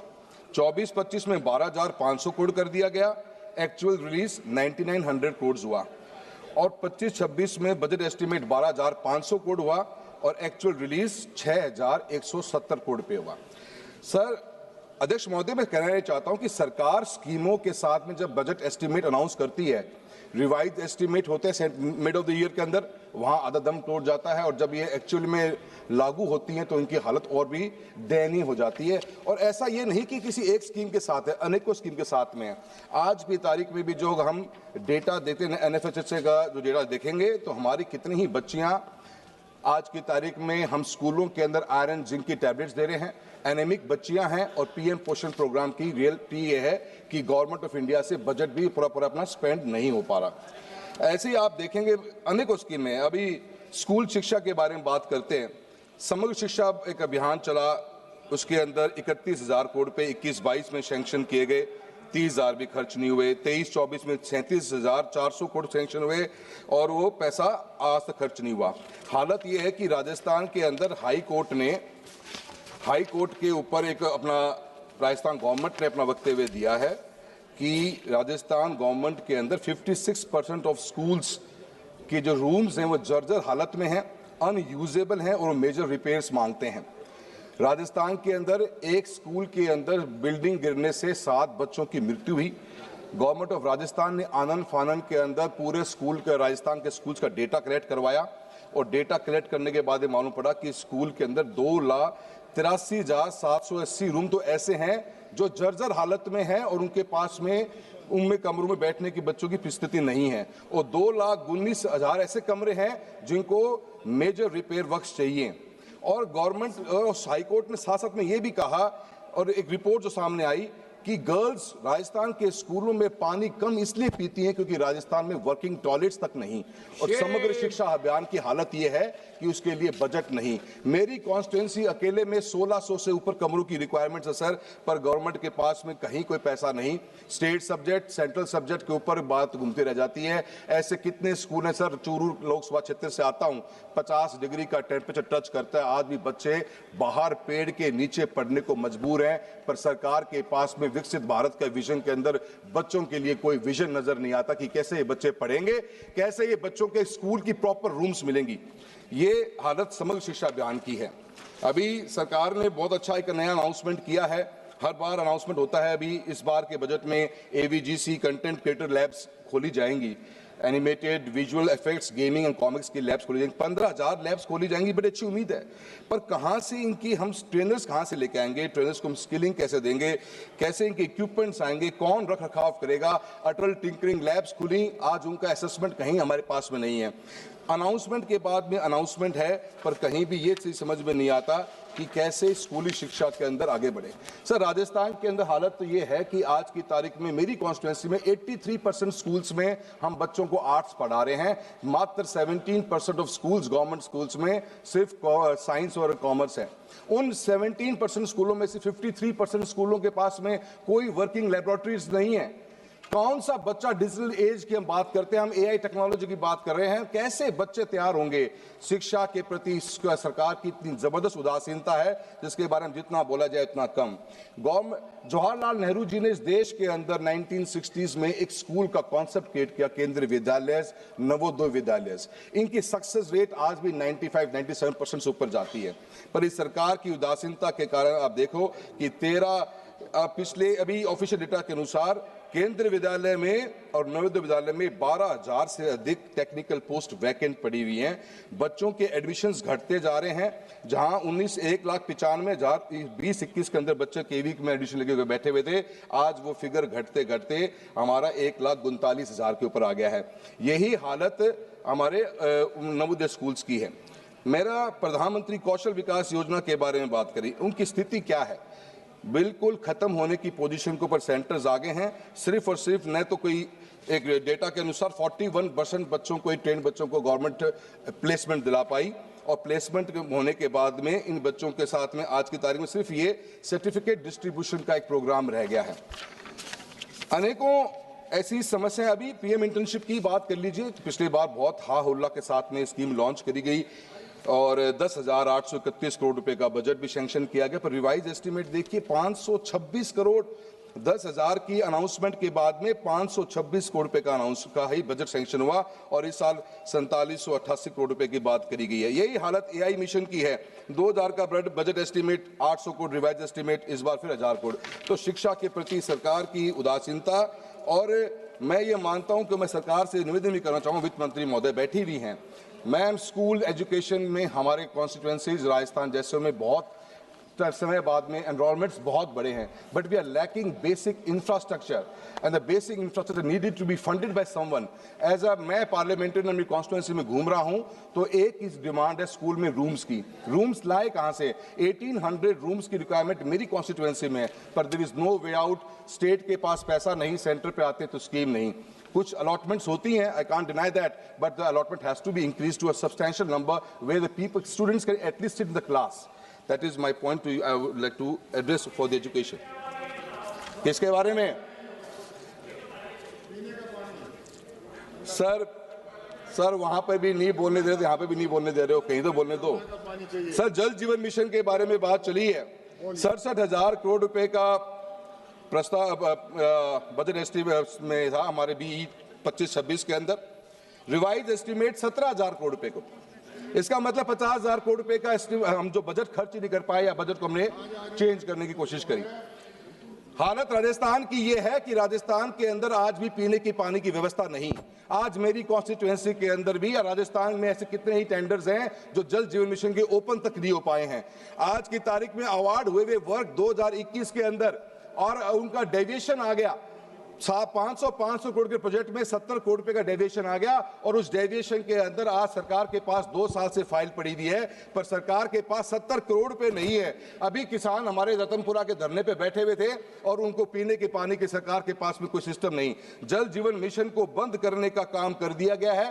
कहीं सरकार हाथ पे हाथ रख के बैठ गई है, पानी के लिए पैसा देने के पास सरकार के पास कोई विजन नहीं। और ऐसे प्रोजेक्ट्स हैं जहां पे अभी तक उन प्रोजेक्ट्स को सैंक्शनिंग करने के लिए फाइल 2 साल से ऑफिसर्स के पास पड़ी है। निशिकांत जी, आपसे निवेदन करेंगे कि आप भी बोलिए कि जल जीवन मिशन के प्रोजेक्ट को जो 21 से स्टार्ट हुए आज तक कंप्लीट नहीं हो पा रहे। मैं सरकार से प्रधानमंत्री ग्रामीण सड़क योजना की बात करता हूं। 19,000 करोड़ रुपए का सैंक्शन की थी, 11,000 रुपए बजट एस्टीमेट को रिवाइज करके रिवाइज एस्टीमेट में 11,000 करोड़ रुपए लेके आ गए। आज भी प्रधानमंत्री ग्रामीण सड़क योजना का जो फोर्थ फेज चल रहा है उसमें सिर्फ बचे हुए गांवों की रिक्वायरमेंट नहीं रही है मंत्री महोदय। गांव की रिक्वायरमेंट ये रहेगी कि आज पंचायतें इतनी बन गई कि पंचायत से गांव जुड़े कैसे। राजस्थान के अंदर गांवों की, हिंदुस्तान में भी मैं मानता हूं कि एक गांव से दूसरे गांव, एटलीस्ट अपने गांव से पंचायत हेडक्वार्टर तक जोड़ने का भी प्रावधान होना चाहिए। और जो एग्जिस्टिंग रोड्स पहले बनी हुई थी, जो फेज 3 में थी, जहां पे आप रोड का चौड़ाईकरण कर रहे थे, उन रोड्स को भी शामिल करने की बात करिए। मैं मनरेगा के बारे में बात करूंगा। मनरेगा के अंदर आपने ये बात कही है कि 40% शेयर वीबीजी रामजी बिल के अंदर 40% शेयर स्टेट गवर्नमेंट देगी। अध्यक्ष महोदय, राजस्थान की सरकार ने पिछले साल 4800 करोड़ रुपए नरेगा में खर्च करे। राजस्थान गवर्नमेंट अपने basic day to day expenditure के लिए भी लोन लेना पड़ता है। क्या राजस्थान की सरकार 2000 करोड़ रुपए अपनी जेब से दे पाएगी? मनरेगा की शुरुआत, खात्मे की शुरुआत हुई है इस नए बिल के साथ में। जो एक आखिरी व्यक्ति गांव में बैठा हुआ था, उसको पीने की, उसको जो काम, उसको रोजगार मिलता था, उस रोजगार को छीनने का काम सरकार करने जा रही है। मैं जल जीवन मिशन के साथ में सिंचाई के पानी की बात करता हूं। आज की तारीख में भी एक हाल ही में जो रिपोर्ट नहीं आई है, एनवायरमेंट एंड वाटर की एक इंडिपेंडेंट स्टडी के अनुसार इंडिया की treated water, waste water rescue capacity अभी बहुत कम है और सिर्फ 10 स्टेट्स के पास फॉर्मल रीयूज पॉलिसी है, जबकि ट्रीटेड वेस्ट वाटर 2050 तक दिल्ली के क्षेत्रफल के 26 गुना के बराबर की क्षेत्र की सिंचाई कर सकता है और वास्तविक आर्थिक मूल्य पैदा कर सकता है। फिर भी इस सदन का कोई नेशनल प्लान नहीं दिखाई गया, न टाइमलाइन, न बजट, न टारगेट्स, ताकि वेस्ट वाटर को भी कैसे रीयूज किया जाए, वाटर स्कैरिसिटी को केंद्रीय स्तंभ बनाया जा सके। क्यों नहीं हम वेस्ट वाटर जो सचमुच बहकर बर्बाद हो रहा है का उपयोग करें? क्यों नहीं कर सकते, जबकि वह खेतों की सिंचाई कर सकता है? Rahul ji, I was allotted 10 minutes, sir. Only 3 minutes, sir. Already 11 minutes over. Sir, another 2 minutes, sir. Sir, मेरा सरकार से ये कहना है, हम ईस्टर्न हमारा जो पानी है, जो आज की तारीख में हरीके बराज से हमारी तीनों नदियों का पानी इंटरनेशनल बॉर्डर क्रॉस करता है, 2 MAF पानी जिसकी कैपेसिटी 10 से 15 लाख हेक्टेयर जमीन को सिंचित करने की है, उसके ऊपर सरकार की कोई अनाउंसमेंट नहीं है। इरिगेशन के अंदर इरिगेशन के ऊपर अनाउंसमेंट होती, हम एक तरफ 50 लाख टन दलहन और तिलहन विदेशों से इंपोर्ट कर रहे हैं और एक तरफ हमने इरिगेशन के लिए कोई भी बजट सैंक्शन नहीं किया है। मेरी सरकार से गुजारिश है कि राजस्थान, नॉर्थ वेस्ट राजस्थान, जहां पे हमारा नागौर, चूरू, झुंझुनू और बाड़मेर, बीकानेर जैसे क्षेत्र जहां पे इतना बड़ा लैंड मास पड़ा हुआ है, अगर इरिगेशन की फैसिलिटी मिलेगी तो उनके बहुत बड़ा उसका फायदा मिलेगा और इरिगेशन के ऊपर गवर्नमेंट का फोकस करना। सर लास्ट 2 पॉइंट करना चाहूंगा sir. Yes sir 2 minute sir, मैं वहीं से आ रहा हूं सर जहां से आप बोल रहे हो। राष्ट्रीय राजमार्गों की बात करूंगा सर नेशनल हाईवे के अंदर हर साल बजट बढ़ रहा है, पर सर हमारे स्टेट्स जो हाईवेज हैं उनकी ओवर कैपेसिटी हमारी यूटिलाइजेशन हो रही है, स्ट्रेस बढ़ता जा रहा है। सर डिजाइन जो हाईवे की, सर एक एग्जांपल देता हूं, जयपुर से लेकर किशनगढ़ का हाईवे राजस्थान के अंदर है सर, 50,000 PCU के लिए डिजाइन हाईवे आज 1,26,000 PCU पे वो कर रहा है। आए दिन एक्सीडेंट होते हैं, अभी पिछली बार ये इलीगल कट्स पे एक्सीडेंट होने पर 100 से ऊपर लोगों की जान गई। सर सरकार के पास में नए हाईवेज के लिए कोई प्लान नजर नहीं आ रहा। राजस्थान को सर इस बजट में राजस्थान का नाम तक भी नहीं लिया गया। सर रेलवेज के लिए कहना चाहूंगा, न्यू रेलवे लाइंस के लिए बजट एस्टिमेट 32,000 करोड़ रुपए का था, 30,000 करोड़ खर्च करे। सर मेरी लोकसभा कॉन्स्टिट्यूएंसी चूरू के अंदर सर सीकर से नोखा, खाटू श्याम जी से करनी माता वाया मुकाम नोखा बिदासर होते हुए सरदार शहर से नौहर, सरदार शहर से मांगड़ और सादुलपुर तारानगर गजसिंहपुर की रेलवे की लाइन की डिमांड बहुत ज्यादा है। मैम हर बार जब हम सर्वे करवाते हैं ROI नेगेटिव आती है। राजस्थान में फ्रेट नहीं है, so there has to be some viability gap funding kind of stuff Rahul ji. Next speaker Shrimati मैं आखिर में last sentence sir please sir, आपने बिल्कुल बोलने नहीं दिया sir.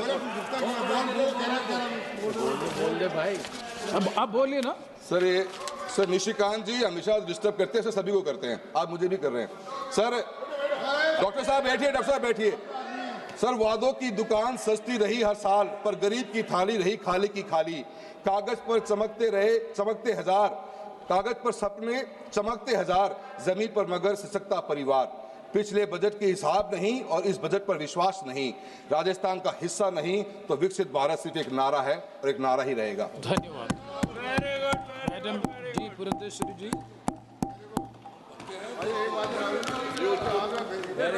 Thank you, Chair, for giving me the opportunity to participate in this very important discussion on the budget that was presented by the Honorable Finance Minister, Srimati Nirmala Sitharaman ji.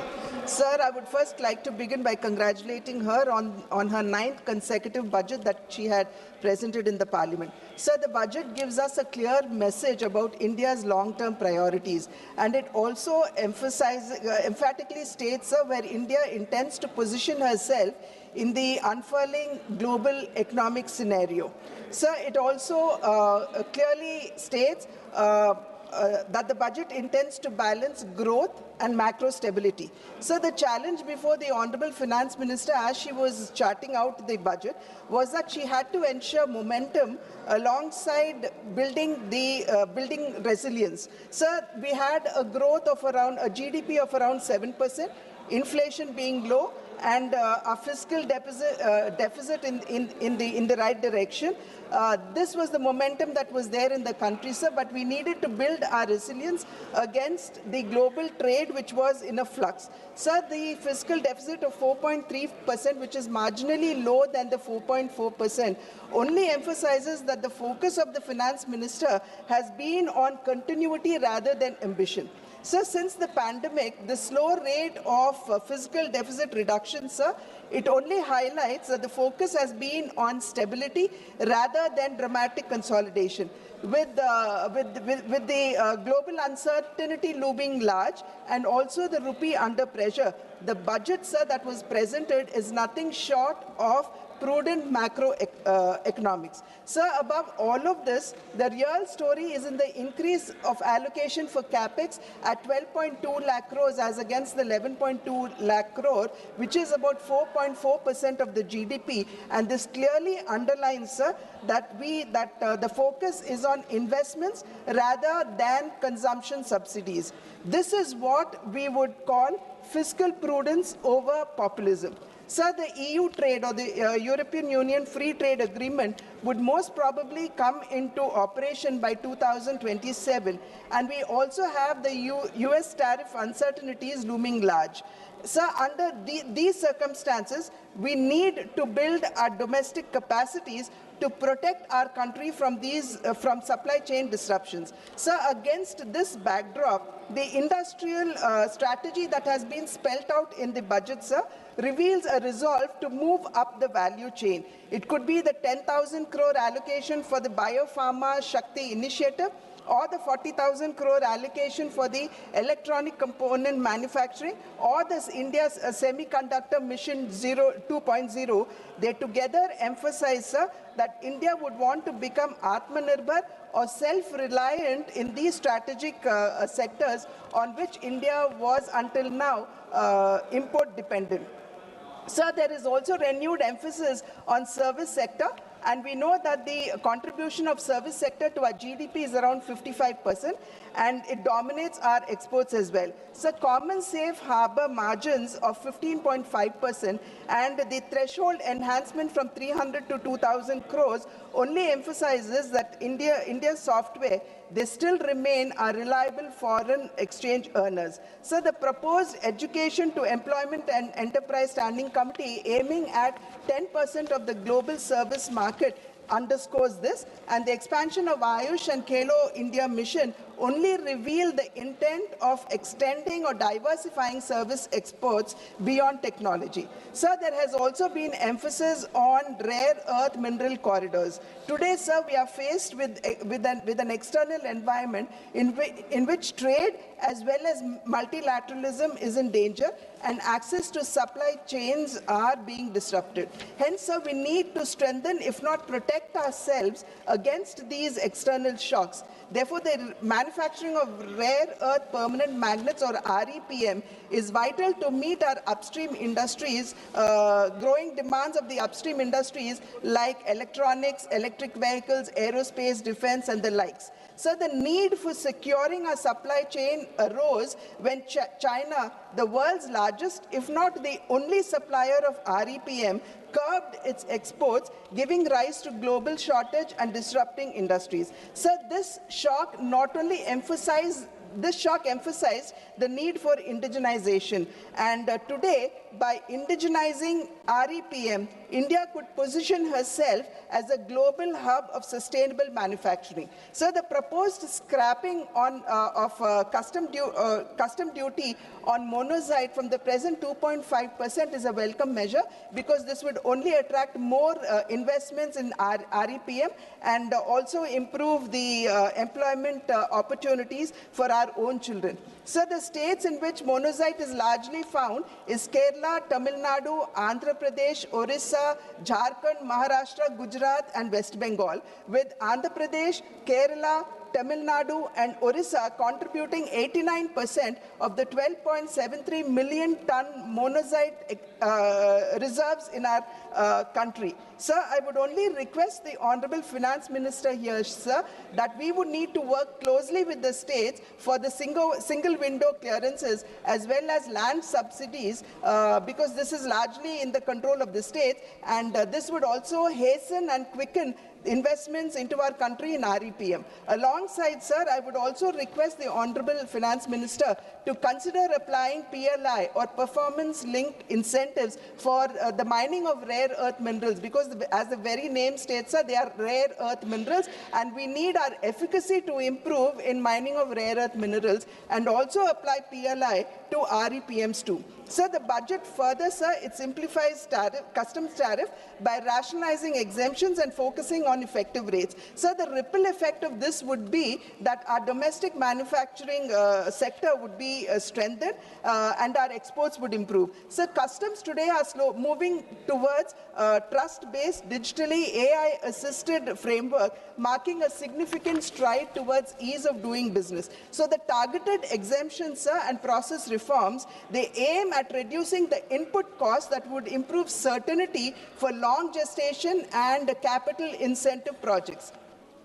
So manufacturing is the central pillar of our Indian economic growth, and its contribution to the GDP is around 16 to 17%. So it is much lower than what many of the other countries, for example, China has. However, sir, the duty-free imports for leather and footwear industry, the extension of export obligation period under the advance authorization scheme from 6 months to 1 year, the announcement of the scheme to support production of high-value, technologically advanced construction and infra components, and for the MSMEs, the removal of the rupees 10 lakh per consignment cap on courier exports would not only improve our access to foreign markets, but would also strengthen our local manufacturing sector as well. So in the health sector, the customs duty exemption on 17 additional drugs, so this is over and above the exemption that was given for the cancer drugs earlier in her earlier budget,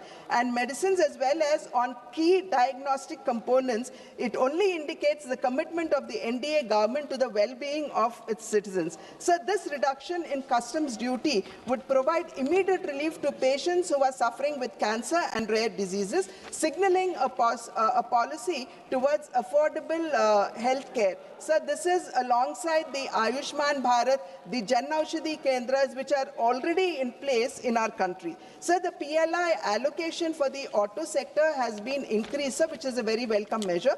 But I would also appeal to the Honorable FM to reconsider the 45% reduction in the PLI for the lithium-ion cells, sir, because this is rather important. So the exclusive economic zones, or the EEZ, they span about 2.3 million kilometers in the Indian Ocean, and making fish caught in the EEZ duty-free will not only reduce operational costs, sir, but would also recognize the fish catch as Indian catch, and if it lands on other shores, then it would be considered as exports. Many countries, sir, like US and China, they actually follow this route, and this would actually unlock the economic potential of our country's marine resources. So this would also, beyond boosting deep-sea fishing, facilitate harvesting high-value fish like tuna, marlin, sailfish, and the likes. Presently, sir, Indian fishing vessels, they are not well equipped for long-distance operations,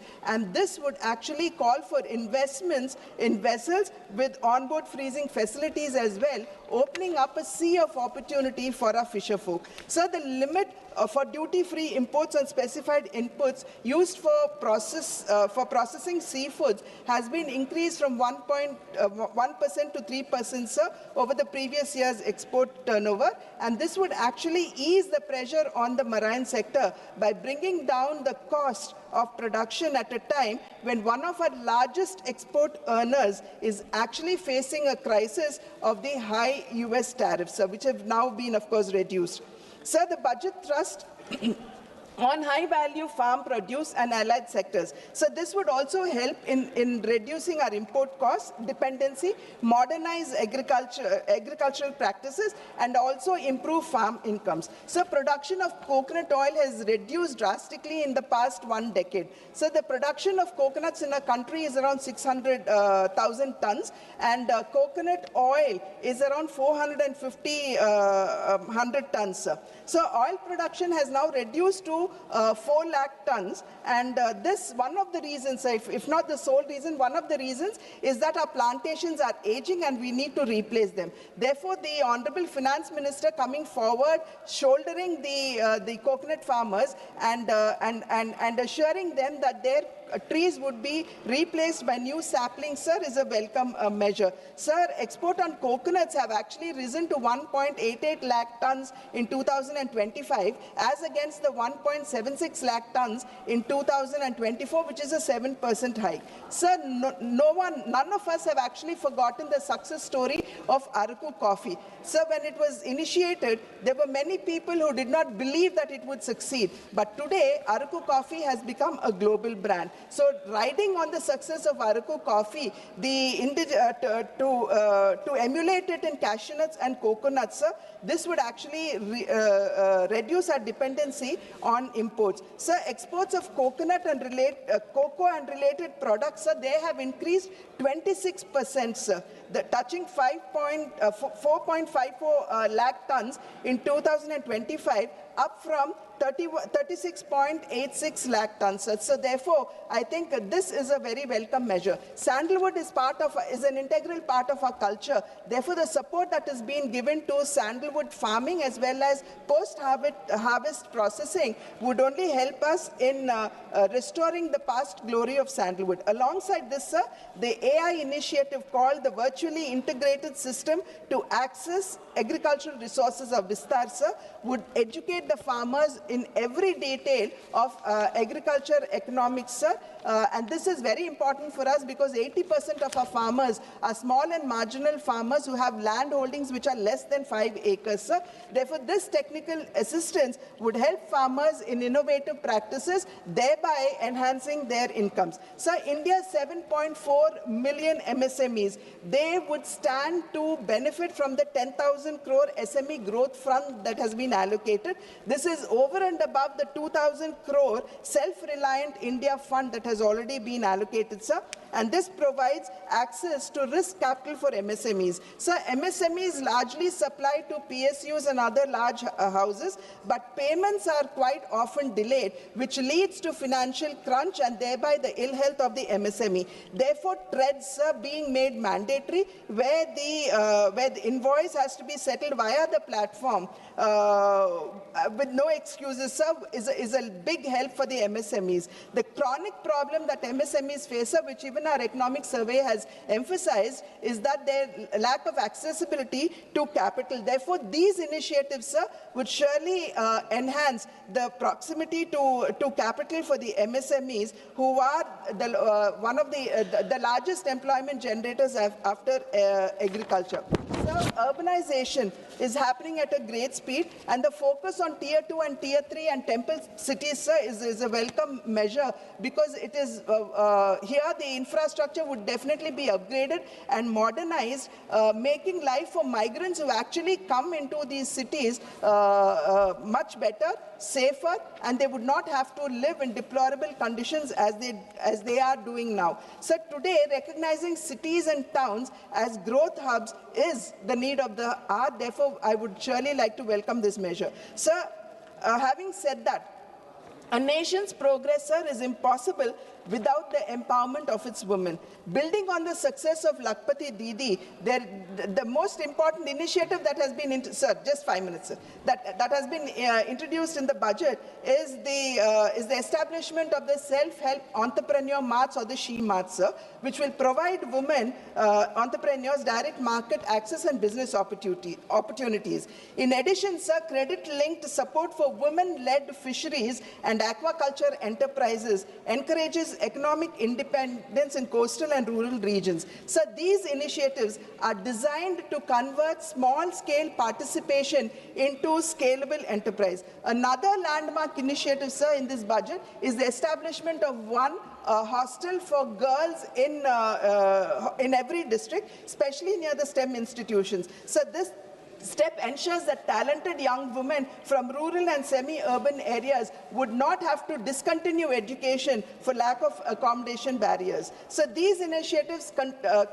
collectively strengthen financial inclusion, education access, and entrepreneurial growth for women, converting empowerment into leadership. Beyond economic and educational support, sir, the budget also gives a strong social message that women are partners in nation building and not mere beneficiaries of welfare. Therefore, it is no longer women's development, sir, but it is now, the new story is women-led development. Sir, having said that, I would only like to conclude by saying that the budget has been crafted and presented amidst unique circumstances in an increasingly turbulent world. In such circumstances, sir, this budget is a coherent framework that laid emphasis on financial prudence, infrastructure-led growth, and human development, preparing India for the Viksit Bharat of 2047 in a volatile and an unpredictable world. Thank you, sir. Thank you very much. You didn't take 5 minutes further. Next speaker, Sri Y.S. Avinash Reddy ji. Sir, thank you, sir. Sir, I congratulate Honorable Finance Minister for presenting the budget 9th consecutive time, sir. Sir, and we appreciate the central government for enhancing the capex budget for the year 2026-27 to 12,21,821 crores, sir. 11.5% higher allocation than the revised budget for the current financial year 2025-26, sir. Sir, coming to the allocations for our state, Andhra Pradesh, sir, we all know that Polavaram is a national project with 194 TMC storage capacity, 45.72 meters height and an estimated cost of 55,000 crores, sir, which has to be spent by way of 100% central grants, sir. Sir, in the 2026-27 budget, an amount of 3,320 crores is allocated. There is a specific mention in the budget presentation that the revised cost of project is 30,436 crores for completion up to MDDL of 41.15 meters, and the balance central grant for the project is limited to 12,157 crores. Sir, at 41.15 meters, only 75 TMC of water can be stored. The objectives envisaged cannot be achieved if the project is restricted only to 41.15 meters height with only 75 TMC storage, sir. Sir, we on behalf of YSRCP bring to the notice of Government of India that this national project should be constructed up to 45.72 meters height, 194 storage capacity, 194 TMC storage capacity with an estimated and sanctioned amount of 55,000 crores, sir. Any change, any reduction to the sanctioned amount will severely affect the interests of crores of farmers across the state, sir. And we also request the Government of India to revisit and issue environmental clearance to Rayalaseema lift irrigation scheme. Earlier in March 2025, it was rejected. EC was rejected due to lack of persuasion by the present state government, sir. Sir, I seek to draw your attention regarding the borrowings of our state Andhra Pradesh, sir. During 2019 to 2024, YSRCP tenure, considering all forms of liabilities, an amount of 3,32,000 crores was borrowed, sir. Whereas in the present tenure, in a span of just 20 months, an amount of 3,20,000 crores is contracted for borrowing so far, sir. Sir, generally all kinds of borrowing put together should not exceed 3.5% of state's GDP, sir. For instance, during 2014 to 19, the then state government borrowed 17,000 crores beyond their limit, and this excess borrowing was deducted from the borrowing limit of the next government during 2019 to 2024, sir. Sir, if the present pace of borrowing is continued, just like the President stated above, the borrowing limits of the next government will be deducted due to the present government's over-excess borrowings, sir. The next government will not be in a position to pay even salaries and pensions if this abnormal pace of borrowings is permitted. Sir, our state government is raising off-budget borrowings, sir. In May 2025, an amount of 9,000 crores was borrowed by way of APMDC NCD issuances. The worst part here is private lender was given direct access to draw his servicing amount from the Consolidated Fund of Andhra Pradesh, sir, which is highly unconstitutional and unprecedented, sir. Sir, in December 2025, 5,750 crores was borrowed by way of APSBCL bonds. Sir, and recently, State Cabinet cleared a borrowing of additional 11,850 crores by way of APSBCL NCD issuances, sir.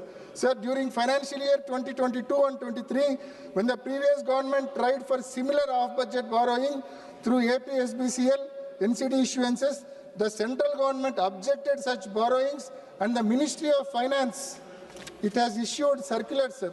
Ministry of Finance has issued circular, wrote a letter to the Special CS of Andhra Pradesh Finance Department dated 27th March 2023 and stopped the state from taking such an off-budget borrowing. Sir, this kind of off-budget borrowings will have long-lasting ramifications. The next governments will have to pay their entire budget amount for repaying the interest, duly sacrificing salaries and pensions for employees and welfare schemes for the poor people. I request the Honorable FM to give clarity on this issue during her reply, sir. Sir, as I mentioned above, our state in a span of just 20 months borrowed 3,20,000 crores, but it could not allocate mere 5,000 crores for completing the 10 medical colleges out of the 17 new medical colleges taken up during the tenure of Sri Y.S. Jagannath Reddy Garu. Sir, bids are called for privatization the government medical colleges and hospitals, which will directly impact the poor, as they will not be in a position to afford costly treatment in these privatized hospitals, sir. Sir, an allocation of 96,000 crores is made for VBG Ramji scheme, which is new MGNREGS scheme, sir. Sir, state share is increased from 10% to 40%, because of which it is highly unlikely that the allocated amount is completely spent in the year 2026-27. We request the Government of India to implement the new scheme VBG Ramji with 90:10 ratio for our state, Andhra Pradesh, on par with other northeastern states, as our state's financial condition is very, very weak, sir. Sir, we request the Government of India to set up steel plant at Kadapa, which is part of assurance given to the Andhra Pradesh as part of AP Bifurcation Act 2014, sir. We brought this issue to the notice of this August House several times, and we once again request government to fulfill its promise, sir. Sir, we request the Government of India to stop privatization of Vizag steel plant, and also request to allocate grant to clear the present dues of Vizag steel plant, sir. Sir, Kadapa to Bangalore railway line was sanctioned in 2010 with an outlay of 2,700 crores, sir. Sir, till date, only 10% of the work is completed, sir. We request the Government of India to allocate sufficient funds for completion of this project. Initially, this project was sanctioned on 50:50 cost-sharing basis between central and state governments, sir. Sir, post-bifurcation, AP is not in a position to contribute its 50% share, sir. So, AP government has already requested the Government of India to complete this project with 100% central funds. Sir, we request the Government of India to consider the same and expedite construction of this new railway line between Kadapa to Bangalore, sir. With these submissions, I conclude my speech on discussion on union budget. Thank you, sir. Thank you very much. Next speaker, Sri Lalji Vamaji. धन्यवाद मान्यवर, आपने अवसर दिया सामान्य चर्चा में हिस्सा लेने के लिए। माननीय वित्त मंत्री जी ने 9वां बजट प्रस्तुत किया। हम लोगों की अपेक्षा थी कि देश और प्रदेशों के लिए बहुत कुछ इस बजट में आएगा, लेकिन खोदा पहाड़ निकली चूहिया। मान्यवर, ये बजट माननीय मंत्री जी ने बताया विकासोन्मुख, समावेशी और भविष्यवादी बता रही हैं, लेकिन ज़मीनी सच्चाई से यह है कि यह बजट महंगाई से त्रस्त जनता को राहत नहीं देता, बेरोजगार युवाओं को आशा नहीं देता, किसानों को सुरक्षा नहीं देता और स्वास्थ्य शिक्षा जैसे मूल क्षेत्रों में निवेश से कतराता है। यह बजट आंकड़ों की बाजीगरी है, जनता की ज़रूरतों का समाधान नहीं है। माननीय मंत्री जी ने सुधार एक्सप्रेस कहा, सुधार एक्सप्रेस नहीं, उधार एक्सप्रेस है। ब्याज पर 26%, 26.25%।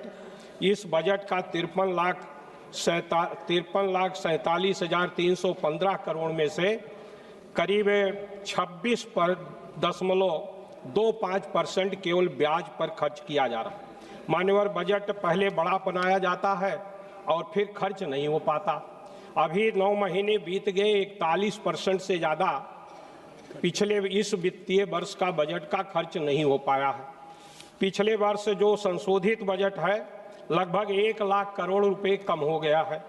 दूसरे माननीय मंत्री जी ने दूसरी बात का जो जिक्र किया है कि ये विकसित भारत का सबका साथ सबका विकास का बजट है, परंतु ये बजट सबका साथ नहीं देता। मान्यवर, इस देश में सबसे बड़ी आबादी ओबीसी का है, एसटी एससी का है, एसटी का है। उसके हितों को अनदेखी करने का काम इस बजट में करने का काम किया गया है। आज रोजगार देने का सवाल है। देश में 45 केंद्रीय विश्वविद्यालय हैं, 38 विश्वविद्यालय के वाइस चांसलर सवर्ण है, एससी एसटी का उसमें नहीं दिया है। सारे जो केंद्रीय संस्थान है उसमें 80 से 64% पद पिछड़े और दलितों के खाली हैं। लगभग 10 लाख पद खाली हैं, उसके भर्ती का कोई इसमें खाका देने का काम इस बजट में नहीं किया गया है। मान्यवर, इसके साथ साथ आज देश की जो सबसे बड़ी समस्या है स्वास्थ्य की है। गरीब आदमी बीमार होता है, हृदय रोग से बीमार होता है, कैंसर से बीमार होता है, उसके लिए धन की व्यवस्था जो आयुष्मान भारत योजना है उसमें भी कोई 1 पैसे की इजाफा करने का काम नहीं किया गया है। उसमें भी खर्चे कम हुआ है। पिछला जितना बजट था उसमें भी खर्च करने का काम कम किया गया। दूसरी तरफ मान्यवर, इसी तरह से पिछड़े वर्गों का जो किसान है, किसान के ऊपर इस बजट का जहां 70% लगभग कृषि से संबंधित लोग गांव में हैं, उस पे केवल 3.04% बजट है। शिक्षा पर 2.60% बजट है। स्वास्थ्य पर केवल 1.95% टोटल बजट का हिस्सा आता है। हमने एक संकल्प लिया था कि जीडीपी का 2.5% स्वास्थ्य का बजट होगा, लेकिन ये बजट 0.5% भी जीडीपी का नहीं है स्वास्थ्य पर, जिसके कारण देश के तमाम लोग बीमारी के शिकार होते हैं, उनका इलाज नहीं होता, उनका घर बार भी बिकने का काम होता है। इसी तरह से किसान का जब समय आता है बुआई का, खाद की जरूरत पड़ती है, तो उस खाद में उसके उर्वरक की जरूरत है। उस उर्वरक के बजट में पिछले बार जो खर्च किया था, जो संशोधित बजट है, उससे 7.5% कम इस बार माननीय मंत्री जी ने रसायन और उर्वरक पर रखने का काम किया है। तो निश्चित रूप से ये किसान के हितों को संरक्षित नहीं करता। और दूसरा सबसे महत्वपूर्ण था कि आज अमेरिका से डील हुआ, हमारा मार्केट अमेरिका कैप्चर करेगा, किसान और तबाह होगा। हमें उसके न्यूनतम समर्थन मूल्य की गारंटी का देने की आवश्यकता थी, उस पर भी ये बजट मौन है, उनको भी गारंटी देने का काम नहीं करता। मान्यवर, हम लोगों ने बड़ी अपेक्षा किया था कि भारतीय जनता पार्टी की जो सरकार है ये अयोध्या के नाम पर बनाने का काम किया गया और उस अयोध्या के इस बजट में पूरी तरह से उपेक्षा किया गया। पूरे उत्तर प्रदेश की उपेक्षा किया गया। अयोध्या के लिए भी इस बजट में कोई व्यवस्था नहीं किया गया है। मैं माननीय मंत्री जी से आपके माध्यम से कहना चाहूँगा कि वहाँ पर कम से कम एक एम्स तो बना दीजिए, जिससे आपका उनके साथ जो भेदभाव है उससे छुटकारा मिलने का काम हो सके।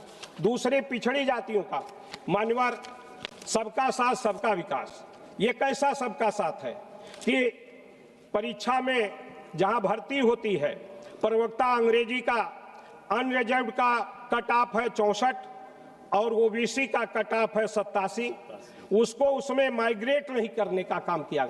जबकि माननीय हमारे नेता ने कहा कि सुप्रीम कोर्ट का एक फैसला है, उस फैसले के आधार पर अगर पिछड़ी जात का व्यक्ति किसी लाभ को नहीं लिया है, न उम्र में न अटेम्प्ट में, तो निश्चित रूप से उसको अनरिजर्व्ड कैटेगरी में अगर उसका मार्क ज्यादा है तो उसको शामिल किया जाना चाहिए। इसमें वो शामिल करने का काम नहीं किया गया। इस माइग्रेशन न होने के कारण तमाम मान्यवर इसमें तमाम तरह की दिक्कतें आती हैं। तो मेरी ये मांग है कि माइग्रेशन को करके सबका साथ जो सबका विकास का नारा है उस पर धरातल पर लाने का प्रयास करें। दूसरा माननीय, मैं आपसे निवेदन करना चाहूँगा कि हम लोगों की बड़ी अपेक्षा थी, महंगाई बढ़ रही है 6-7% से ज़्यादा, ये बजट 5.5% का पिछले बार के बजट से वृद्धि है, महंगाई उससे ज़्यादा बढ़ गई, यानी बजट पिछले बार से भी समझिए कम है।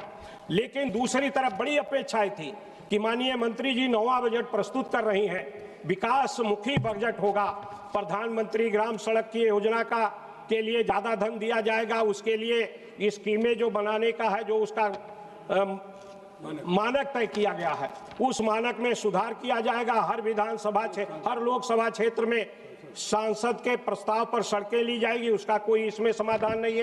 दूसरी तरफ जो सांसद निधि है, सारे सांसदों को मान्यवर 5 करोड़ लंबे समय से चली आ रही, महंगाई 10 गुना बढ़ गया, निधि 5 करोड़ है, 1 किलोमीटर सड़क बनने में 1 करोड़ रुपया लगता है। हमारी ये मांग है माननीय मंत्री जी, अगर आप विकास के तरफ जाना चाहती हैं, सभी क्षेत्रों को आप विकास के तरफ ले जाना चाहते हैं, तो सांसद निधि कम से कम 25 करोड़ रुपया अनिवार्य रूप से करने का काम किया जाए। हम लोगों की अपेक्षा थी कि इसमें किया जाए। दूसरा हमारी मांग है मान्यवर, गरीब आदमी कैंसर से बीमार होता है, मेरा आपसे निवेदन है माननीय मंत्री जी से, आपके माध्यम से निवेदन है कि कम से कम और बीमारियों को छोड़ दें, कैंसर जैसी बीमारी को पूरी तरह से फ्री कर दें, सरकार उसके लिए संपूर्ण धन देने का काम करे, जिससे आम नागरिक की सुरक्षा हो सके, ऐसा मेरा आपके माध्यम से मांग है।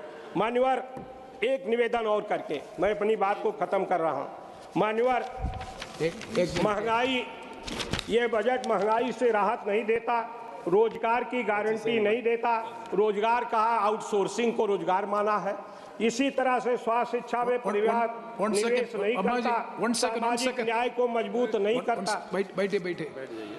Now it is already 6. If the House agrees, we will extend the House till 8 p.m. Yes, House is extended up to 8 p.m. Now please conclude the last sentence.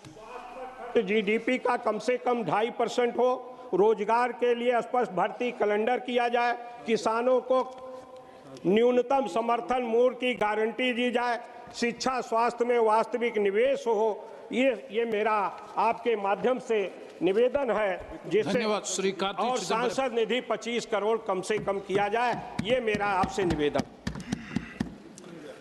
Thank you, sir. At the outset, I'd like to congratulate the Finance Minister for presenting 9 consecutive budgets. It's not a mean feat, Baltikal.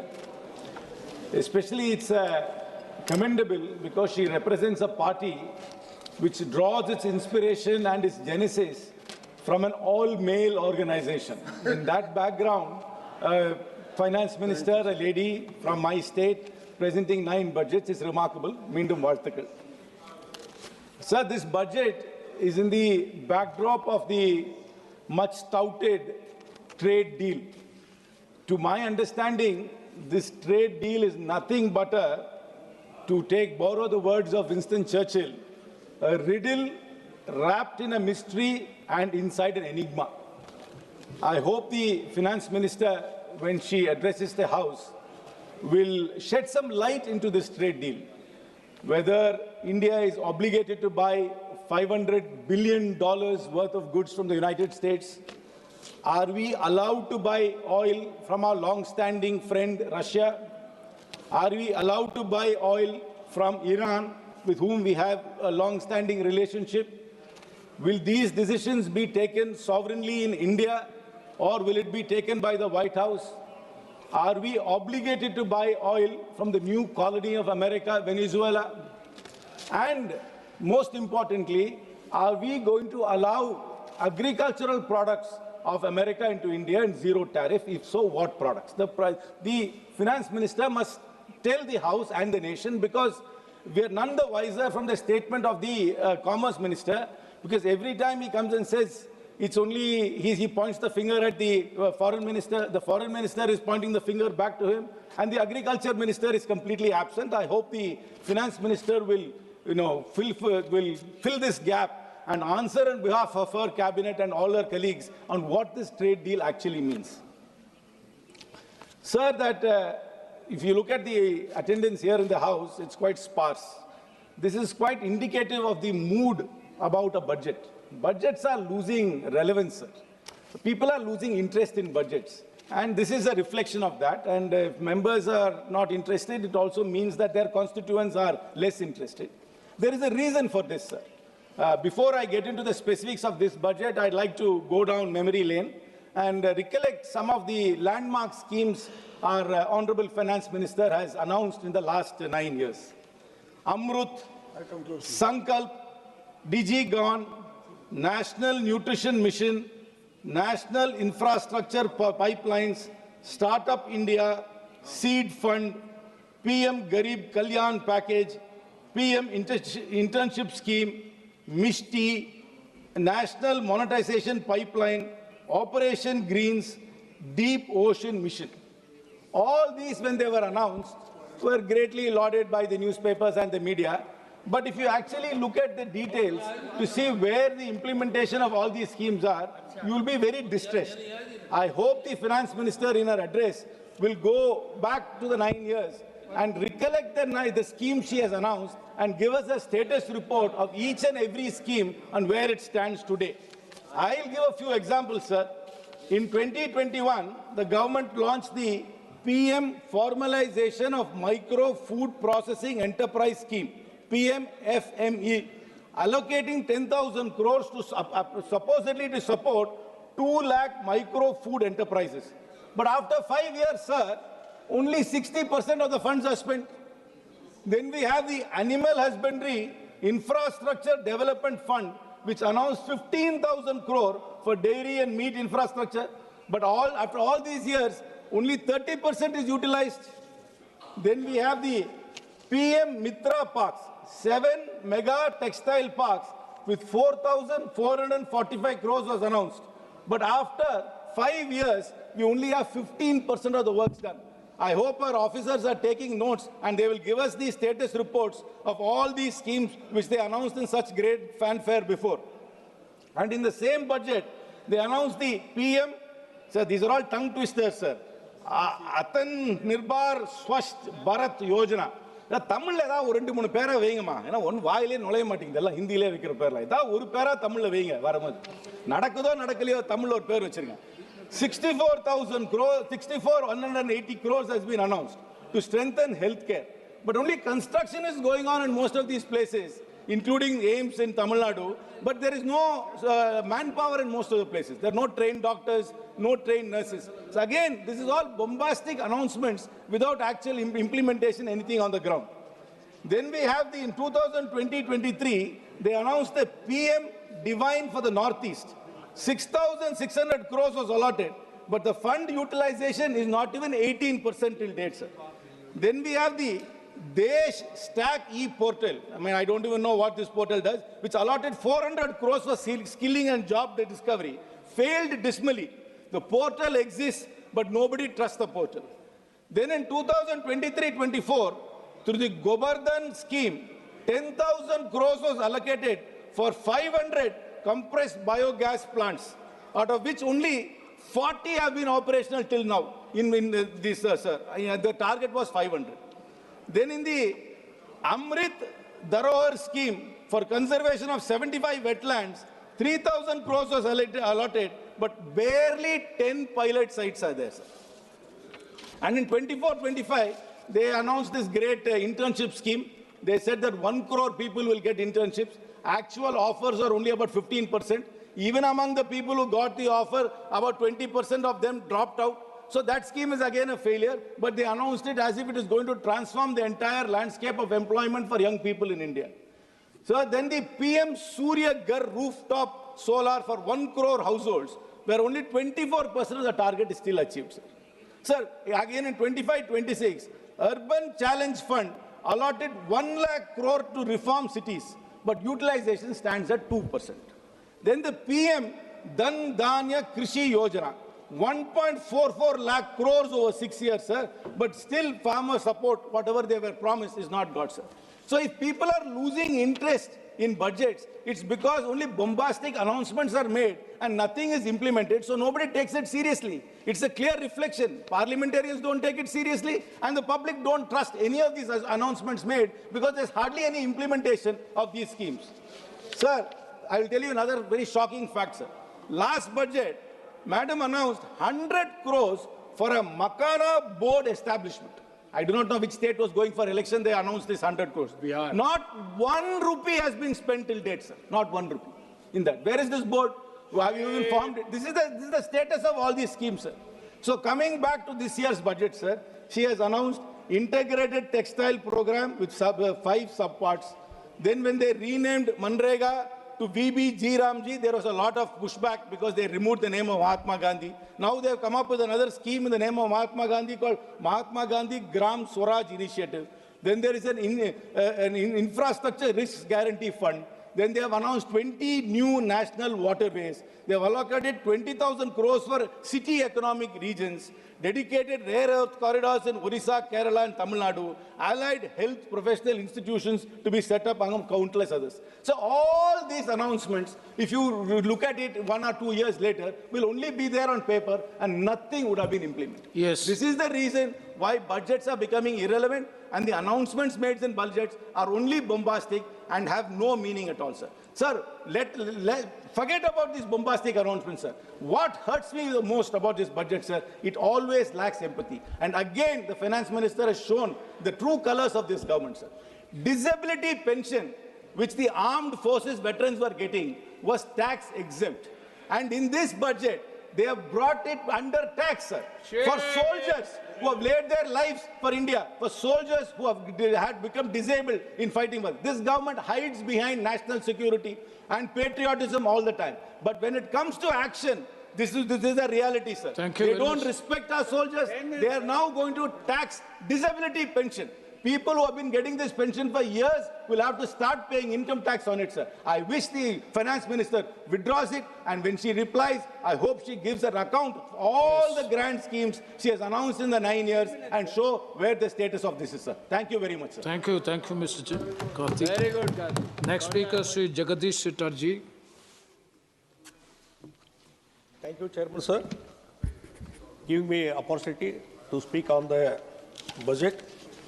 And I'm very much happy to congratulate our Honorable Finance Minister for her consecutive 9th budget presented. And according to me, it is a matured budget and perfect budget for the strongest base, creating a strongest base for the Vikasita Bharat. What Narendra Modi ji is a dream. And one thing, this was a budget of a mature economy. For an economically stable country and by a government that is confidently looking beyond today, Union budget 26-27 signals a shift from crisis management to long-term nation building, aligning with Prime Minister Narendra Modi's vision of developed India by 2047. Rather than announcing fleshy grave, as the government has focused on strengthening core systems, healthcare, education, manufacturing, infrastructure, and now explicitly energy security and cutting-edge technologies, including AI. It leaps to the eye that the Modi government is preparing India for sustained growth, for a march towards becoming a developed economy. What does it mean? It clearly signals faster connectivity between major economic centers, alongside city economic regions, new freight corridors, inland waterways, coastal cargo promotion, and support to the states. The Modi government is now thinking in terms of agglomeration economics. Cities, especially Tier 2 Tier 3 are being positioned as growth engines rather than mere population magnets. Manufacturing policy has been sharpened further. Semiconductor mission to biopharma, Shakti, rare earth magnets, container manufacturing, textile cluster revival, clinical parks, electronics, components, and construction equipment upgrades point to a deliberate effort to rebuild India's industrial base. These are not isolated announcements. And one thing that to this end, the government has brought about several structural reforms. The introduction of goods and service tax, the insolvency and bankruptcy code, the historic corporate tax cut 2019, the provisioning of massive subsidies in the form of production-linked incentive schemes. Logistic inefficiency is another major focus, with the plans for east-west dedicated freight corridors, the operationalization of 20 national waterways over 5 years, and the development of 7 high-speed rail corridors connecting major cities. The emphasis on urban development with a budget of 25,000 crore over 5 years acknowledges the economic power of agglomeration and the role of cities play as an engine of growth. The establishment of 5 regional medical hubs will not only boost medical tourism, but also domestic health care capacity, complemented by plans to train 1.5 lakhs caregivers and 1 lakh allied health professionals over the next 5 years. And one thing, the proposal to create 5 inner city townships near industrial and logistic corridors is timely and strategic. If supplemented with an outreach to talented Indians abroad, particularly in the US, it could catalyze a reverse brain drain, an essential ingredient for true Atmanirbhar self-reliance. AI has been a focus, and cloud services data centers have been provided with a 22-year tax holiday. All these, so many things that is highlighted in the budget. I'm not going to go details about it. And one thing that regarding this 7 high-speed rails corridors, Honorable Prime Minister declared, and I humbly request Honorable Finance Minister to declare another important railway corridor. Mr. Somanaji also here, Railway Minister, and Vaishnavi is also declare. I request high-speed rail corridor from Bengaluru to Bombay. It will cover most of the part of the Karnataka. So I request humbly to announce 8th corridor also. This will helpful to the Karnataka. And regarding another important thing, yes, my chairman, that defense cluster to be established in the Belagavi, because it is a military base, Belagavi, and 1,000 acres of land is available. So defense cluster has to be declared. And another important thing, Kalsa Banduri drinking water project. Already Mahadevi Tribunal has awarded 3.5 to more than 3.5 TMC water for drinking water purpose. So it is implemented. Definitely it will help for the development of that area is concerned. And 2-3 minutes, sir. And one thing, Chairman Saab, that regarding this Madai issue is concerned, Environment Department and the Forest Department, it is pending.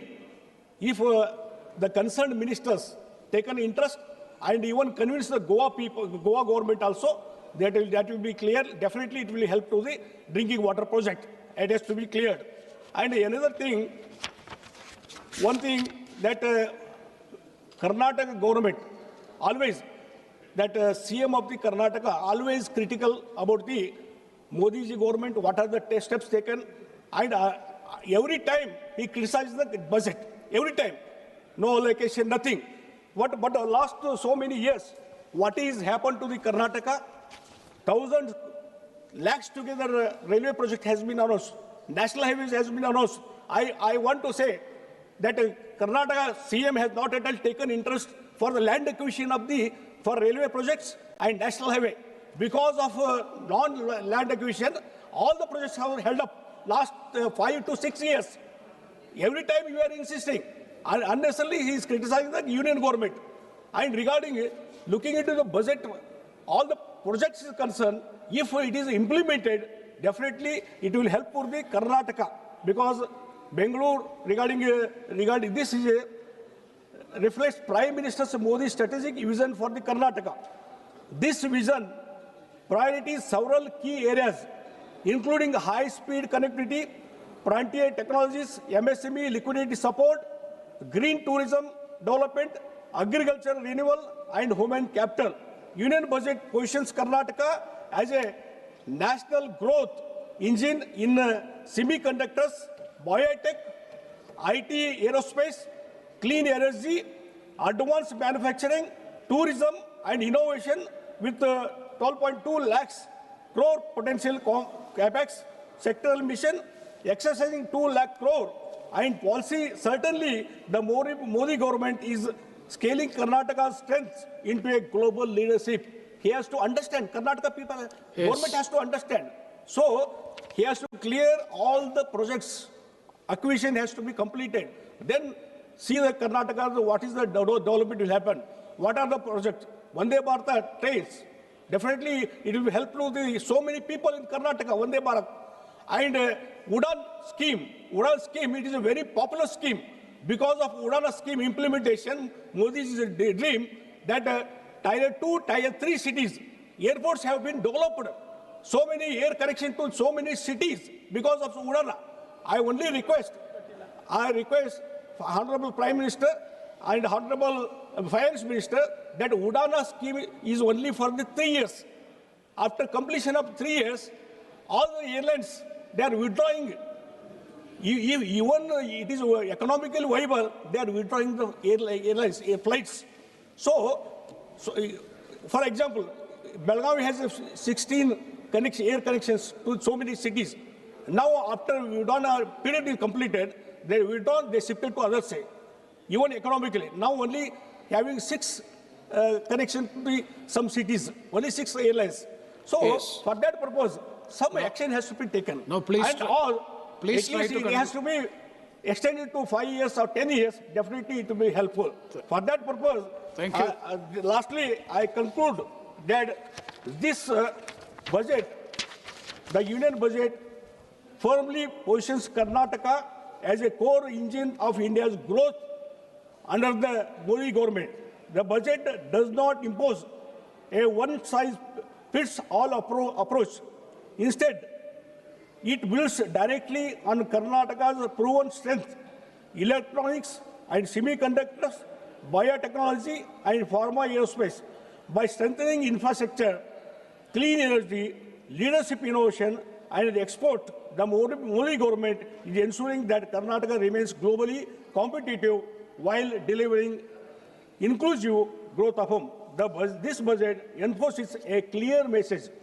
Under the PM Modi, entire India, Karnataka is a growth engine of Vikasita Bharat. Thank you. Where innovation meets infrastructure and heritage meets high technology. Thank you very much. Thank you. Thank you. Next speaker, Sri Abhay Kumar Singhal.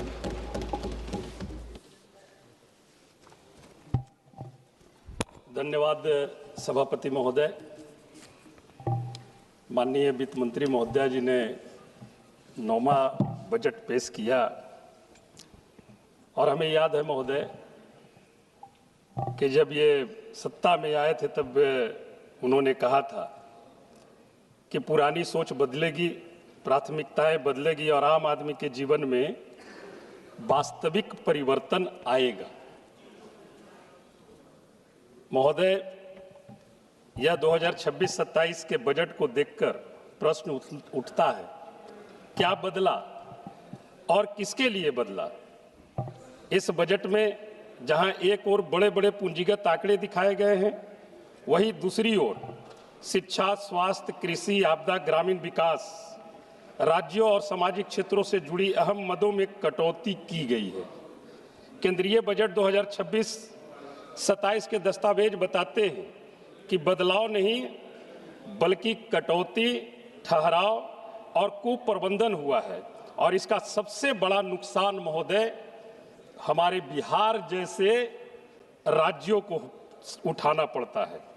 यह budget विकास का vision नहीं है बल्कि बिहार के युवाओं, किसानों, श्रमिकों और छात्रों के लिए निराशा का दस्तावेज है। मैं सरकार से पूछना चाहता हूं, बिहार के लिए अमृत काल कहां गए महोदय? मैं जानना चाहता हूं। कुछ ही दिन पहले चुनाव संपन्न हुई बिहार में, डबल इंजन की सरकार डबल डिजिट में, डबल सेंचुरी में 203 सीट पर जीत के आती है। और जब चुनावी घोषणा में जब उन्होंने कहा कि हम आएंगे तो जातीय गणना हम कराएंगे, और इस बजट में जातीय गणना पर किसी प्रकार का कोई भी बजट प्रस्तुत नहीं करना, यह बड़ा दुर्भाग्य की बात है महोदय।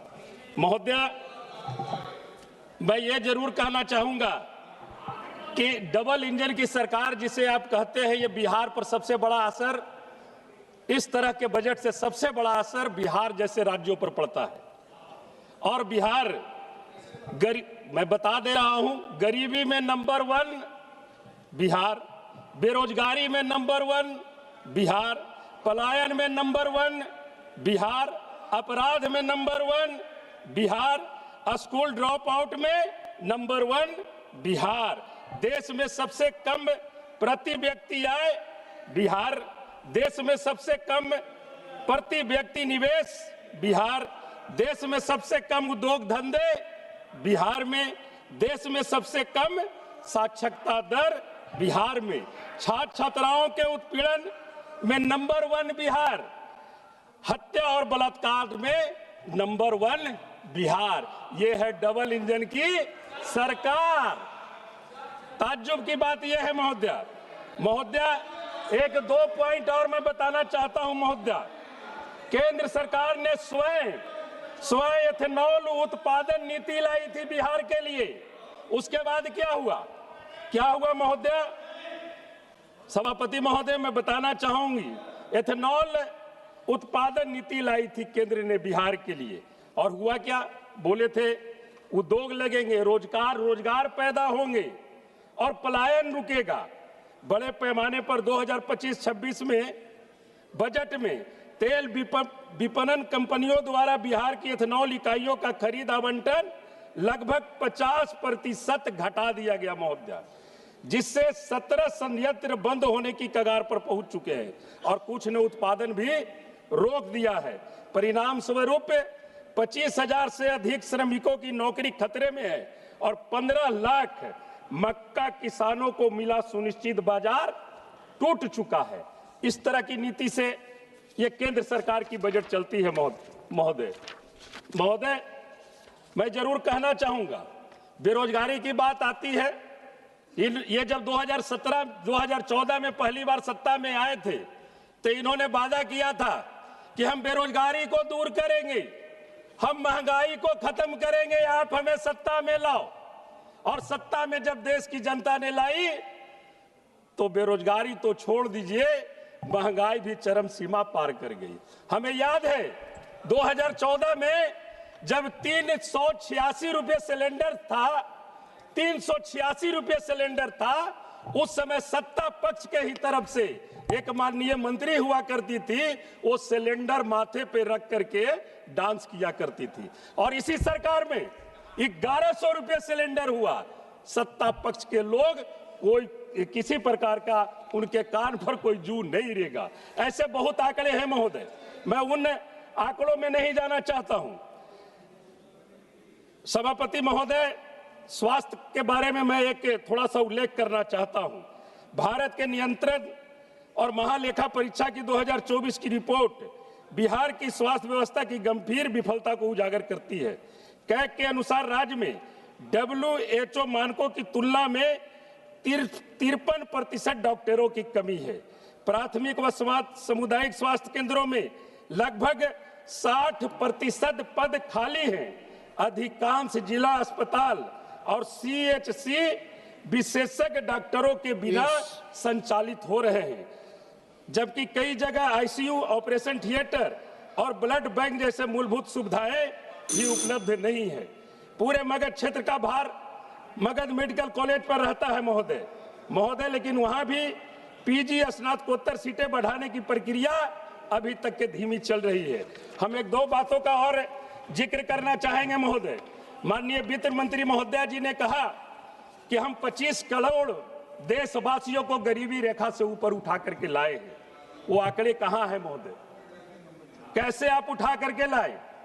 आप पिछले बजट में आपने कहा कि 75 से 80 करोड़ BPL धारी परिवार को हम 5 किलो अनाज देने का काम करते हैं, और इस बार आप एक साल में 25 करोड़ BPL धारी परिवार को आप ऊपर उठा करके लाए हैं।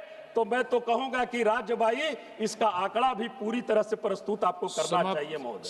मैं तो जरूर कहना चाहिए। 1 मिनट महोदय, मैं एक मांग आपसे करना चाहता हूं।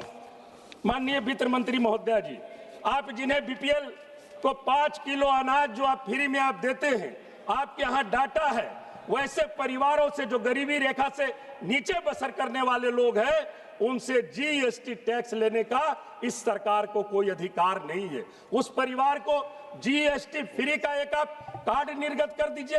रियल में आप गरीबी उन्मूलन की अगर बात करना चाहते हैं तो आप उन्हें GST फ्री का एक उन गरीब परिवारों को एक कार्ड निर्गत कर दीजिए। ये गरीबी उन्मूलन की बात होगी। माननीय सभापति महोदय, अगर मैं समाप्त कीजिए। एक सेकंड महोदय, एक इंपॉर्टेंट चीज है। पिछले वित्तीय वर्ष में भी इस पर चर्चा हुई थी। सुलभ और सुरक्षित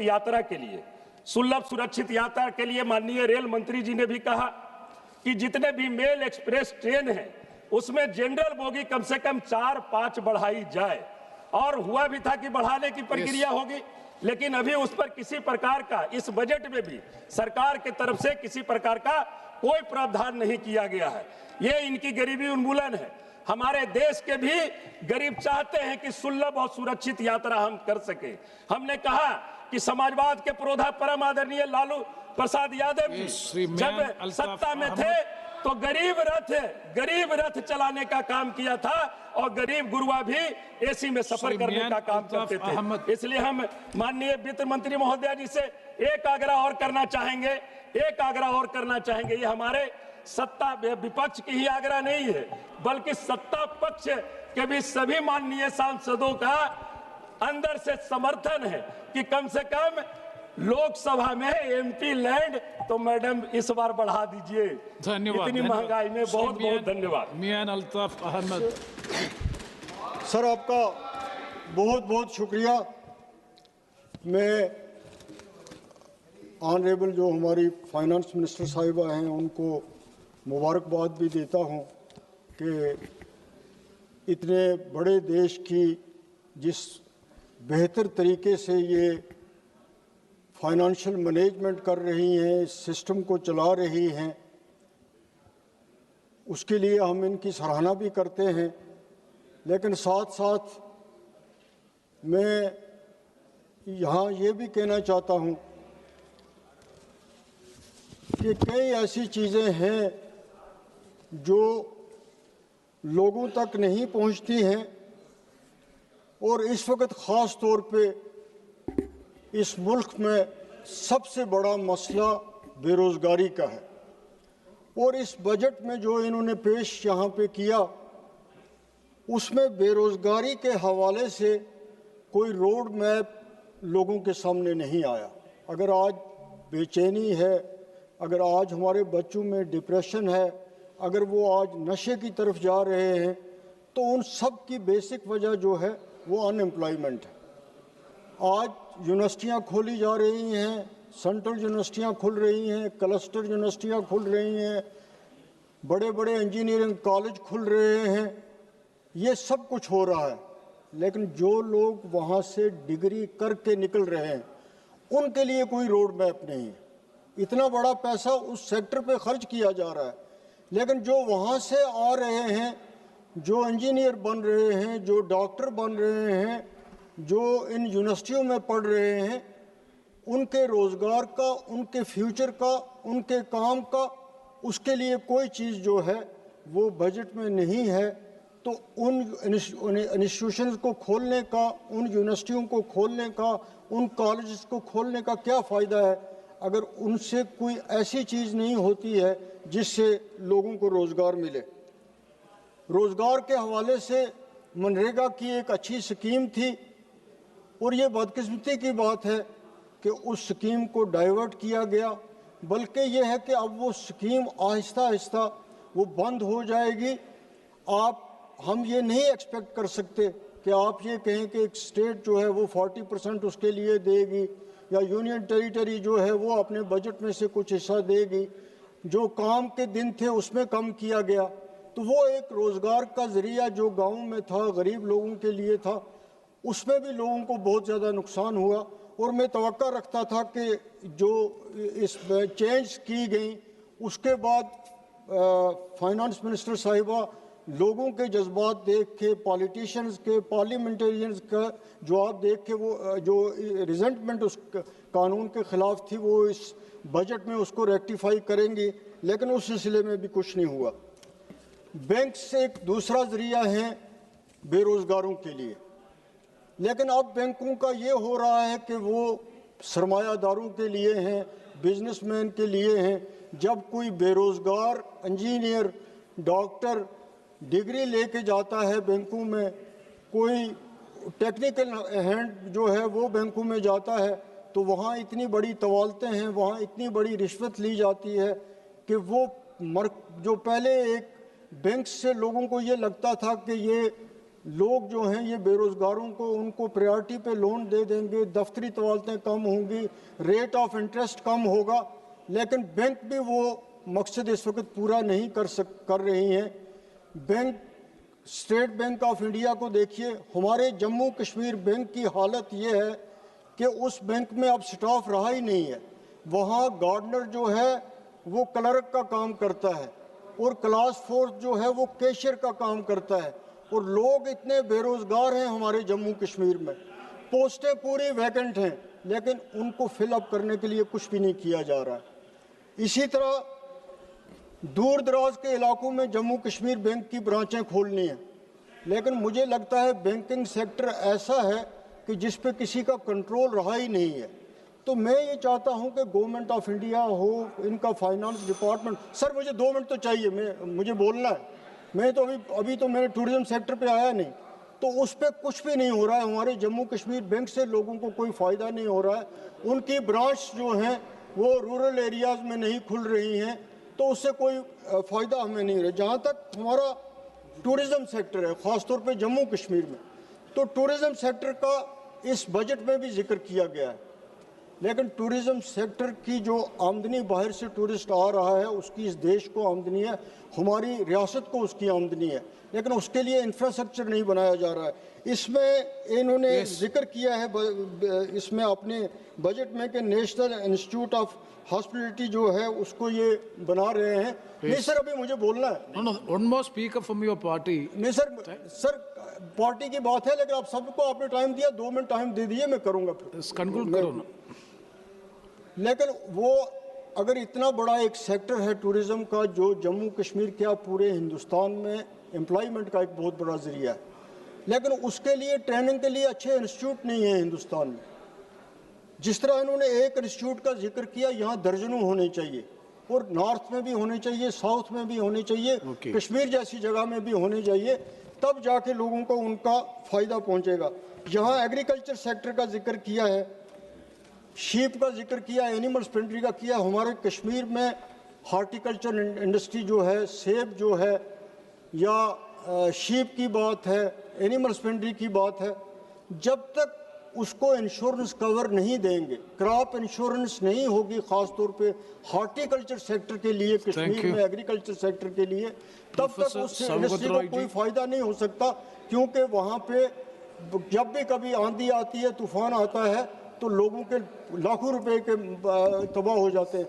इसी तरह एनिमल और शीप हस्बेंड्री का सर एक मिनट, एनिमल और शीप, गरीब लोगों की बात करने दीजिए, जो उनके लिए उस लाइफ स्टॉक को इंश्योरेंस कवर मिलना चाहिए। गरीब लोग जो हैं उनका गुजारा इसी पे है, अमीर के लिए नहीं। श्री सौगत राय जी, लास्ट सेंटेंस देखिए, हम दिन में इसीलिए बैठे रहे यहाँ पे, हमें 2 मिनट नहीं, आप मुझे बोलने ही नहीं देते तो मैं क्या कहूँ। Yes, Saugata Roy ji please. Thank you sir.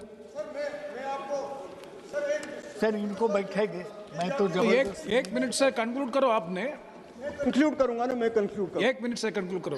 मैं कंक्लूड करूंगा, मुझे कंक्लूड करने दीजिए, एक हमारा गुलमर्ग टूरिस्ट स्पॉट है, बहुत फेमस स्पॉट, वहाँ लीज का मसला है, उस पर कुछ नहीं हो रहा है। ट्राइबल्स का बड़ा जिक्र किया गया है इस बजट में, लेकिन ट्राइबल्स के लिए कोई प्रोग्राम नहीं है, कोई प्लानिंग नहीं है, उस पैसे की कोई मॉनिटरिंग नहीं हो रही है जो हिंदुस्तान में ट्राइबल्स को दिया जा रहा है।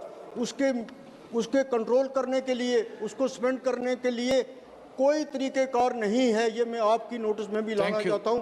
वो सिर्फ पब्लिसिटी की हद तक है, इसके अलावा sir Saugata Roy ji. Sir, I rise to speak on the budget. Abhishek Banerjee has already, भाई अभी तो रुकिए, बहुत 1 मिनट तो बहुत बार दीजिए। नो, आप Saugata Roy ji please. Saugata Roy ji please. Sir, I rise to speak on the budget. Abhishek Banerjee has already spoken on behalf of our party on the budget. Without repeating him, I want to point out that this budget shows that the finance minister is cruel towards West Bengal. I remember last year when Bihar elections were there, she gave all the projects to Bihar and then to Andhra Pradesh. This time, the budget does not find mention of West Bengal at all, excepting about a freight corridor that is to happen from Dankuni to Gujarat. I strongly oppose this. The finance minister has been practically cruel on Bengal. 1,90,000 crores of money due to West Bengal has been held up, both on the behalf of MG NRGA and the Prime Minister Abbas Gujral. I demand again that the Prime Minister, the Finance Minister, revise her position in this matter and do proper justice to Bengal. Sir, speaking on this budget, I feel ashamed as an Indian because this budget is not made by the government of India. It is made by Mr. Donald Trump, President of the United States. 2 days after the budget, we had this so-called Indo-US trade agreement. How? Our tariffs were reduced to 18%. But our exports were made free by America. This is the cruelest blow on Indian agriculturists, who are our bread givers. This government always speaks that we have done mother of all agreements with European Union, though the contours of the same are not clear. And on the Indo-US agreement, where they have allowed free exports by the United States to India, it is not clear what are the other contours of the Indo-US trade agreement. There is apparently a difference of opinion between the Commerce and Industry Minister and the Foreign Minister, External Affairs Minister and the Commerce Industry Minister. Sir, it is shameful that India, which has the potential to be a great country, is subject to the vagaries of the opinion of a whimsical American president. And our Prime Minister is reported to have said, "Sir, may I come and see you?" What is this? Maybe you have poverty, but we are a country with a great tradition, Gandhi's country. We cannot bow down our head like this. I don't know why the BJP people are keeping quiet when the Prime Minister's head is being lowered, when the surrender Modi slogan is renting the air. Sir, I would not speak for very long, but I want to point out that this budget seems like the finance minister was told by the Prime Minister that do not make too many announcements. He has given no projects to Bengal, so Prime Minister must have told her that if any announcements are to be made, I'll make it in Tamil Nadu, Kerala, or West Bengal. That's why this is not a budget, this is tinkering, just playing around with a few small things, small changes. I'm quite ashamed that the budget is like this. No major changes in the budget on income tax rate slabs. Implementation of new IT Act will be from April 2026. Only small tinkering, doubling of electronic manufacturing outlay to be by 10,000 crores.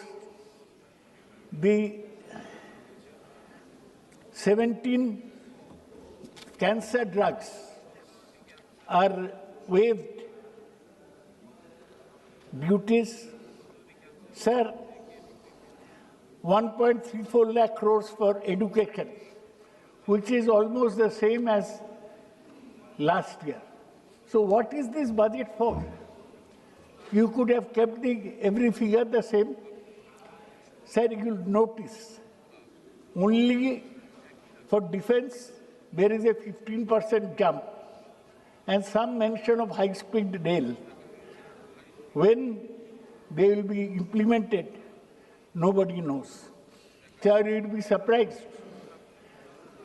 You are from Kerala, you know. Kerala has got nothing from this budget, not even in the matter of national waterways. Sir, subsidy for food, fertilizer, and fuel will decline by 4.47%. Only textile, leather, seafood will gain has received a boost from budget proposal that cuts customs duty on scores of inputs. Sir, Indian IT, India's 7.4 million MSMEs will soon be beneficiaries of 10,000 crores advance. Sir, deficit is pegged at 4.3% against 4.4% last year. But center has to borrow 17.2 lakh crores in FY27 to bridge fiscal deficit. The state share remains at 41% after the Finance Commission recommendations have come. Budget fails test of economic strategy. Sir, impact of US tariffs on exporters has to be declared by the government. Protracted global trade deficit is an important factor. China has forbidden export of rare earths to India. They are not allowing tunnel boring machines into India.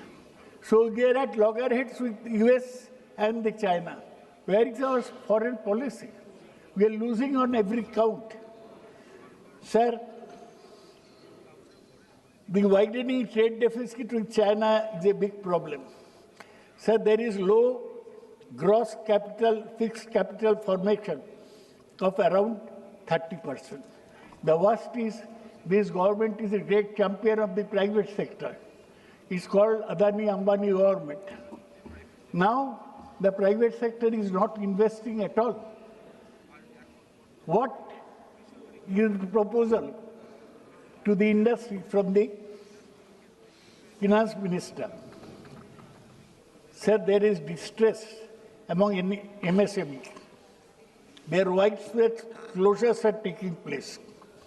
Unemployment among youth is a big problem. Deteriorating urban infrastructure amid rapid urbanization is a big problem for the country. Sir, government every year announces new schemes.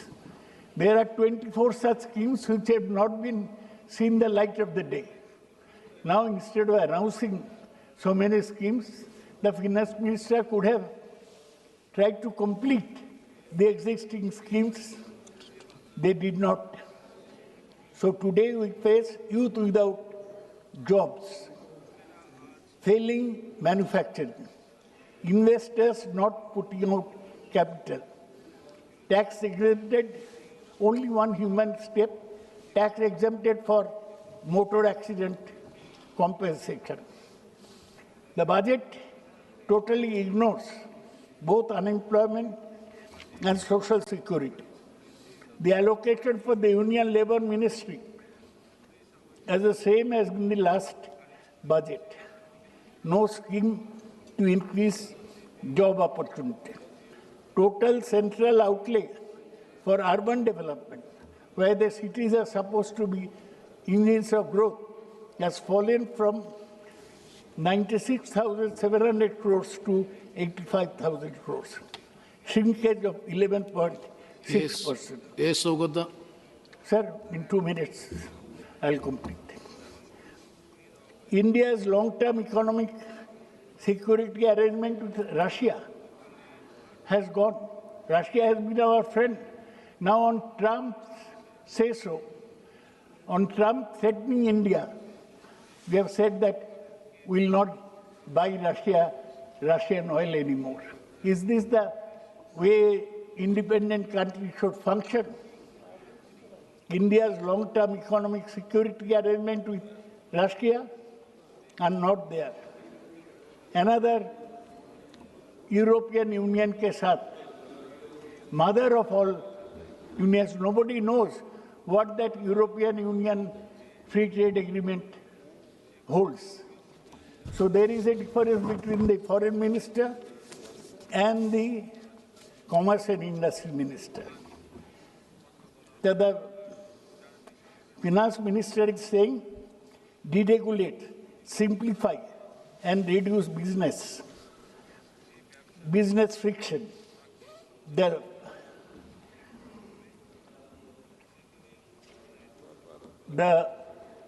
Some foreign companies that are providing cloud services are being exempted from duty till 47.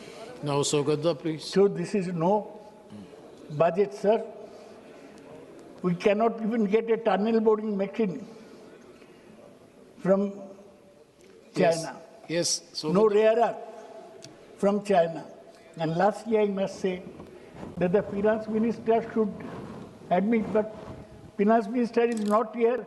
His minister of state is constantly conversing on Uttar Pradesh politics with his friends. Yes. So what to speak to him? No. So he is not listening. He is not interested. He will go back to.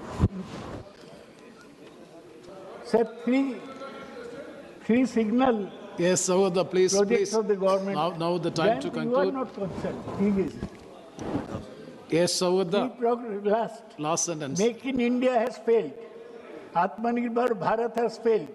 Production-linked incentive scheme has failed. Yes. India Sri Captain needs to Viricho encourage Fernandez. investment. Sir, this is a bad budget. 1 second. Minister has presented the budget with her hands tied behind her back. On the one hand, Trump is pulling at her hand. On the other hand, Modi is pulling at her hand. I am ashamed. Thank you. Thank you. Mr. Captain. Thank you, Chairman, sir. Thank you for allowing me to speak on the budget session.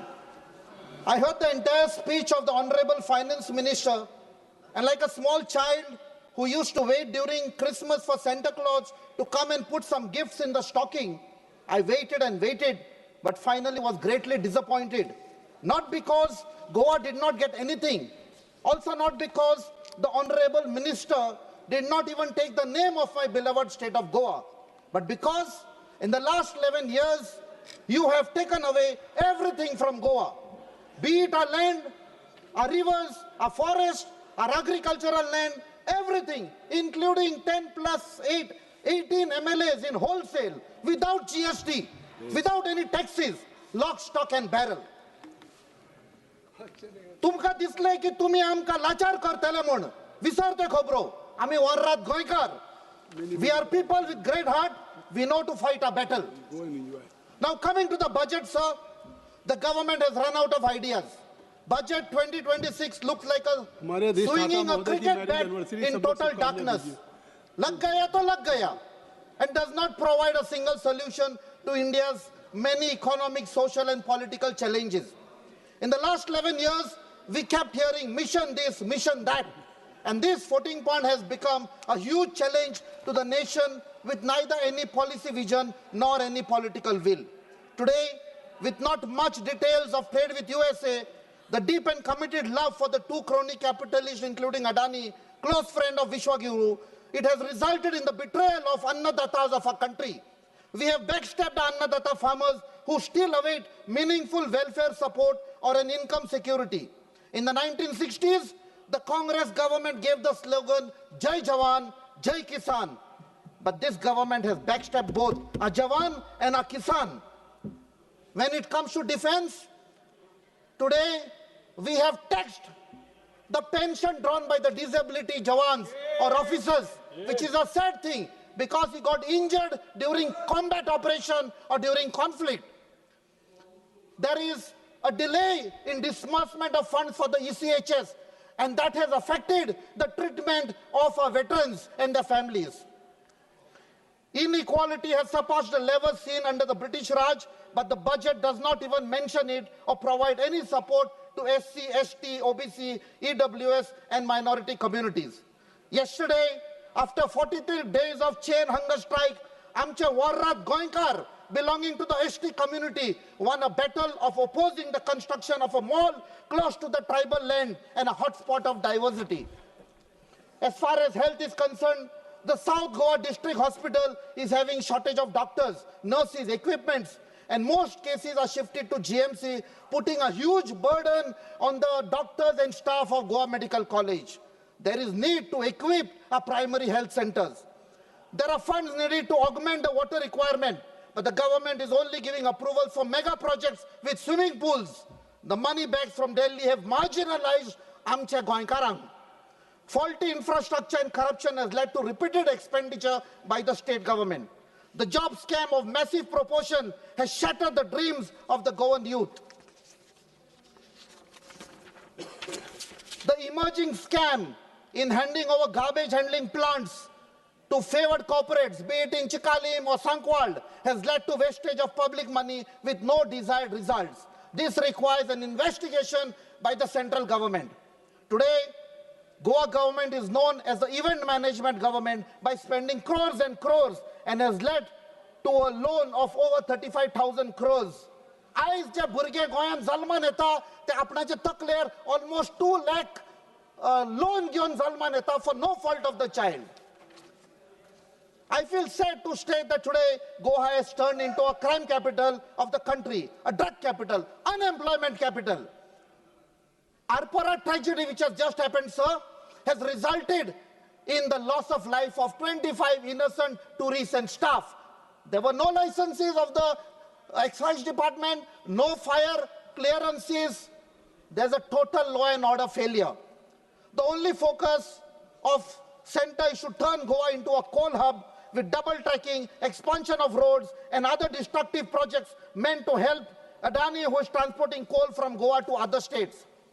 There is a drop in the budget for education, with implementation of NEP is suffering badly. Teachers are on contract or lecture basis. Today, the exams of the 12th standard have commenced in Goa, sir. The teachers who are on contract or lecture basis, they are not sure that after this academic year, whether they will get a renewal of their contract. Kindly conclude. Kindly conclude, please. Sir, I've just started, sir. You have taken 5 minutes. The 12th standard, even staff working in various departments are having temporary jobs. The then Congress government in Goa had given Bal Rath buses to ensure that poor students from remote areas come to the school. Today, those buses need replacement. I have been trying to meet the requirement through MP-led funds, sir. Please as far as... Make it brief. There are I'm concluding, sir. The Finance Commission, which had visited Goa, is living in bliss, providing absolutely no relief to Goa, which is under severe financial stress due to faulty policies. There are no jobs for the youth, employment of a youth or increasing participation of women in workforce. What is the outcome of internship or skill development scheme, sir? Poor and middle class, there is no relief from inflation, saving and rising debt. Instead of focusing on actual infrastructure in Goa, we are demolishing religious places. Sri Vijay Kumar Hansdagi. Sir, I'm concluding. Last term. Sir, we need a special status for Goa for a sustainable development council. This is the only solution for my beloved Goa. Nane amche goy je odilani samadun dawalla te kabar zatle sir. Kodi dur chela. Koi kar kabar zatlo. Thank you. Jai Hind, Jai Goa. Sri Vijay Kumar Hansdagi. धन्यवाद chairman sir. Budget पे बोलने के लिए मुझे मौका अपने party JMM की तरफ से देने के लिए धन्यवाद।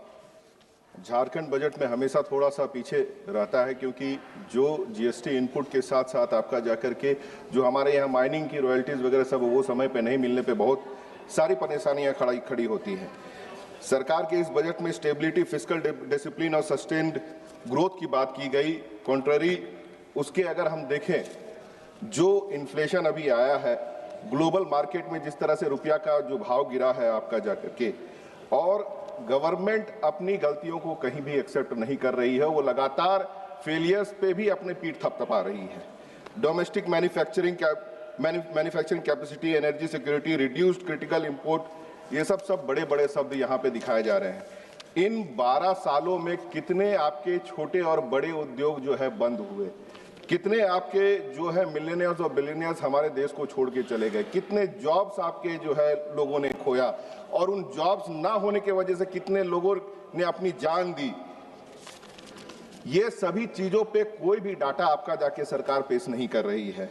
और जिस तरह से इंपोर्ट कम करने की बात हो रही है, लेकिन यूएसए ट्रेड डील के बाद जो दिख रहा है कि सरकार पूरी तरह से घुटने टेक दे रही है, पुराने साथियों से संबंध खराब कर और यूएसए के साथ जो संबंध बढ़ाने के चक्कर में जितने भी हमारे यहाँ के उद्योग अगर होंगे, चाहे वो मिल्क हो, चाहे वो भुट्टा का जो बाय प्रोडक्ट हो, उन सबको लेने के बाद यहाँ के फार्मर्स की क्या स्थिति होगी, उस पर कहीं कोई क्लियर इंटेंशन दिख नहीं रहा है। और जिस तरह से जो बाहर के कंपनीज यहाँ पे प्रोडक्ट डंप करते हैं, क्योंकि बहुत सारे सब्सटेंसेस जो कि दूसरे देशों में बंद रहते हैं वो यहाँ पे हमारे देश में यूज किए जाते हैं, जो कि यहाँ के लोगों के लिए हानिकारक है, खतरनाक है। हाई ग्रोथ ऑफ 7% और पॉवर्टी रिडक्शन की बात की गई है, जबकि मैं कह सकता हूं ये पूरी तरह से असत्य है।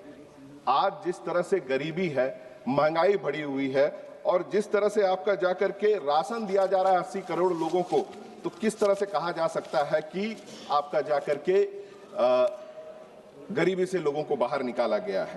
पहले गवर्नमेंट जो है एक बहुत बढ़िया डाटा देती थी कि हमारे मिनिस्ट्रीज ने क्या क्या काम किया और कितना काम किया। अभी डाटाज छिपाए जाते हैं, दिखाए नहीं जाते हैं और लोगों को भ्रम में डाला जाता है। और जिस तरह का हाईएस्ट टैक्स पेइंग सिस्टम है, सिर्फ डायरेक्ट टैक्स की हम बात नहीं करें, हर एक व्यक्ति इस देश में जो भी चाहे वो छोटा से बड़ा, आपका किसान से लेके गरीब कोई भी है, सबको ये अपना टैक्स देता है हर एक चीज खरीदने पे। जिस तरह से निचोड़ करके लोगों से, और जो सोशल सिक्योरिटी पे आज तक फोकस नहीं है इस गवर्नमेंट की, हेल्थ, आपका job opportunity, education, farming production, जो फोकस गवर्नमेंट की नहीं है उसे दिग्भ्रमित करने के लिए बड़े बड़े शब्द सिर्फ इस्तेमाल किए जा रहे हैं। आज बुद्धिस्ट सर्किट की बात हो रही थी नॉर्थ ईस्ट में, जिस तरह से इस पूरे देश में जो आपसी सद्भाव, आपसी प्रेम, जाति धर्म का जो एक सुंदर माहौल, उसे इस सरकार के लोगों द्वारा लगातार चोट करके जिस तरह से बिगाड़ा जा रहा है। आज मणिपुर में जो हुआ और इस सरकार ने जिस तरह से बैकफुट में रह करके वहां पे घटनाओं को आगे बढ़ते रहने दिया, ये यहाँ के सरकार की मंशा को दिखाता है। आज आसाम के टी ट्राइब को, चाहे हिल ट्राइब बोल करके, जो वहां के आदिवासी, उनको जो उनका हक नहीं दिया जा रहा और जिस स्थिति में वो रह रहे हैं, आज आसाम के जो मुख्यमंत्री है उनका जो जिस तरह का विवादास्पद बयान सब आता है, और उसके बावजूद वो मैं बोल रहा हूं, बोलने दिया जाए, जिस तरह का विवादास्पद बयान आता है, चाहे वो अल्पसंख्यकों के विरोध में हो, चाहे वो आपका जाकर के दूसरे दल के नेताओं के लोग के बारे में हो। विजय जी, आप भारत की पार्लियामेंट में देश के बजट पे चर्चा कर रहे हैं। सर, बजट के साथ उनके शब्दों के ऊपर मैं चर्चा कर रहा हूं। इनको तकलीफ बहुत हो रही है क्योंकि सच्चाई बोल रहा हूं मैं, की चर्चा क्योंकि सच्चाई बोल रहा हूं मैं। आप झारखंड, मैं ये कह सकता हूं कि वहां पर जिस तरह से अगर जो ट्राइब्स के ऊपर से अत्याचार हो रहा है, वो बिल्कुल आपका, मैं कह सकता हूं, अपराध है। एक मिनट, क्या है पॉइंट आउट जो यहाँ पे सर लोग आज विरोध कर रहे हैं। मैं सर बहुत ज्यादा लंबा समय नहीं है हमारा, मैं टाइम वेस्ट नहीं करूं। 353 सर, क्या है व्यवस्था? वो ये कहता है कि जो भी इस सदन के सदस्य नहीं है या अपने को डिफेंड करने के लिए यहाँ मौजूद नहीं है, उसके बारे में किसी प्रकार की कोई चर्चा नहीं हो सकती है। इसीलिए असम के मुख्यमंत्री के बारे में जितनी बातें कही हैं उसको एक्सपंज करिए सर। ये कृपया जो नियम 353 है सर, जो व्यक्ति सदन का सदस्य नहीं है वो आप बैठ जाइए, जो स्टेटमेंट इंडिया के लोगों के सामने है उसे झुटलाया नहीं जा सकता है। एक बात सुन लीजिए, आप यहाँ पे विजय जी एक बात सुन करके बात हम इस पे व्यवस्था दे दे, जो निशिकांत जी ने उठाया। सर, मैं अपनी बातों को समाप्त करूंगा। हम ठीक है, कृपया जिस व्यक्ति को, सर, आप लोग की बात को पूरी तरह से सुन रहा हूं। जिस व्यक्ति को सफाई देने का अवसर यहाँ नहीं है, उसका कृपया नाम या उसको लेकर नहीं। मैंने नाम बिल्कुल नहीं लिया सर। अपनी चर्चा समाप्त करें। और लगातार इस देश की जो व्यवस्था खराब होती चली जा रही है, मैं यहाँ के सदन के नेता की ही बात करूंगा जो शायद डिफेंड कर सकते हैं, कि हमारे चौकीदार की तरफ से हमने सुना था कि हमारा क्या है, हम तो झोला उठा करके लेके चले जाएंगे।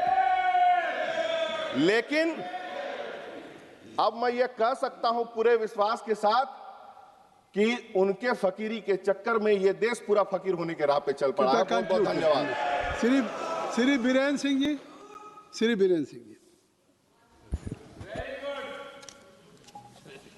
धन्यवाद अधिष्ठाता महोदय।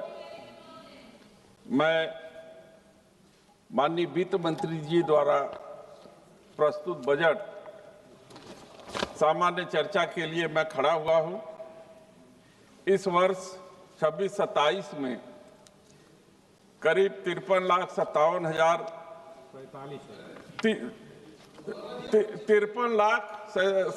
साढ़े 53 लाख के करीब हजार करोड़ के लाख करोड़ 53 लाख सम हजार करोड़, कुछ हजार करोड़, ये तो मैं कह रहा हूँ, करोड़ के बजट को उन्होंने इस वर्ष रखा है। इतना बड़ा बजट हो गया कि उसको पिछले कहने में दिक्कत हो रही है। सुनने में किसी को दिक्कत हो तो मैं क्या करूं। जो पिछले वर्ष की अपेक्षा 7.7% अधिक है। मैं इसलिए इस बजट 7.7% हमारे आंकड़े से है।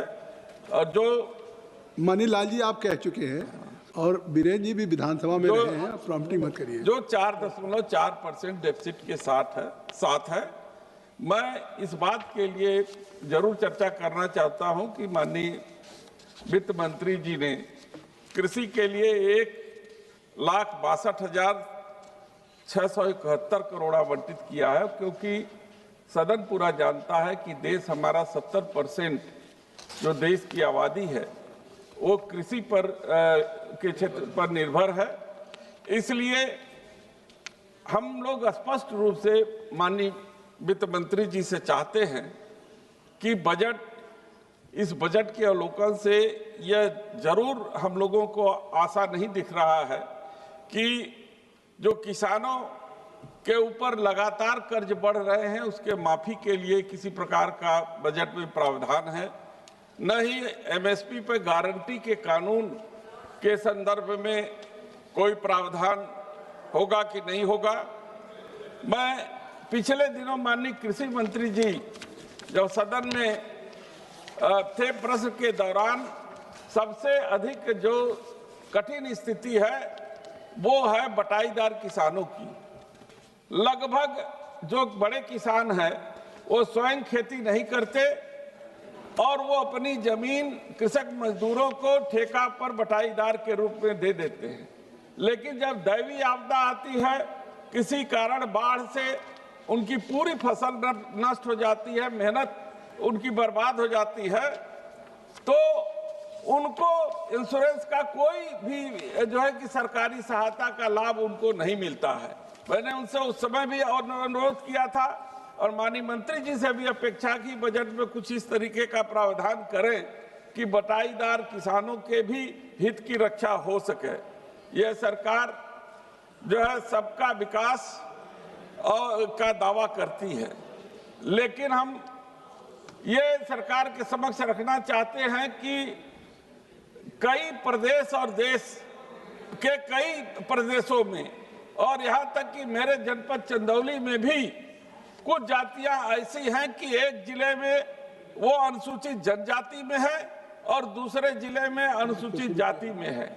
ये गोंड है, पनिका है, चेरो है, खरवार है, कोल है, भील है, बिहार है।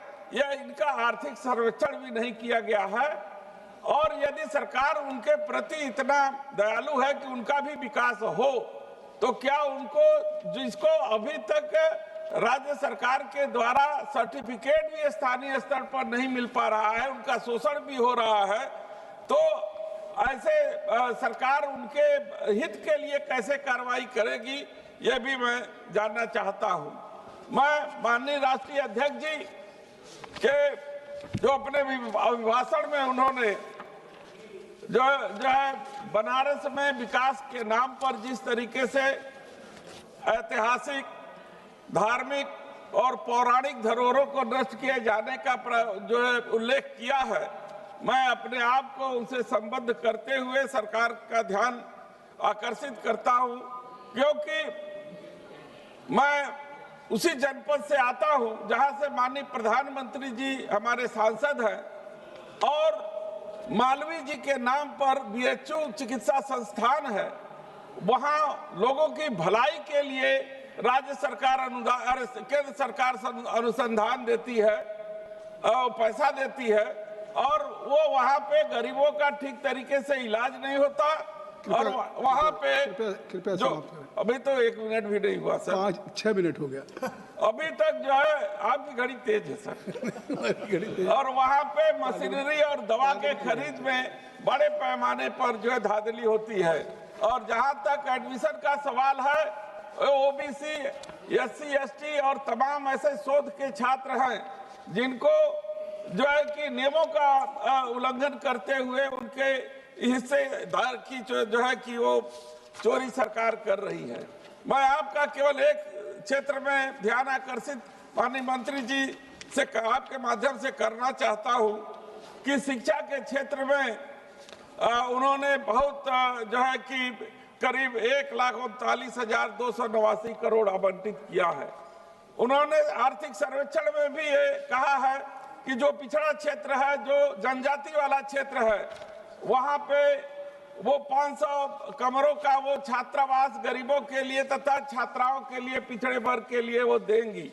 तो मैं यही कहना चाहता हूं कि चंदौली हमारा आकांक्षी जिला है और बहुत ही पिछड़ा जनपद है। यदि वहाँ शिक्षा के क्षेत्र में मिनी स्टेडियम तथा ये छात्रावास और एक विद्यालय दे दे जो है गरीबों के लिए, तो उनके जीवन का स्तर में जो है वो उठान होगा। एक महिला हॉस्टल मिल रहा है। बहुत बहुत धन्यवाद। धन्यवाद सर, हमारी बात तो आप कह रहे हैं। एक से केवल रोजगार के क्षेत्र में मैं कहना चाहता हूं कि सरकार जो है कौशल विकास के नाम पर जो है कि बहुत बड़ी बड़ी योजनाएं ला रही थी। पिछले बजट में कौशल विकास का जो जमीन पर जो उसका जो है कि कार्रवाई दिखाई दे रही, मात्र 6% जो हुई है। और सीएजी की रिपोर्ट है कि उसमें हजारों करोड़, एक मिनट सर, हजारों करोड़ रुपए का जो है कि घोटाला हुआ है। और मैं चाहता हूं कि जो जीरो टॉलरेंस को बढ़ावा देने की बात जो है कि वो कहती है कि हमारी सरकार चंदौली की जो मांग कर ली उसको डाइल्यूट मत करिए, समाप्त करिए। धन्यवाद सर। वो चंदौली से ही मंत्री जी थे जिन्होंने 8000 करोड़ का घोटाला किया। आलोक कुमार सुमन जी, श्री आलोक कुमार सुमन, धन्यवाद सर।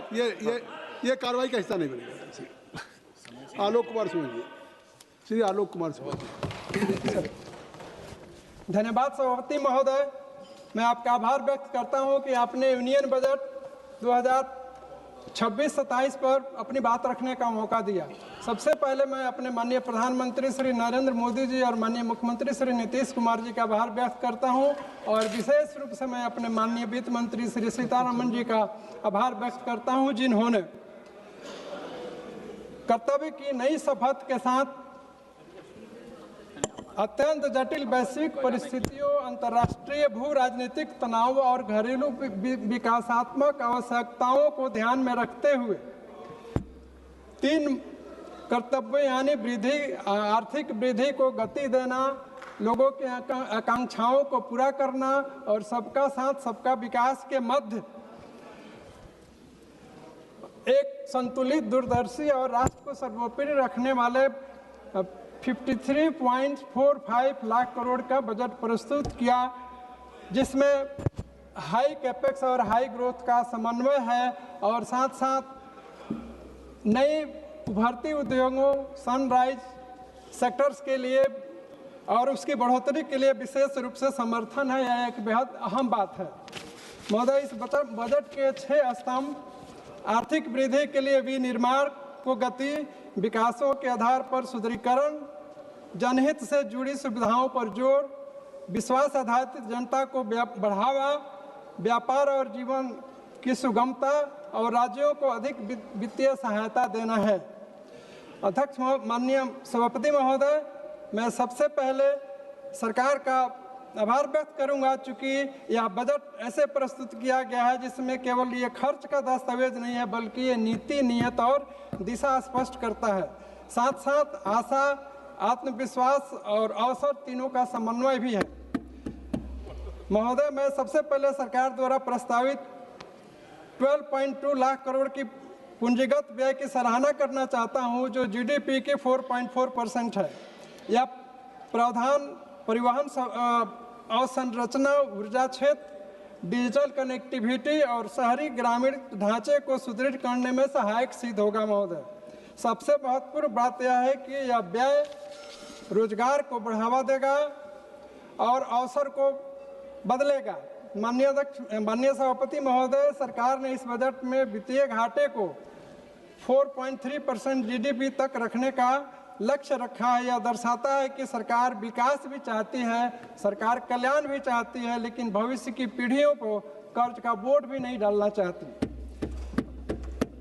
आर्थिक विकास महोदय तभी सार्थक है जब हमारे नागरिक स्वस्थ हों। इसी सोच के साथ बजट 2026-27 में स्वास्थ्य क्षेत्र को विशेष रूप से प्राथमिकता दी गई है।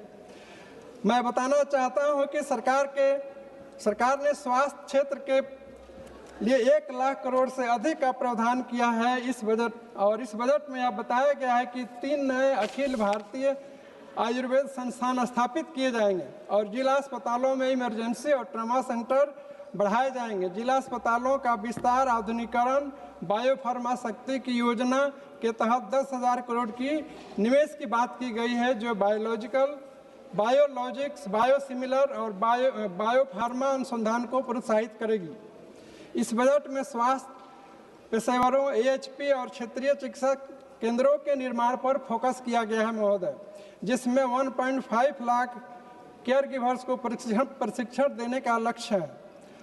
हर जिला अस्पताल में 24 घंटे और 24x7 ट्रॉमा सेंटर केयर स्थापित किए जाएंगे, जिससे आपातकालीन स्थिति 24 घंटे सुदृढ़ होगी और सुनिश्चित होगी। मधुमेह, कैंसर और दुर्लभ 17 बीमारियों की दवाइयों पर सीमा शुल्क में कमी से इलाज की लागत कम और सस्ती होगी। बजट में प्रधानमंत्री जन आरोग्य योजना के लिए 9,500 करोड़ रुपए और राष्ट्रीय स्वास्थ्य मिशन के लिए 39,390 करोड़ रुपए का आवंटन बढ़ाया गया है, जो प्राथमिक स्वास्थ्य सेवा, मातृ शिशु स्वास्थ्य और रोग नियंत्रण को मजबूत करेगा। महोदय, एमएसएमई सेक्टर भारत की अर्थव्यवस्था की रीढ़ है और सबसे अधिक रोजगार यहीं से आता है। बजट में छोटे और मध्यम उद्योगों के लिए 10,000 करोड़ रुपए आवंटित किए गए हैं। सरकार ने एमएसएमई को समर्थन देने के लिए आत्मनिर्भर भारत कोष में 4,000 करोड़ रुपए की अतिरिक्त राशि जोड़ने का प्रस्ताव रखा है। यह बजट वोकल फॉर लोकल को न केवल नारा बल्कि आर्थिक मॉडल के रूप में प्रस्तुत किया गया है। कृपया समाप्त करें। महोदय, मैं 2 मिनट। महोदय, मैं इस अवसर पर अपने माननीय वित्त मंत्री जी का ध्यान अपने संसदीय क्षेत्र गोपालगंज की तरफ आकृष्ट करना चाहता हूं, जहां एक सबिया एयरपोर्ट है और जो 2020 से ही उड़ान योजना में शामिल किया गया है, लेकिन अभी तक इसकी बिडिंग की प्रक्रिया नहीं हो पा रही है और आर्थिक संरचना नहीं तैयार हो पा रहे हैं, जिसके कारण परियोजना धरातल पर उतरने में विलंब की शिकार हो रही है।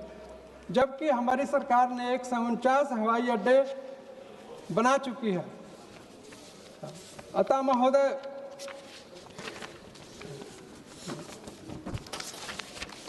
मैं इस सदन के माध्यम से माननीय मंत्री जी से ये विनम्र आग्रह करता हूं कि सबिया एयरपोर्ट के लिए उड़ान योजना की बिडिंग प्रक्रिया के साथ साथ धन एलोकेट किया जाए, ताकि उसकी संरचना और उसकी बिडिंग की प्रक्रिया शुरू हो सके। बहुत बहुत धन्यवाद।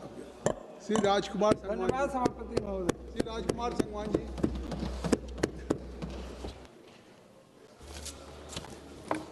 धन्यवाद सभापति महोदय, आपने मुझे बजट चर्चा में भाग लेने का अवसर दिया। मैं केंद्रीय बजट पर चर्चा में भाग लेते हुए ये कहना चाहता हूँ कि यह बजट केवल आय व्यय का लेखा जोखा नहीं, बल्कि यह उस भारत का रोड मैप है जो आत्मनिर्भर, समावेशी और विकसित भारत के संकल्प के साथ साथ आगे बढ़ रहा है। यह बजट देश की आकांक्षाओं, किसानों की उम्मीदों, युवाओं के सपनों और महिलाओं की शक्ति का प्रतिबिंब है। कृषि भारत की अर्थव्यवस्था की रीढ़ है और ये संतोष का विषय है कि वर्ष 24-25 में देश में खाद्यान्न और बागवानी उत्पादन में ऐतिहासिक रिकॉर्ड बनाया है। यह बजट किसानों की आय बढ़ाने, लागत घटाने और जोखिम कम करने की स्पष्ट दिशा प्रस्तुत करता है। तिलहन और दलहन के लिए चलाए गए राष्ट्रीय अभियानों के सकारात्मक परिणाम सामने आए हैं। खाद्य तेल आयात पर निर्भरता कम करने की दिशा में यह बजट एक निर्णायक कदम है। श्री अन्न यानी मिलेट्स को वैश्विक पहचान देकर सरकार ने न केवल पोषण सुरक्षा सुनिश्चित की है, बल्कि छोटे और सीमांत किसानों के लिए आय के नए अवसर भी पैदा किए हैं। आज का किसान केवल फसल उत्पादक नहीं रहा, बल्कि वह पशुपालक, मत्स्य पालन और मधुमक्खी पालन से जुड़कर आय के विविध स्रोत अपना रहा है। वर्ष 24-25 में देश का मत्स्य उत्पादन लगभग 200 लाख टन तक पहुंचना इस बात का प्रमाण है कि ग्रामीण अर्थव्यवस्था मजबूत हो रही है।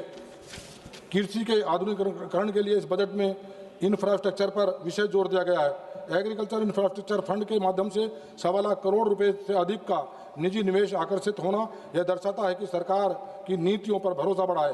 भंडारण, कोल्ड चेन और लॉजिस्टिक जैसे विस्तार से किसानों को उनकी उपज का बेहतर मूल्य मिल रहा है और ग्रामीण युवाओं के लिए रोजगार के अवसर बने हैं। ग्रामीण रोजगार और विकास के क्षेत्र में सरकार ने पारदर्शिता और जवाबदेही के साथ सुधार किए हैं। 125 दिन का रोजगार, डिजिटल भुगतान और सामाजिक अंकेक्षण से न केवल भ्रष्टाचार पर नियंत्रण होगा, बल्कि गांवों में क्रय शक्ति बढ़ेगी। यह बजट ग्रामीण मांग को मजबूत करने वाला बजट है। यह बजट महिला सशक्तिकरण को विकास के केंद्र में रखता है। आज 10 करोड़ से अधिक महिलाएं स्वयं सहायता समूह से जुड़ी हैं। 2 करोड़ से अधिक महिलाएं लखपति दीदी बन चुकी हैं और न केवल एक वर्ष में 60 लाख नई लखपति दीदी बनी है। नमो ड्रोन दीदी योजना और स्वस्थ नारी सशक्त परिवार अभियान यह साबित करते हैं कि यह बजट महिलाओं को लाभार्थी नहीं नेतृत्वकर्ता बना रहा है। राष्ट्रीय सुरक्षा और आर्थिक मजबूती एक दूसरे के पूरक हैं। यह बजट स्पष्ट संदेश देता है कि भारत सुरक्षा के साथ समझौता नहीं करेगा। आंतरिक सुरक्षा की स्थिति में सुधार, माओवादी हिंसा का सीमित होना और युवाओं का मुख्य धारा में लौटना, यह सब विकास और विश्वास का परिणाम है। आत्मनिर्भर भारत की दिशा में उत्पादन आधारित प्रोत्साहन, योजनाओं ने ठोस परिणाम दिए हैं। लगभग 2 लाख करोड़ रुपए का निवेश, 17 लाख करोड़ रुपए से अधिक का उत्पादन और 2025 में रक्षा उत्पादन का 1.5 लाख करोड़ रुपए पार करना, यह बजट भारत को वैश्विक मैन्युफैक्चरिंग हब बनाने की नींव मजबूत करता है। पिछले 11 वर्षों में $750 बिलियन का FDI वैश्विक विश्वास का प्रमाण है। युवाओं के लिए यह बजट अवसरों का बजट है।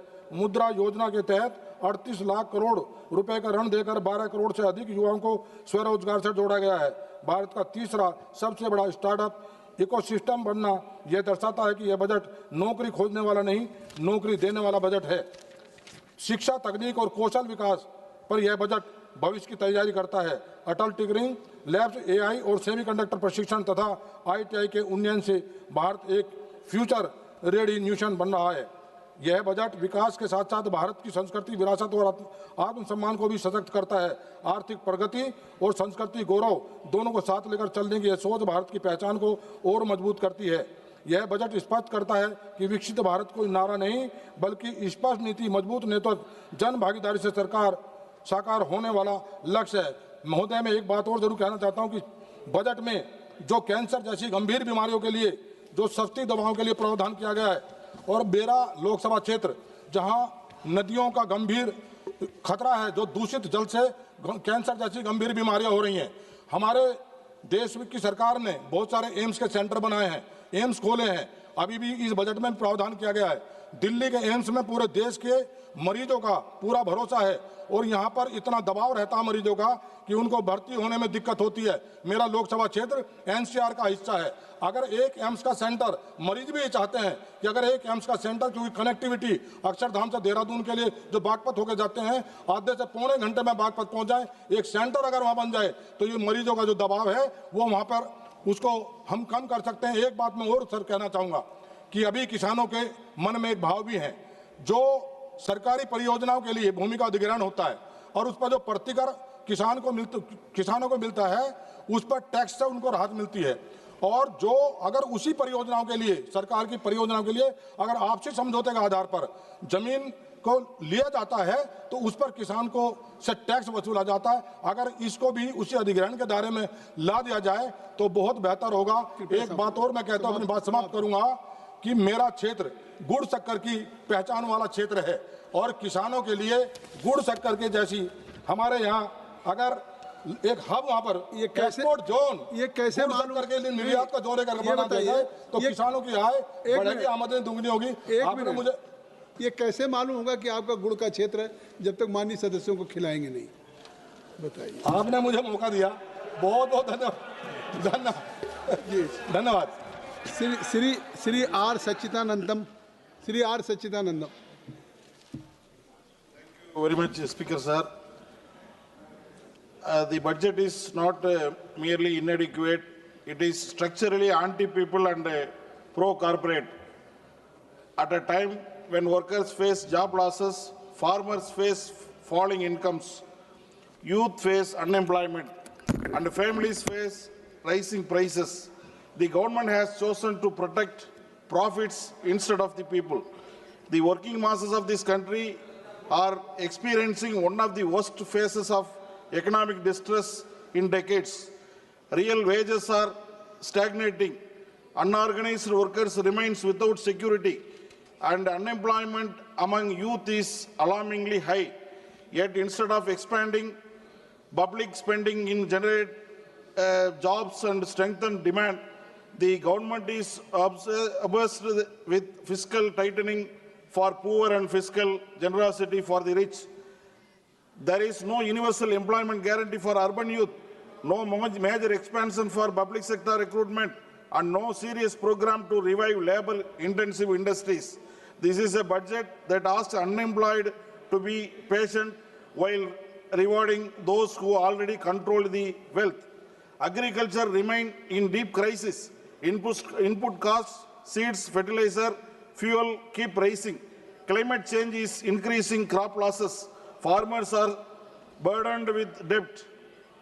But this budget does not provide a legal guarantee of minimum support price. Large-scale public investment in irrigation, storage and procurement. Strong measures to reduce input costs. Instead, policies continues to open agriculture to corporate control while reducing the state's responsibility. Farmers are being pushed towards the market without protection, while big agribusiness is given policy support. This is not a reform. This is an abandonment. Public money for private profit. Honorable Speaker, sir, this budget clearly shows the pattern. Losses are socialist, profits are privatized. Corporate tax concessions continue. Incentives and subsidies are extended to large private players in infrastructure, logistics, and strategic sectors. Meanwhile, allocations for food security, rural development, and welfare schemes do not keep pace with inflation. The government claims there is no money for expanding social welfare, but there is always money when big capital demands support. Labor rights are being weakened in the name of ease of doing business. The new labor regime reduces job security, weakens collective bargaining, and makes it easier for corporations to hire and fire. But where in this budget is the protection for gig workers, contract workers, scheme workers, and the vast informal workforce? Workers are treated as disposable, while corporations are treated as national assets. Energy transition without self-reliance. Yes, renewable energy is discussed, but the real question is who is controlled this transition? Without strong public sector leadership, heavy investment in domestic in manufacturing of solar panels, batteries, grid systems, India will remain dependent on imports. We will become the market, not manufacturing power. A genuine green transition must create jobs for Indian workers, not profits for foreign suppliers and private monopolies. Defense spending rises, social spending suffers. National security is important, but security is not only about weapons. It is also about food, health, education, and unemployment. What kind of security do we build when government schools lack of teachers, public hospitals lack of staff and equipment, youth lack of jobs, farmers lack of income security? A hungry, unemployed population cannot be foundation of the strong nation. So, just 1 minute, I will conclude. Science and research. Honorable Speaker, sir, this budget had an opportunity to stand with workers, farmers, youth, and the poor. It had the chance to expand public investment, generate employment, and reduce inequality. Instead, it has chosen the path of corporate-driven growth, weakened labor rights, and shrinking welfare. We believe in the different vision of India, an India where public investment creates jobs, where farmers receive guaranteed remunerative prices, where health and education for rights, not privileges, where workers have dignity and protection, where economic policy serves the many, not a few. The budget fails that vision. Therefore, we strongly oppose this anti-people, pro-corporate budget. Thank you very much, Sudama Prasad ji, आप सुन नहीं रहे सुदामा प्रसाद जी, आप disturb कर रहे हैं उनको। धन्यवाद सभापति महोदय। मैं कुछ रखूं उसके पहले 2026 आईसीसी में अंडर 19 विश्व कप में जिम्बाब्वे के हरारे शहर में हुए विश्व कप मैच, क्रिकेट का जो मैच हुआ उसमें बिहार के वैभव सूर्यवंशी ने 80 गेंदों पर 175 रन बनाया और टीम इंडिया को जीत दिलाई। तो इसके लिए मैं वैभव सूर्यवंशी को और पूरी टीम इंडिया को बधाई देता हूं। महोदय, ये 2026-27 का बजट जो है वो जन विरोधी बजट है, कॉरपोरेट परस्त, अमेरिका परस्त बजट है, इसलिए मैं इसकी मुखालफत करता हूं। महोदय, बजट का पैसा कहां जा रहा है? बजट का पैसा कहीं देहाती इलाकों में दिखाई नहीं पड़ रहा है। न नली गली बन रहा है, न पुल पुलिया, न ग्रामीण विकास का कोई काम हो रहा है। और हम लोगों को मिलता है 5 करोड़, हम लोग के करीब 100 करोड़, 125 करोड़ का योजना अभी आ गया है। तो हम लोग क्या करें? बजट का पैसा वहां खर्च नहीं हो रहा है महोदय, और ये फंड में भारी दबाव है। इसलिए सर आपके माध्यम से सरकार से हमारा निवेदन है कि कम से कम इसको 30 करोड़ कीजिए। बजट आपको जिसको देना है दीजिए, लेकिन कम से कम देहाती इलाकों में काम चले। जिन लोगों ने जिताकर भेजा है, भारी दबाव है हम लोगों पर। कितना दिन हो गया एक ठो नली नहीं बना, एक ठो गली नहीं बना।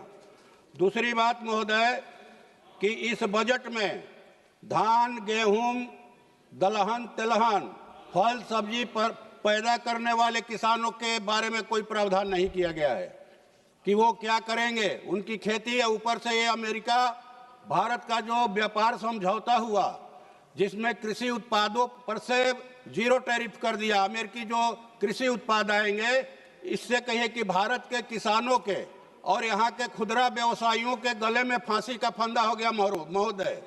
अभी जनवरी की रिपोर्ट है, पीयूष गोयल जी का बयान आ चुका है कि सिर्फ आप ही की ओर बोल रहे हैं सर। सिर्फ जो है जनवरी माह में इस साल महाराष्ट्र के यवतमाल जिला में 21 किसानों ने आत्महत्या किया, घाटे की वजह से, कर्ज की वजह से।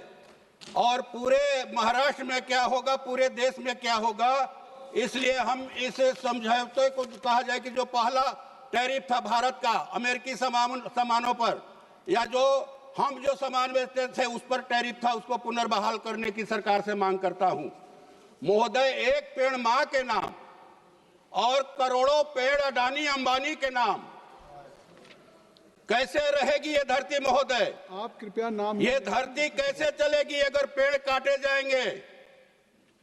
12,000 किलोमीटर में विकास के नाम पर, रेल परियोजनाओं के लिए, कोयला खनन के लिए, बांध और रोड परियोजनाओं के लिए पेड़ों की कटाई होगी। उनको लीज पर ये जंगल दिए जा रहे हैं। वहां के जो मूल निवासी हैं, आदिवासी दलित, उनको पुलिस बल के जरिए हटा करके, उनके विरोध को नजरअंदाज करके तमाम राज्यों में ये चल रहा है। इसलिए लगता है महाराज की महोदय की इस सरकार के जो लोग हैं, उनको बसने के लिए कहीं दूसरे ग्रह पर जमीन खोज लिया गया है। जब धरती पर पेड़ नहीं रहेंगे महोदय, तो कैसे ये सृष्टि बचेगी? सृष्टि रहेगी कैसे? पेड़ कट जाएंगे सारे के सारे पेड़, तो यहाँ ऑक्सीजन कैसे मिलेगा हम लोगों को? पानी कहां से मिलेगा? खेती कैसे होगी महोदय? इसलिए हम लोग मांग करते हैं कि इस सृष्टि को बचाने के लिए सबसे पहली जरूरत, तमाम यहाँ कोई भी पार्टी तभी रहेगी जब ये धरती रहेगी महोदय, जंगलों की कटाई पर सख्ती से रोक लगाई जाए। और एक बात ये महोदय कि यहाँ पीरपैंती में 1050 एकड़ जमीन अडानी को पावर प्लांट के लिए दे दिया गया, उसको रद्द किया जाए 1 रुपये के लीज पर। और महोदय समाप्त कर रहे हैं महोदय, ये मनरेगा को खत्म करके ये जो जी राम जी योजना लाई गई है, इसे ग्रामीण भारत के मजदूरों, खेत मजदूरों को जो काम का अधिकार मिला था, वो अधिकार खत्म कर दिया गया। इसलिए इसको बहाल किया जाए महोदय। दूसरी बात कि 4 लेबर कोड के जरिए जो मजदूरों के हितों की रक्षा के लिए ये 4 श्रम कोड, ये 44 श्रम कोड थे, उनको खत्म करके 4 लाया गया है। फिर से पुराने को वापस लाया जाए, नया को खत्म किया जाए। और तीसरी बात महोदय, एक मांग हमारे इलाके का है, सुन लिया जाए सर। जो है सोन नदी जो है, वहां जलाशय की मांग, हम लोग उसमें निर्माण की बात कर रहे हैं कि अगर वो जलाशय बन जाता है तो मध्य बिहार के 8 जिलों की 42 लाख एकड़ जमीन की सिंचाई होगी महोदय, और सोन नहरों का आधुनिकीकरण किया जाए। ये हम आपके माध्यम से सरकार से मांग करते हैं। और भोजपुर में एक स्टेडियम का सरकार निर्माण करवा दे महोदय। अभी ढेर चीज बोलना है, कहें आप तो इसको हम भिजवा देते हैं। आपकी सब बात आ गई, धन्यवाद, बहुत बहुत धन्यवाद। श्री जुगल किशोर शर्मा जी। धन्यवाद सभापति जी। मैं आपका आभार प्रकट करना चाहता हूं कि आपने मुझे 2026 और 27 के बजट पर बोलने का जो है वो मौका दिया। महोदय, मैं आभार प्रकट करना चाहता हूं अपने देश के प्रधानमंत्री नरेंद्र भाई मोदी जी का और वित्त मंत्री निर्मला सीतारमण जी का, जिन्होंने देश के प्रधानमंत्री जी के नेतृत्व में 2026 और 27 का बजट जहां पर प्रस्तुत किया। महोदय, जो बजट है 2047 में विकसित भारत बनाने की नींव का, उसकी आधारशिला का। विजय दुबे जी बैठ जाए। महोदय, जो बजट है दूरदृष्टि और दूर की सोच का। महोदय, देश के प्रधानमंत्री जी ने कहा कि हम आने वाली पीढ़ियों को एक अच्छा भारत और विकसित भारत देकर जाएं और विश्व में भारत नंबर 1 पर हो और आत्मनिर्भर हो। उसी दिशा में ये बजट जो है ये एक कदम है। वैसे तो ये बजट जो है वो 2026 और 2027 के लिए जहां पर लाया गया है, लेकिन ये सोच है आने वाले 5 वर्षों की और 2047 तक जो कार्य हमें करने हैं, उन कार्यों को संपन्न करने के लिए उनकी शुरुआत जो है वो आज इस 2026 और 27 के बजट से जहां पर हो रही है। महोदय, इस बजट में मूलतः 3 स्पष्ट कर्तव्यों पर यह बजट जो है वो आधारित है। विशेष तौर पर पहला कर्तव्य जिसकी मैं चर्चा जहां पर कर रहा हूं, आर्थिक वृद्धि को तेज करना और बनाए रखना, गति भी देना और बनाए भी रखना, जिसमें उत्पादकता और प्रतिस्पर्धा को बढ़ाना और वैश्विक उथल पुथल के प्रति अर्थव्यवस्था को सहनशील बनाना, निर्यात वृद्धि और दीर्घकालीन निवेश आकर्षित करना, ये सोच है इस बजट के माध्यम से इस सरकार की। तो मैं और दूसरा महोदय, दूसरा जो है वो आकांक्षाएं और क्षमता का निर्माण और विशेष तौर पर भारत के नागरिकों की आकांक्षाओं को पूरा करना, शिक्षा, कौशल, स्वास्थ्य और रोजगार में निवेश करना और विशेष तौर पर जनता को भारत की समृद्धि का भागीदार बनाना। और हर एक भारतीय का ये दायित्व बनता है कि वो भारत को आगे ले जाने के लिए अपना दायित्व निभाए और भारत को आत्मनिर्भर बनाने का कार्य जो है वो करे। देश के प्रधानमंत्री जी ने ये जो संकल्प लिया है, उस संकल्प को पूरा करने के लिए ये बजट जो है ये पेश किया गया है। और विशेष तौर पर तीसरा जो कर्तव्य, सबका साथ सबका विकास, जो देश के प्रधानमंत्री जी की सोच है, उस ओर भारत आगे बढ़ रहा है। इसके साथ साथ ही समावेशी विकास सुनिश्चित करना, हर परिवार, क्षेत्र और समुदाय तक अवसर पहुंचाना, सामाजिक न्याय और क्षेत्रीय संतुलन पर जोर देना, इस बजट का जो है वो विशेष तौर पर ध्यान जो है वो केंद्रित जो है वो किया गया है। महोदय, मैं बताना चाहता हूं कि जहां पर ये जो टैक्सेस की जहां पर बात की गई है, अनुपालन का सरलीकरण करना, यो परेशानी लोगों को ना आए, इसलिए आयकर विवरणी ITR को सरल बनाने और छोटे करदाताओं के लिए नियमों में ढील देने का प्रस्ताव जो है वो इस बजट में जो है वो दिखाया गया है। और इसके साथ ही हम सब जानते ही हैं कि भाई 12 लाख तक की आय तक जो है वो टैक्स में छूट दी गई है। ये बहुत बड़ी राहत जो है वो देश के प्रधानमंत्री नरेंद्र भाई द्वारा जो है वो देश के नागरिकों की जो है वो दी गई है। महोदय, मैं कहना चाहता हूं, वैसे तो बहुत से ऐसे क्षेत्र हैं जिन और बजट के द्वारा जो है वो ध्यान जो है वो आकर्षित किया गया है। परिवहन, रक्षा, ग्रामीण विकास, गृह कार्य, कृषि और संबंध कार्यालय, शिक्षा, ऊर्जा, स्वास्थ्य, शहरी विकास, IT और दूरसंचार, वाणिज्य और उद्योग, सामाजिक कल्याण, विज्ञान, वैज्ञानिक विभाग, कर प्रशासन, विदेश कार्य, वित्त, पूर्वोत्तर विकास के लिए यहाँ पर बहुत सारा जो प्रावधान जो है वो रखा गया है। लेकिन इसके साथ साथ ही मैं ये भी बताना चाहता हूं कि हेल्थ सेक्टर में भी बहुत बड़ी राहत देने की बात जो है वो इस बजट में जो है वो की गई है। महोदय, मैं कहना चाहता हूं कि शिक्षा क्षेत्र में भी, शिक्षा और कौशल क्षेत्र में बहुत बड़ा प्रावधान जो है वो इसमें रखा गया है, ताकि आने वाले दिनों में देश के नौजवान जो हैं वो अच्छा करें, अच्छा पढ़ा लिखें और कौशल युक्त हों और आत्मनिर्भर बनाने में आत्मनिर्भरता की ओर आगे जो है बढ़े। महोदय, मैं कहना चाहता हूं कि जी राम जी विधेयक जहां पर लाकर सरकार ने एक बहुत बड़ी राहत ग्रामीण क्षेत्र के लोगों को दी है और आने वाले दिनों में जो कमियां मनरेगा में थी उन कमियों को दूर करके, उस भ्रष्टाचार को दूर करके, वो अनियमितताएं जो थी उनको भी दूर करके ये जी राम जी जो लाया गया है, इससे बहुत बड़ी राहत जो है वो लोगों को जो है वो मिलने वाली है। मैं कहना चाहता हूं कि देश के प्रधानमंत्री जी ने जो 6,000 किसान सम्मान निधि के द्वारा लोगों को, किसानों को देने का जो निर्णय लिया था, वो सबसे अच्छा और बहुत ही अच्छा निर्णय था, ताकि इससे किसान जो है, महोदय थोड़ा सा समय दे दीजिए, मैं जल्दी कंक्लूड जो है वो करने का प्रयास जो है वो करता हूँ। महोदय, मैं बताना चाहता हूँ कि यहाँ पर हमारी जो अर्थव्यवस्था लुढ़कने की तरफ जो है वो जा रही थी, अब जाकर अर्थव्यवस्था जो है वो तेजी के साथ जो है वो आगे बढ़ रही है। प्रधानमंत्री नरेंद्र भाई मोदी जी द्वारा वित्तीय अनुशासन और उनके द्वारा पेश किए जा रहे दीर्घकालीन जो असर है वो दिखने लगे हैं और बजट के कारण भारत की अर्थव्यवस्था दुनिया की सबसे तेज बढ़ने वाली अर्थव्यवस्था जो है वो बनती जा रही है और बनने भी वाली है। महोदय, भारत की अर्थव्यवस्था विश्व की चौथी अर्थव्यवस्था जो है लगभग बन ही गई है।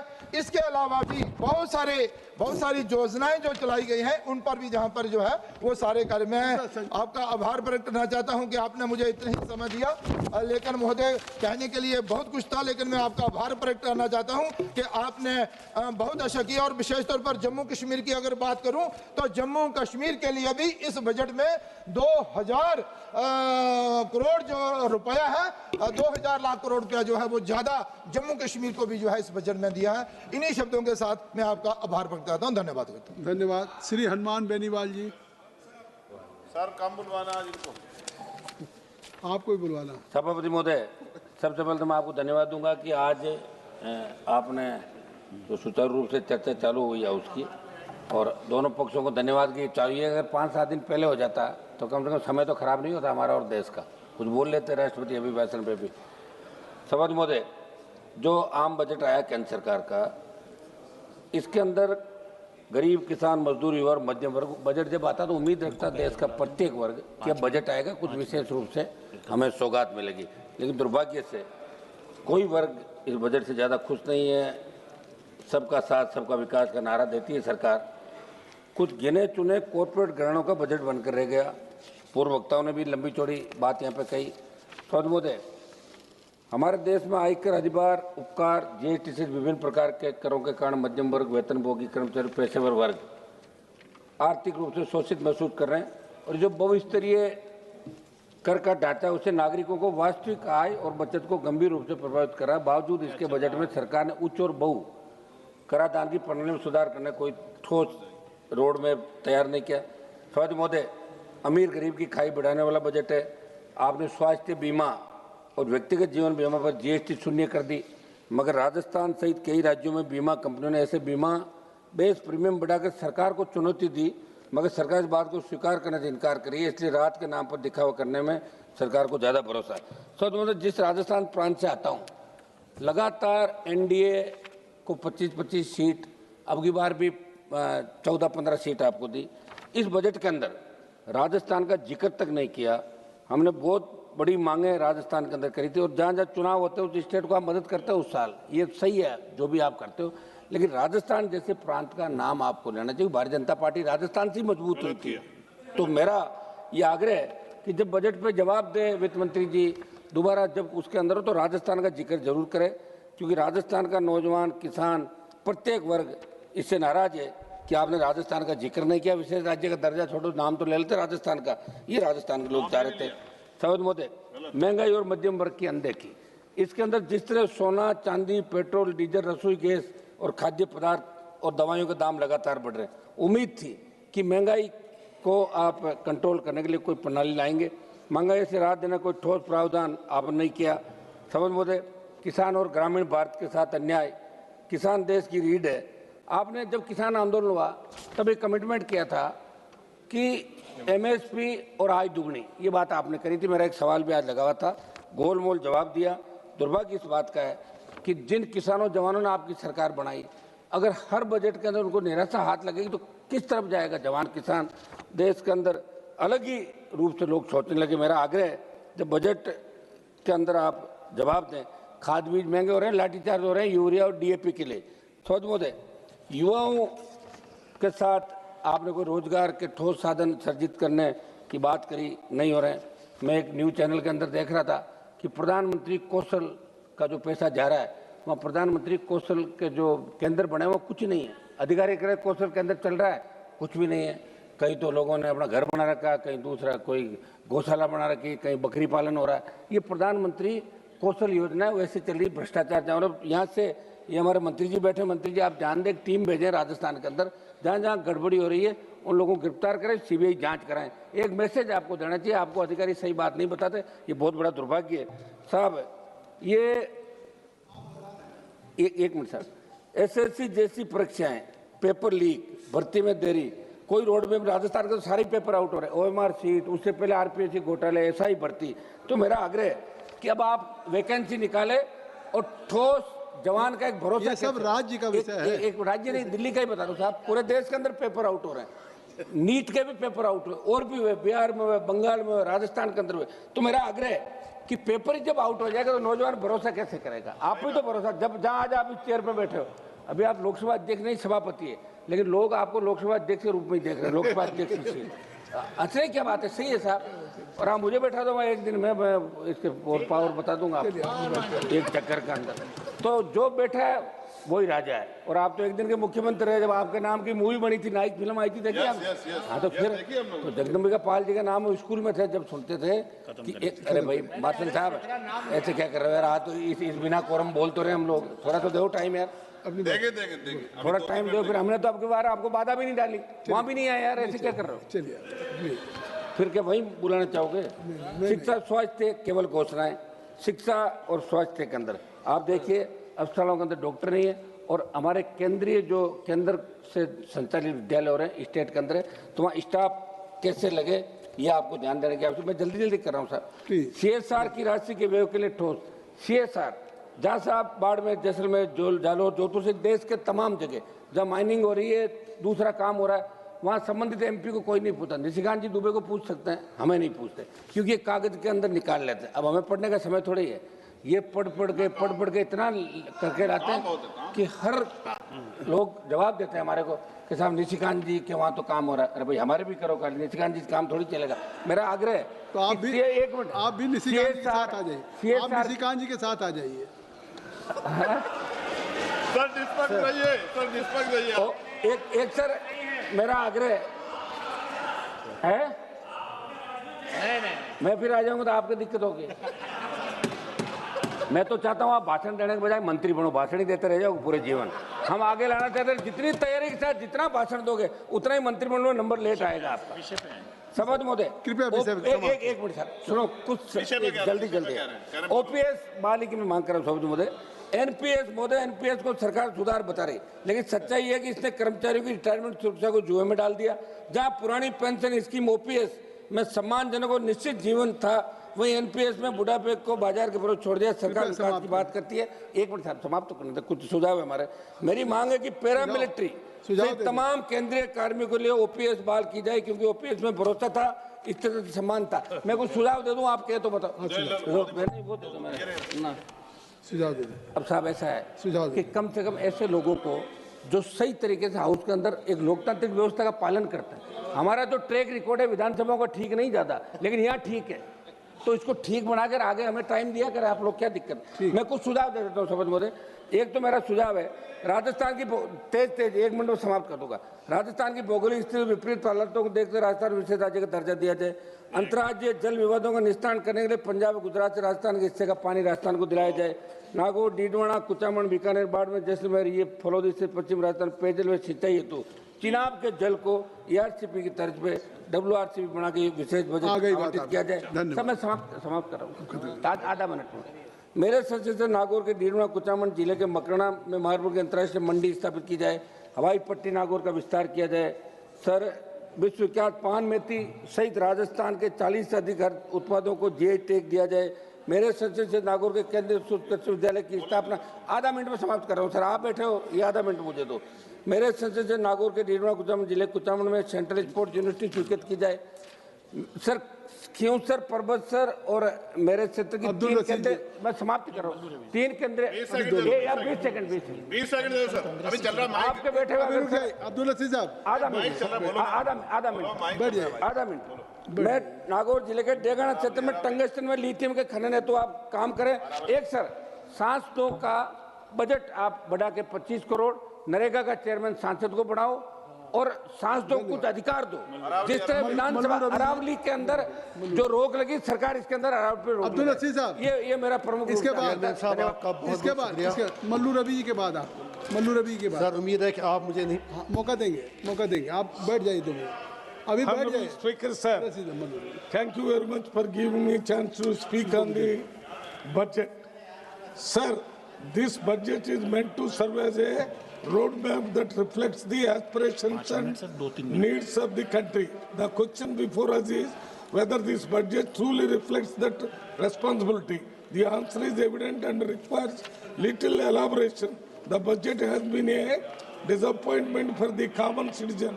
It conveys a clear message that Delhi dur hai. There appears to be a lack of sensitivity towards the difficulties faced by the people, and the budget reflects that growing disconnect between the government and the lived realities of the citizen. Sir, this budget doesn't meet the requirements of the unemployed youth. The budget is increasing the capital corporations only, not the mass employment. Number 2, sir, unemployed about agriculture. In the agriculture also they have not attended the MSP, which will give more production of the food grain. That is also not attended. Food security also they have not attended, sir. Next, employment, unemployment, again, women, sir. The struggle of the poor and the informed workers are compounded by weakening social safety nets.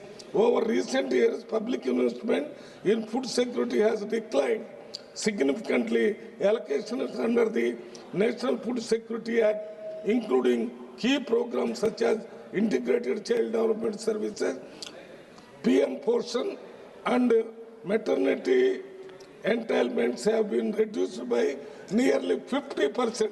This reduction has weakened India's nutrition safety net at a time when it is most needed, sir. Then, since 2014, 5 minutes, sir. 5 minutes already you have taken. 2014, the rupee has depreciated over 50%, touching Rs 90.12 for USD by January 2026, and was among the worst performing Asian currencies in 2025. Sir, this weakened nearly 92% USD. This shows how the economy of India is weakening in the world economy. Sir, one more. When it comes to Telangana, sir, I come from Telangana, Nagar Kannur, 2 minutes. Telangana's proposal for other major infrastructure heavy projects such as Hyderabad Metro Rail Phase 2, Regional Ring Road, and Musi River Development Project, and then Palamuru Rangareddy Irrigation Project. All these projects are neglected in the budget, sir, in spite of the repeated representation given by the Chief Minister and members of Parliament from Telangana. Your point is well taken. Overall, this budget represents a clear shift away from the needs and farmers, workers, students, patients, and states, and instead prioritizes capital markets and balance sheet presentation over constitutional obligations. Thank you. And Abdul Aziz साहब. Thank you very much, sir. Thank you sir, आपका बहुत बहुत शुक्रिया। मैं अपनी constituency की demands madam finance minister को पहले ही दे चुका हूं और उम्मीद है कि वो उनका ख्याल रखेंगी। और राज्य मंत्री जी बैठे हैं, वो भी शुक्रिया, वो भी सुनिए कि मैं नोट कर रहे हैं। Thank you sir. तो मेरी इससे पहले मैं अपनी बात कहूं, मैं अपने जो Let us admire those people who really fight for their conviction and commitment. जो अपने राज्यसभा के सदानंद मास्टर जी हैं, इतनी कष्ट उठाने के बाद राज्यसभा पहुंचे, जो उन्होंने स्पीच दी, मैंने वो सारी टीवी पे देखी। मैं उनको अपनी तरफ से cutting across his political ideology, उसके साथ मतभेद हो सकते हैं, लेकिन जिस तरह वो फाइट किए अपनी लाइफ में, उसके लिए मैं उनको मुबारकबाद देता हूँ। तो उसके बाद जो जम्मू कश्मीर की क्रिकेट टीम रांची ट्रॉफी में पहली बार सेमीफाइनल में पहुंची, उनको भी मैं मुबारकबाद दे सकता हूं। जेल में हूं, वहां जा नहीं सकता। उसके बाद मैं बीजेपी और कांग्रेस दोनों से एक हैंड फोल्ड रिक्वेस्ट करना चाहता हूं। 140 करोड़ लोग, हर कोई आप में से कहता है, 140 करोड़ लोग जानना चाहते हैं आपने 6 दिन इस हाउस को हॉस्टेज क्यों रखा। ये आपकी जागीर नहीं है, ना इनकी ना आपकी। आपको किसने अधिकार दिया? यहाँ मेरे जैसे एमपी भी हैं जो 1.5 लाख रुपया मेरे नाम पर रोज चढ़ता है पार्लियामेंट आने के लिए, और यहाँ आपका चेहरा देखकर हम सिर्फ शोरगुल और इस वक्त कहीं नहीं है। हैविंग सेड दैट, मैं आपसे यही गुजारिश करूँगा, ये बुरा हुआ कि लीडर ऑफ अपोजिशन को बोलने नहीं दिया गया और प्राइम मिनिस्टर साहब भी नहीं बोले। इससे पार्लियामेंट का स्टेचर जो है, please for God sake think over that. मेरी ये गुजारिश है। रशीद साहब, सर बजट पे बोल लेना। ये बचत ये जनाब 1.5 करोड़ रुपया 1 मिनट का है, 1 घंटे का खर्च होता है। मैं तो वही बात कर रहा हूँ। मैं तो ये सर आपसे कह रहा हूँ, जहाँ तक बचत की बात है, हमारे चीफ मिनिस्टर जम्मू कश्मीर के जो हैं वो बिल्कुल सरकार के आभारी हैं। जैसा अभी हमारे जम्मू के दूसरे भैया, अगर आप खामोश हैं तो, जो हमारे चीफ मिनिस्टर साहब हैं, उन्होंने शुक्रिया अदा किया सरकार का कि हमें बहुत पैसा मिल रहा है, लेकिन उस पैसे का क्या करें अगर वहाँ अमन शांति ना हो। सरकार का दावा है कि 5 अगस्त 2019 के बाद जम्मू कश्मीर में एक नया कश्मीर बना है। हो सकता है अगर वो अपने दावे में सही हैं, तो मैं एक ही गुजारिश करूंगा, इस बचत प्रोविजन में कुछ करोड़ रुपया रखें। जम्मू कश्मीर के लोगों से एक छोटा सा रेफरेंडम करा के पूछें क्या वो 370-35 से हटाने से खुश हैं। अगर थे, हम सब आपका बहुत ही आभार प्रकट करेंगे। उसके बाद मेरी ये गुजारिश है, आप चाहे कितना भी पैसा मर्जी दे दें, लेकिन जब तक आप मेहरबानी करके आप अगर वहाँ की सड़कों पर सोना भी बिछा दें, आपको 370 और 35 से सूद के साथ वापस देना पड़ेगा। You can't do it like, समाप्त ही कर रहा हूँ, आप ऐसा नहीं कर सकते। मेरी ये गुजारिश है, ये मेरी गुजारिश है, आप ऐसा नहीं कर सकते। आपने अत्याचार हमारे साथ किया, आपकी आइडियोलॉजी थी, आप लड़े, हम भी 100 साल लड़ना पड़े, 370-35 से आपको देना ही पड़ेगा। और मेरी आपसे ये गुजारिश है, कश्मीर पंडितों की बात सभा है, वो बात आपकी, ये देखिए जो पार्लियामेंट से कानून बना है उसको आपके सभा की कार्रवाई, अब आप अपनी बात को समाप्त करें। गया 370 हटाना है, चलिए सर की। हाँ जी, शुक्रिया हो गया सर, हो गया। आपकी बात आ गई। अब्दुल रशीद साहब, आपकी बात आ गई, आपकी बात आ गई।